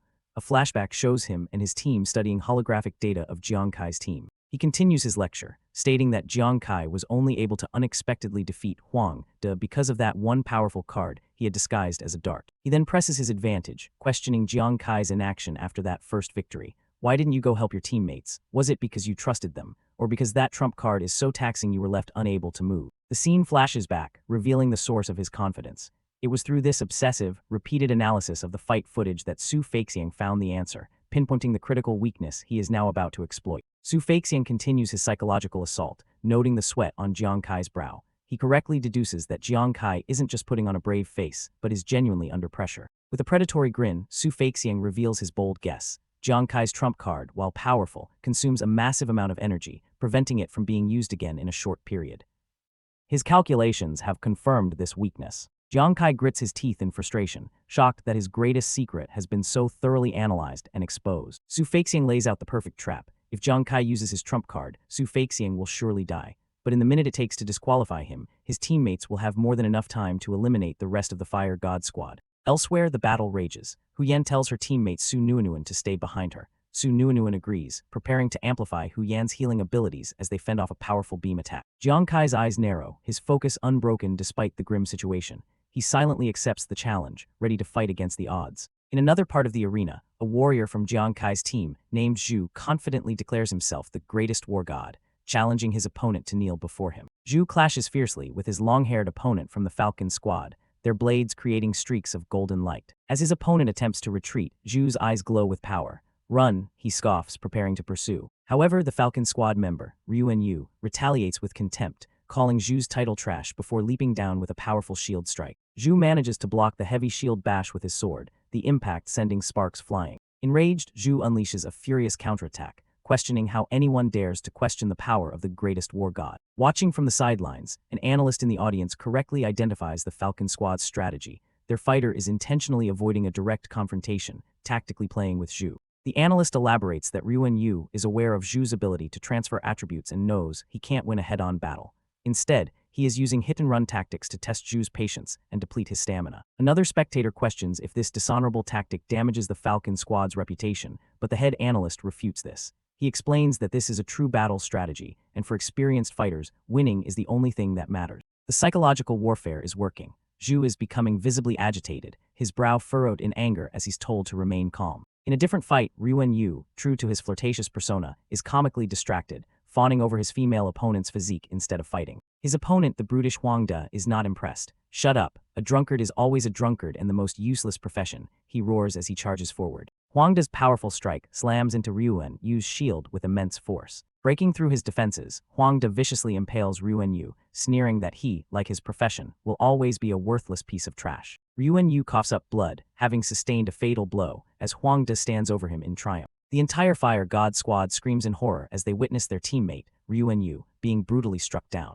In a panic, Hu Yan tells a shocked Su Nuanuan to hold on, while she tries to figure out a way to heal Ryuan Yu's critical wound. But their enemies give them no quarter. A red-haired female warrior from the Falcon squad ignites in flames, moving to block any attempt at rescue. "Want to save someone right under my nose? No way," she declares. The Falcon squad launches a coordinated assault. While the red-haired warrior attacks head-on, her teammates strike from above. One of Jiang Kai's allies intercepts the immediate physical threat, shouting, "Nuanuan, I'll cover you." Go, creating a desperate opening for her to act. A hand reaches through a swirling blue vortex, attempting to break through a shimmering digital barrier. The two female warriors from the Falcon squad mock Hu Yan from above, challenging her to see if she truly has the ability to stop them. They launch a swirling vortex of energy down at her. The energy blast strikes Hu Yan directly, creating a massive explosion and sending a powerful shockwave across the battlefield. Su Nuanuan can only watch in horror, screaming her teammate's name as she is engulfed by the attack. The Falcon squad warriors stand victorious. One sneers, "A quack and a doctor with no combat ability. Are these two wastes worthy of fighting us?" The other adds that their captain, Jiang Kai, can't save them as he can barely protect himself. The battle rages on. The enemy team surrounds Jiang Kai, with one of the female warriors yelling at him for his arrogance and disrespect towards the war god Axe's authority. From a distance, the enemy leader, Su Feixiang, mockingly compliments Jiang Kai's speed, calling him a little brat who runs fast. Enraged, Jiang Kai turns to confront him, challenging him to a direct fight. He swings his sword, but Su Feixiang deftly dodges the attack. Su Feixiang smirks, calling Jiang Kai an idiot. He explains his strategy. Why would he fight Jiang Kai's strength with his own weakness? On the battlefield, victory is all that matters. Losing his patience, Jiang Kai ignites his sword with fiery energy and lunges forward, roaring for his opponent to die. The attack is parried. Seeing an opening in Jiang Kai's aggressive assault, Su Feixiang seizes the opportunity for a counterattack. Jiang Kai is struck, the impact shown in a flash of inverted colors as he lets out a pained grunt. Jiang Kai's teammates watch in horror, their faces filled with shock and disbelief at the sudden turn of events. Having maneuvered behind his opponent, Su Feixiang taunts Jiang Kai, saying it's too late for him to change his approach now. A devastating blow lands on Jiang Kai's back, sending him stumbling forward. With a look of utter contempt, Su Feixiang declares Jiang Kai to be the biggest waste in the world. Standing over a fallen member of Jiang Kai's squad, Su Feixiang delivers a crushing blow to his morale, announcing that all his teammates have been defeated. Su Feixiang presents Jiang Kai with a final, cruel option, to use his one remaining trump card to save someone. The scene reveals the brute of the Falcon squad, Huang De, holding one of Jiang Kai's teammates hostage. Su Feixiang reminds him that he only has one trump card. His other two female teammates, Su Nuanuan and Hu Yan, are also shown to be captured and helpless. Su Feixiang forces the impossible choice upon him. Who will he save? A shot of Jiang Kai's other teammates, defeated and lying on the ground, emphasizing the hopelessness of his situation. Su Feixiang smirks, declaring that no matter who Jiang Kai chooses to save, the fate of his Fire God squad is sealed. They are all doomed to lose. Jiang Kai stands with his head down, seemingly crushed by the weight of his inevitable defeat. As rain begins to fall, Jiang Kai looks up, facing Su Feixiang. Is that so? He asks, a hint of defiance in his voice. But he doesn't think so. A strange green energy swirls around him as his eyes glow, activating the ghost eye focus skill. A confident smirk spreads across his face. The enemy combatants are taken aback by his sudden use of a rain skill, mocking him for bringing out such a trash skill and overestimating himself. They prepare to deliver the final blow. As the rain pours down on his captured teammates, Jiang Kai retorts, who says rain can't take your lives. On the ground, a bottle of green poison, the Green Spectre, lies open. The rain becomes the catalyst for the poison. Green, toxic tendrils rise from the ground, enveloping the enemy team members. The enemies cry out in confusion, baffled by the mysterious green substance rising around them. Ignoring the potential threat, one warrior decides to eliminate the immediate problem, shouting to kill the two captive girls first. With a final, desperate cry of die, an energy blade is launched directly at Su Nuanuan and Hu Yan, who can only huddle together as the attack closes in. From the stands, the spectators are bewildered. They question the strange rain skill from the fortune teller and the F-rank prank weapon thrown by the doctor, seeing them as easy targets. In a high-tech observation room, the analyst Lanlin is startled, feeling a sudden warmth emanating from the battlefield. Her colleague, Mr. Han, urgently tells her to look closer at what's unfolding. On the field, the tide has turned. The enemy warrior with horns cries out in agony as the green poison spreads across her body, activated by the rain. Her red-haired teammate is also afflicted, screaming as the toxic substance clings to her skin. In a moment of horrified realization, she understands their opponent's true strategy. You used poison. Now freed, Jiang Kai's teammates, Su Nuanuan and Hu Yan, stand ready for a counterattack, their eyes glowing with power. Consumed by rage and pain from the poison, the red-haired enemy vows to kill them. Hu Yan scoffs at the threat, telling her to dream on. She unleashes her powerful ice lightning technique, a storm of frozen energy. The devastating ice attack descends upon the two poisoned warriors, engulfing them completely. A close-up shows their faces twisted in agony, blood and poison marking their defeat. Both members of the Falcon squad lie motionless on the wet ground, their weapons scattered, completely incapacitated. Back in the observation room, Lanlin is stunned. What kind of poison is that? It's so terrifyingly potent, it completely incapacitated a fighter. Mr. Han explains with a grim smile. The rare poison, Green Spectre, was never used because its activation condition was too harsh. He never expected someone to pair it so perfectly with a rain-making skill. Su Feixiang, the enemy leader, watches his plan crumble, his face a mask of pure disbelief as he shouts, "How is this possible?" Jiang Kai smirks. He explains that in battle, a seemingly useless profession, skill and poison can create amazing effects when combined correctly. With confidence, he warns his opponent, but if you think this is all our Fire God squad has, then you're sorely mistaken. The crowd's attention shifts as they notice another member of Jiang Kai's team, the one they call that drunkard, is getting back on his feet. It's Ryuan Yu. He clutches a bleeding wound in his chest, having been stabbed earlier. His opponent, the muscular Huang De, taunts him from across the arena, mocking him for trying to struggle. He prepares to wipe out the Fire God squad, starting with him. But Ryuan Yu's eyes glow with a fierce red light. He declares with newfound conviction, "I, Ryuan Yu, am never weaker than anyone. No matter who you are, I fear nothing." Huang De is taken aback by the sudden change. He notices the strange look in Ryuan Yu's eyes, so different from his earlier carefree demeanor, and wonders if it's another trick. With a wild roar, Ryuan Yu charges forward, his killing intent palpable. "Today, you must submit to me. You have no other choice." Infuriated by the audacity, Huang De raises his spear, shouting, "Damn it, how dare you try to get me?" The spectators are confused once more. They thought the drunkard was just for show, but now they see his strange state. He's sober, yet still spouting nonsense, and they sense something is very different. But you can hardly say he is drunk now. Ryuan Yu charges forward with astonishing speed, a blue aura trailing behind him. In a flash, he closes the distance, effortlessly dodging Huang De's powerful spear thrust. Even the enemy leader, Su Feixiang, is stunned. He notes that Ryuan Yu's reaction speed is unbelievably fast and realizes with shock that after being injured, his speed has more than doubled. Watching from afar, Jiang Kai smirks at his rival's confusion. Surprised, he asks, "Do you know the difference between human instinct and human reaction?" Su Feixiang, whose perfect plan has completely fallen apart, can only grit his teeth in frustration. "What nonsense are you talking about?" Jiang Kai begins to explain that reaction is a calculated response. As he speaks, Huang De attacks again, dismissing the dodge as luck and vowing to split Ryuan Yu's head open. Instinct, however, is a primitive ability. Jiang Kai continues. Ryuan Yu once again dodges with ease, reverting to his flirty persona to taunt his opponent. "Hey beauty, your speed isn't fast enough." Completely losing his composure, Huangde screams for him to shut up and die. Jiang Kai's voiceover explains that no matter how much combat experience or mental stability one possesses, in the face of the most primitive instinct, human reaction is always a step behind. The chapter ends on a triumphant note for the Fire God Squad, with Ryuan revealing his true, instinct-driven power. The battle rages on. The brawny fighter lunges forward, his spear glowing with power, aiming for a decisive blow. But his attack is just a fraction too slow. Ryuan, with a nimble leap, easily evades the powerful thrust. The muscular warrior is immediately forced on the defensive, raising his shield to block a sudden storm of golden projectiles raining down from the sky. He grits his teeth in frustration, unable to comprehend the situation. Damn it, he thinks, this guy is clearly injured, so how can he avoid my attacks so accurately every time? He's even more agile than before. I can't figure out his patterns at all. Watching from the sidelines, Su Nuinuan has a sudden realization. She understands that Ryuan is using his new talent, merrymaking, which unleashes the body's most primitive abilities and power. Indeed, Ryuan is in a daze. He explains that the merrymaking state stimulates his subconscious, putting him in a subtle state between drunk and not drunk, making his movements feel a bit unrestrained. Su Nuinuan decides to test her theory and help her teammate.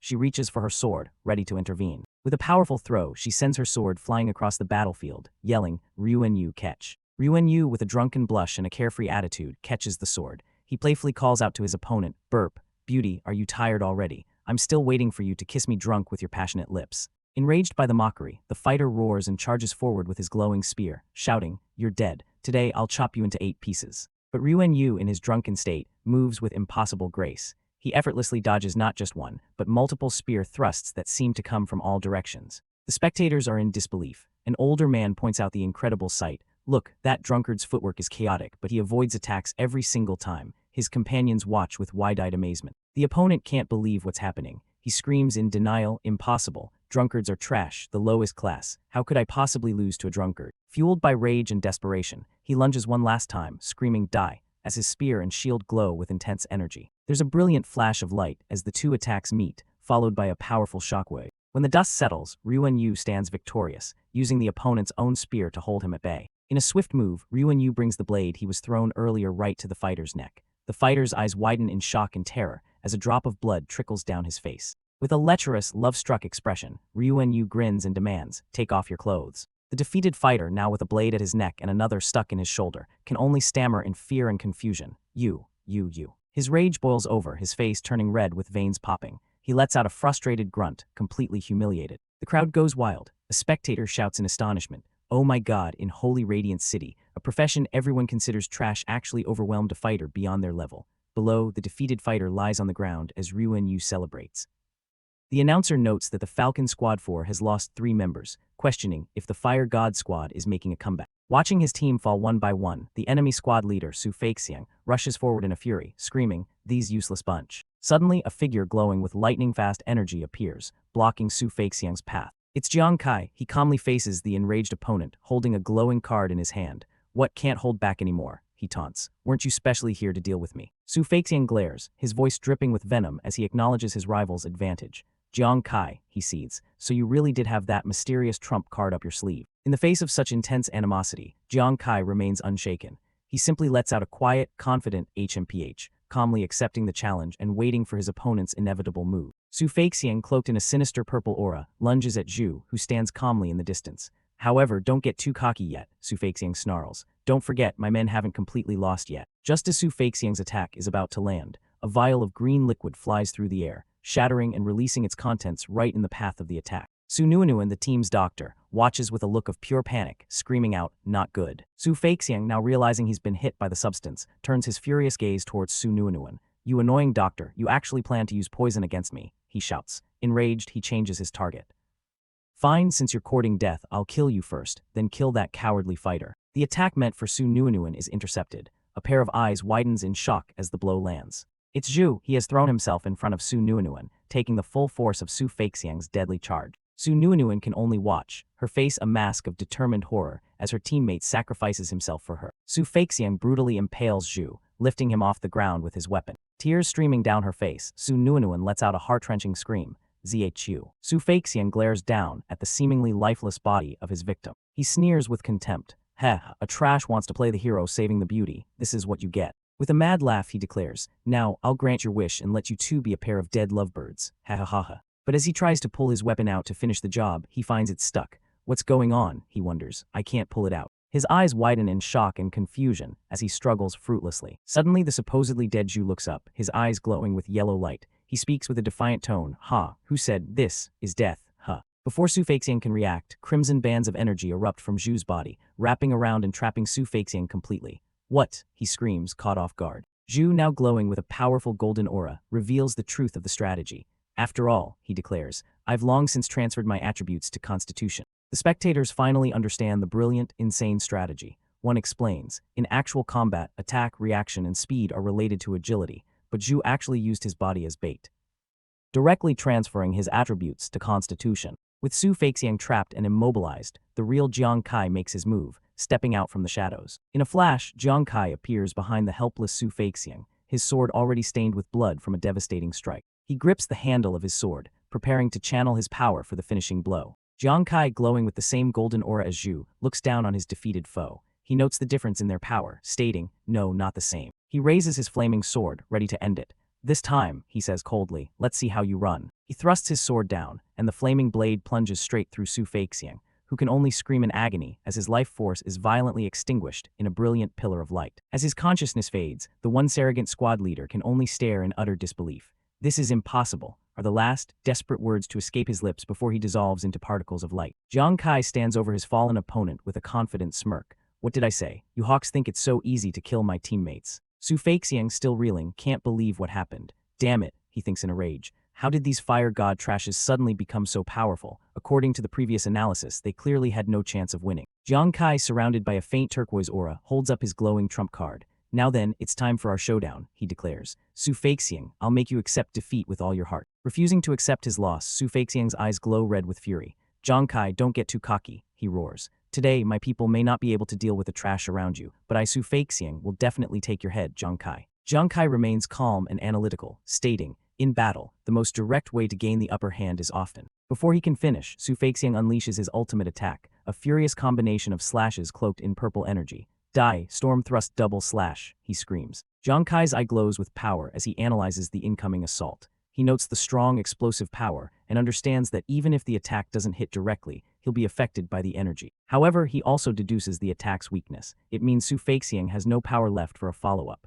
This is his chance to launch the second strike. As the attack is about to connect, Jiang Kai calmly utters a single word, phantomize. Su Feixiang's devastating attack hits nothing but empty air, crashing into the ground as Jiang Kai vanishes into a shadowy blur. Su Feixiang's eyes widen in absolute shock. He missed. What? He cries out, realizing his all-or-nothing attack has failed. From the dissipating smoke behind him, Jiang Kai emerges completely unharmed. Su Feixiang, he states coldly, you've already lost. Jiang Kai raises his glowing card, the source of his power, ready to end the duel. He leaps into the air, his body glowing with turquoise energy as he prepares his final, decisive attack. Su Feixiang, completely spent and defeated, can only roar in defiance. Who said I lost? Jiang Kai, you dare to trick me. I'll kill you. Jiang Kai's eyes narrow. He knows his opponent's weakness. The more you are controlled by emotions, the easier it is to make one mistake, and then mistake after mistake. He reveals the mechanics of his fatal blow. The previous 8 chasing fates were controlled and failed to crit.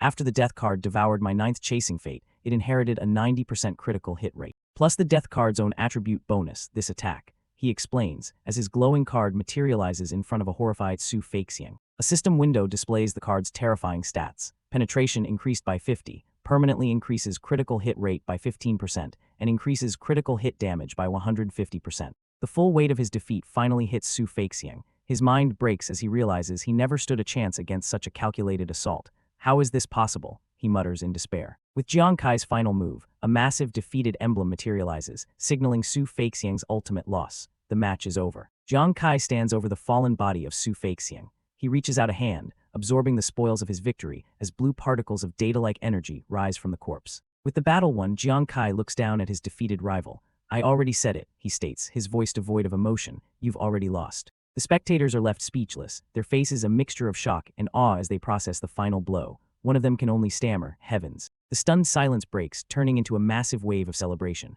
The crowd erupts, screaming in disbelief at the miraculous upset. Oh my god, one fan shouts with glee, the fire squad won again. The celebration continues as the crowd processes the unbelievable upset. One fan screams with excitement. They actually completely defeated the Black Tortoise's elite squad twice in a row. An armored man in the stands, likely a guild official, pumps his fists in the air, laughing with glee. "It's simply a miracle," he exclaims, overjoyed by the unexpected victory. The members of the Fire God Squad are overjoyed. Jiang Kai allows himself a small, satisfied smile. His teammates, a purple-haired girl and Nguyen, cheer with pure elation, while Yuan Zhu blushes and pants, exhausted but happy. Another teammate lets out a breath of pure relief. Elsewhere, two figures in a viewing room analyze the battle. A woman in a sharp business suit asks, "It's over." The red-haired man beside her replies with a smile, "It's over, what a delightful battle." Jiang Kai's performance was as wonderful as always, and Yuan Zhu didn't disappoint me either. Besides that, Nguyen's performance was also very eye-catching. The analyst elaborates on Nguyen's crucial role. Healers using poison is often not obvious in battle, but that girl was actually able to concoct the complex green spectre, and even directly use it in battle, showing that her talent for using poison is very strong.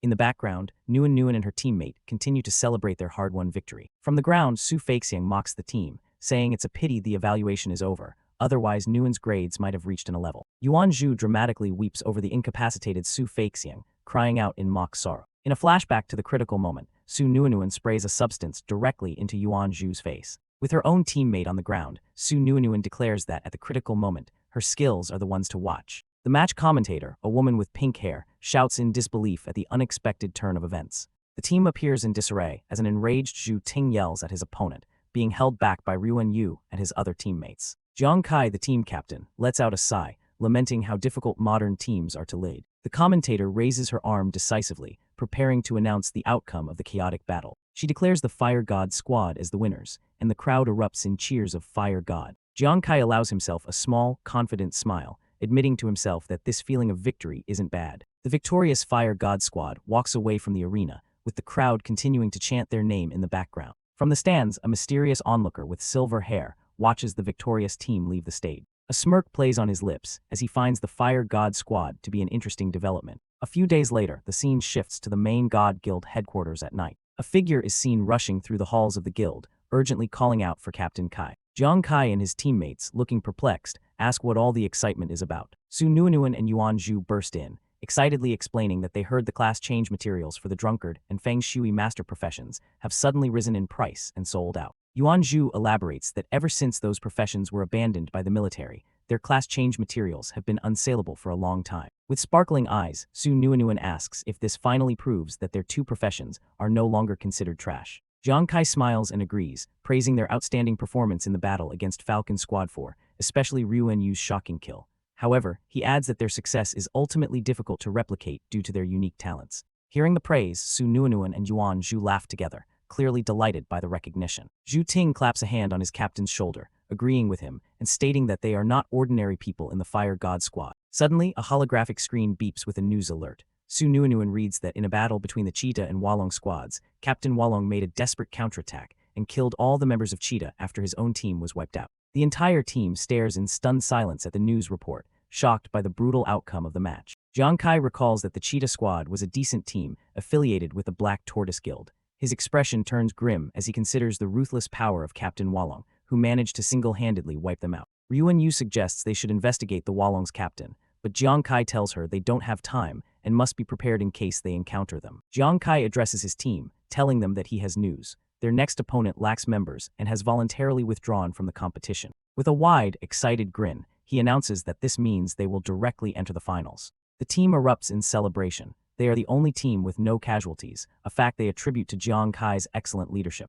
Jiang Kai humbly credits the team's success to their tacit cooperation, which allows him to rush forward without any worries. He insists the glory belongs to everyone. He tells them they've all worked hard, and since there is still some time before the finals, they should take a day off to relax. The team cheers in agreement. With time on his hands, Jiang Kai decides he should use the opportunity to go back home and check on his family. The scene shifts to a peaceful, modern neighborhood in Jiangjiang City, showing luxurious villa-style home. Inside, Jiang Kai's sister, Jiang Yingzi, helps their father, reminding him he just got out of the hospital. He insists he's not fragile and wants to exercise so he can help Kai sooner. Startled by a sudden movement, Jiang Yingzi turns with concern, mistaking the person for her other brother and asking if he's okay. A hand gently drapes a coat over the father's shoulders. It's Jiang Kai who has appeared suddenly. He teases his father, asking how he can help him if he catches a cold. Both his father and sister look at him, stunned. After the intense battle, Jiang Kai returns home. He is greeted by his cheerful sister, Yingzi, who is surprised and delighted to see him.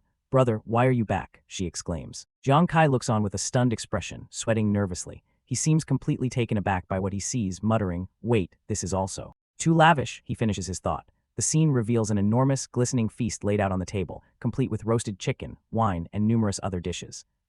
While his father and sister sit calmly, Jiang Kai is shocked by the sheer extravagance. Yingzi, holding a platter of meat, beams at her brother and asks with concern, "Brother, why aren't you eating?" Seeing her pile even more food onto his plate, Jiang Kai panics. "Aya Yingzi, that's enough, I'm not a pig," he protests. Their father chuckles, explaining, "Kai, Yingzi sees that you've lost weight recently and feels sorry for you." As she sets down the food, Yingzi's tone becomes more serious. She looks at her brother hopefully and asks, "Brother, can you stay longer this time?" Their father chimes in, telling Jiang Kai, "Yeah, Kai, you've sacrificed too much for this family. Now that my body is getting better, you don't have to work so hard on Ghost Star." Jiang Kai looks at his family and explains, "Big brother Yingzi, I still have things to do and can't stay long, but you don't have to worry, I'm fine. I just took time out of my schedule to come back and see if you're doing well." Changing the subject to a more serious matter, Jiang Kai looks at his sister intently and asks, "By the way, have the Huang family people been harassing you again?" Yingzi laughs brightly, reassuring him, "No, the security in the villa area is very good, and Brother Lu also often sends people to take care of us."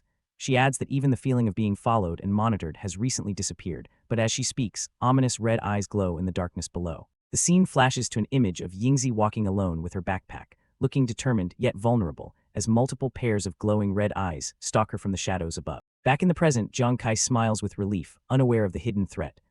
Brother Lu really keeps his word. I must thank him properly when I have time," he thinks to himself. The father smiles warmly at his daughter. "Yes, now Yingzi can live a peaceful life at school. You should have made many friends, right?" he asks. Yingzi, holding her rice bowl, replies enthusiastically, "Of course." The father continues proudly, "Hee, after all, our Yingzi is smart, kind, and likable." Seated across the table, Jiang Kai listens and agrees, "That's great." As Yingzi picks up a piece of food with her chopsticks, her cheerful expression fades for a moment, replaced by a thoughtful, almost troubled look, indicated by a blank speech bubble. She quickly puts the food in her mouth and resumes her happy smile, but it seems to hide a deeper emotion. Jiang Kai watches his sister, his sharp instincts picking up on the subtle shift. His expression turns serious as he thinks, did I just see things? Yingzi seems to have something on her mind. With his family visit concluded, the scene shifts. The next day, Jiang Kai hurriedly returned to Ghost Star. The Fire God Squad gathered once again to prepare for the upcoming finals. A few days later, during their training, a fierce monster appears. It's a level 25 elite sharp-toothed boar, charging forward with immense energy.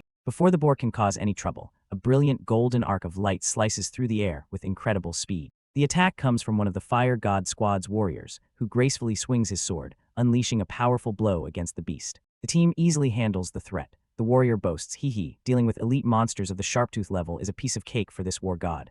Another teammate calls out, "Zhu, it's not just you who has improved." As a third confirms, "That's right, I've also killed at least 3 of them." Jiang Kai looks on with a confident smirk, pleased with his team's progress. "Our teamwork has improved," he thinks. "Seems like the pre-match training was a good idea." As they reflect on their growth, one of the team members, a man with goggles, suddenly gets an alert and excitedly shouts to the group, "The news about the finals is here." A holographic notification materializes, confirming their advancement. It reads, "Congratulations on reaching the finals. Your next opponent is the Azure Dragon Guild's Walong Squad. Please arrive at the arena in the West District of Holy Radiance City promptly at 8 a.m. tomorrow to participate in the match." The Fire God Squad studies the information on their new opponents. Liang expresses his disbelief. "Walong Squad, I can't believe that captain actually made it to the finals single-handedly." The pink-haired woman agrees, calling him a terrifying guy. Meanwhile, the purple-haired woman gets Jiang Kai's attention. "Kai, I have news about the Walong Squad captain you asked me to investigate." She begins her report, a spectral image of their opponent glowing behind her. His name is Dai Sang. He's a level 40 fighter, and his weapon is a silver longsword. He's a newcomer who just joined the Azure Dragon Guild this year. An imposing image shows Dai Sang sitting on a throne-like chair, flanked by ominous, hooded figures. The briefing continues. Upon joining, Dai Sang immediately formed the Walong Squad. Under his leadership, the squad quickly grew and became a dark horse among the guild teams in less than half a year. The pink-haired teammate adds more details. Since Dai Sang is still new and the Walong Squad isn't as high-profile as the Falcon Squad, there isn't much information about him. She then pulls up a new file, saying, "Fortunately, I found video footage of his previous battles." The video shows Dai Sang in combat, moving with blinding speed. "I noticed that one of his moves, Ghostly Shadowless Slash, is extremely fast, almost capable of killing an opponent in one hit." Hu Yan, the man with goggles, crosses his arms and analyzes the information. "Ghostly Shadowless Slash. Sounds like he's got an agility bonus, like that Su Feixiang from before," he remarks, as the purple-haired woman beside him listens intently. Jiang Kai looks on with a grim expression. Hu Yan's right, however, he adds, raising the stakes. Someone who can stand out in a large guild and fight their way into the finals solo in just half a year must be far stronger than Su Feixian. A close-up on Jiang Kai's eye reveals his intense focus. He understands the gravity of the situation and the immense power of his next opponent. Standing firm, Jiang Kai prepares himself mentally. An aura of power radiates from him as he focuses on the challenge that lies ahead in the finals. In his mind's eye, Jiang Kai visualizes the confrontation. He sees himself leaping into action, blade ready, to clash directly with his formidable new adversary, Dai Sang. Thanks for watching. Like, subscribe, and turn on the bell for more awesome stories.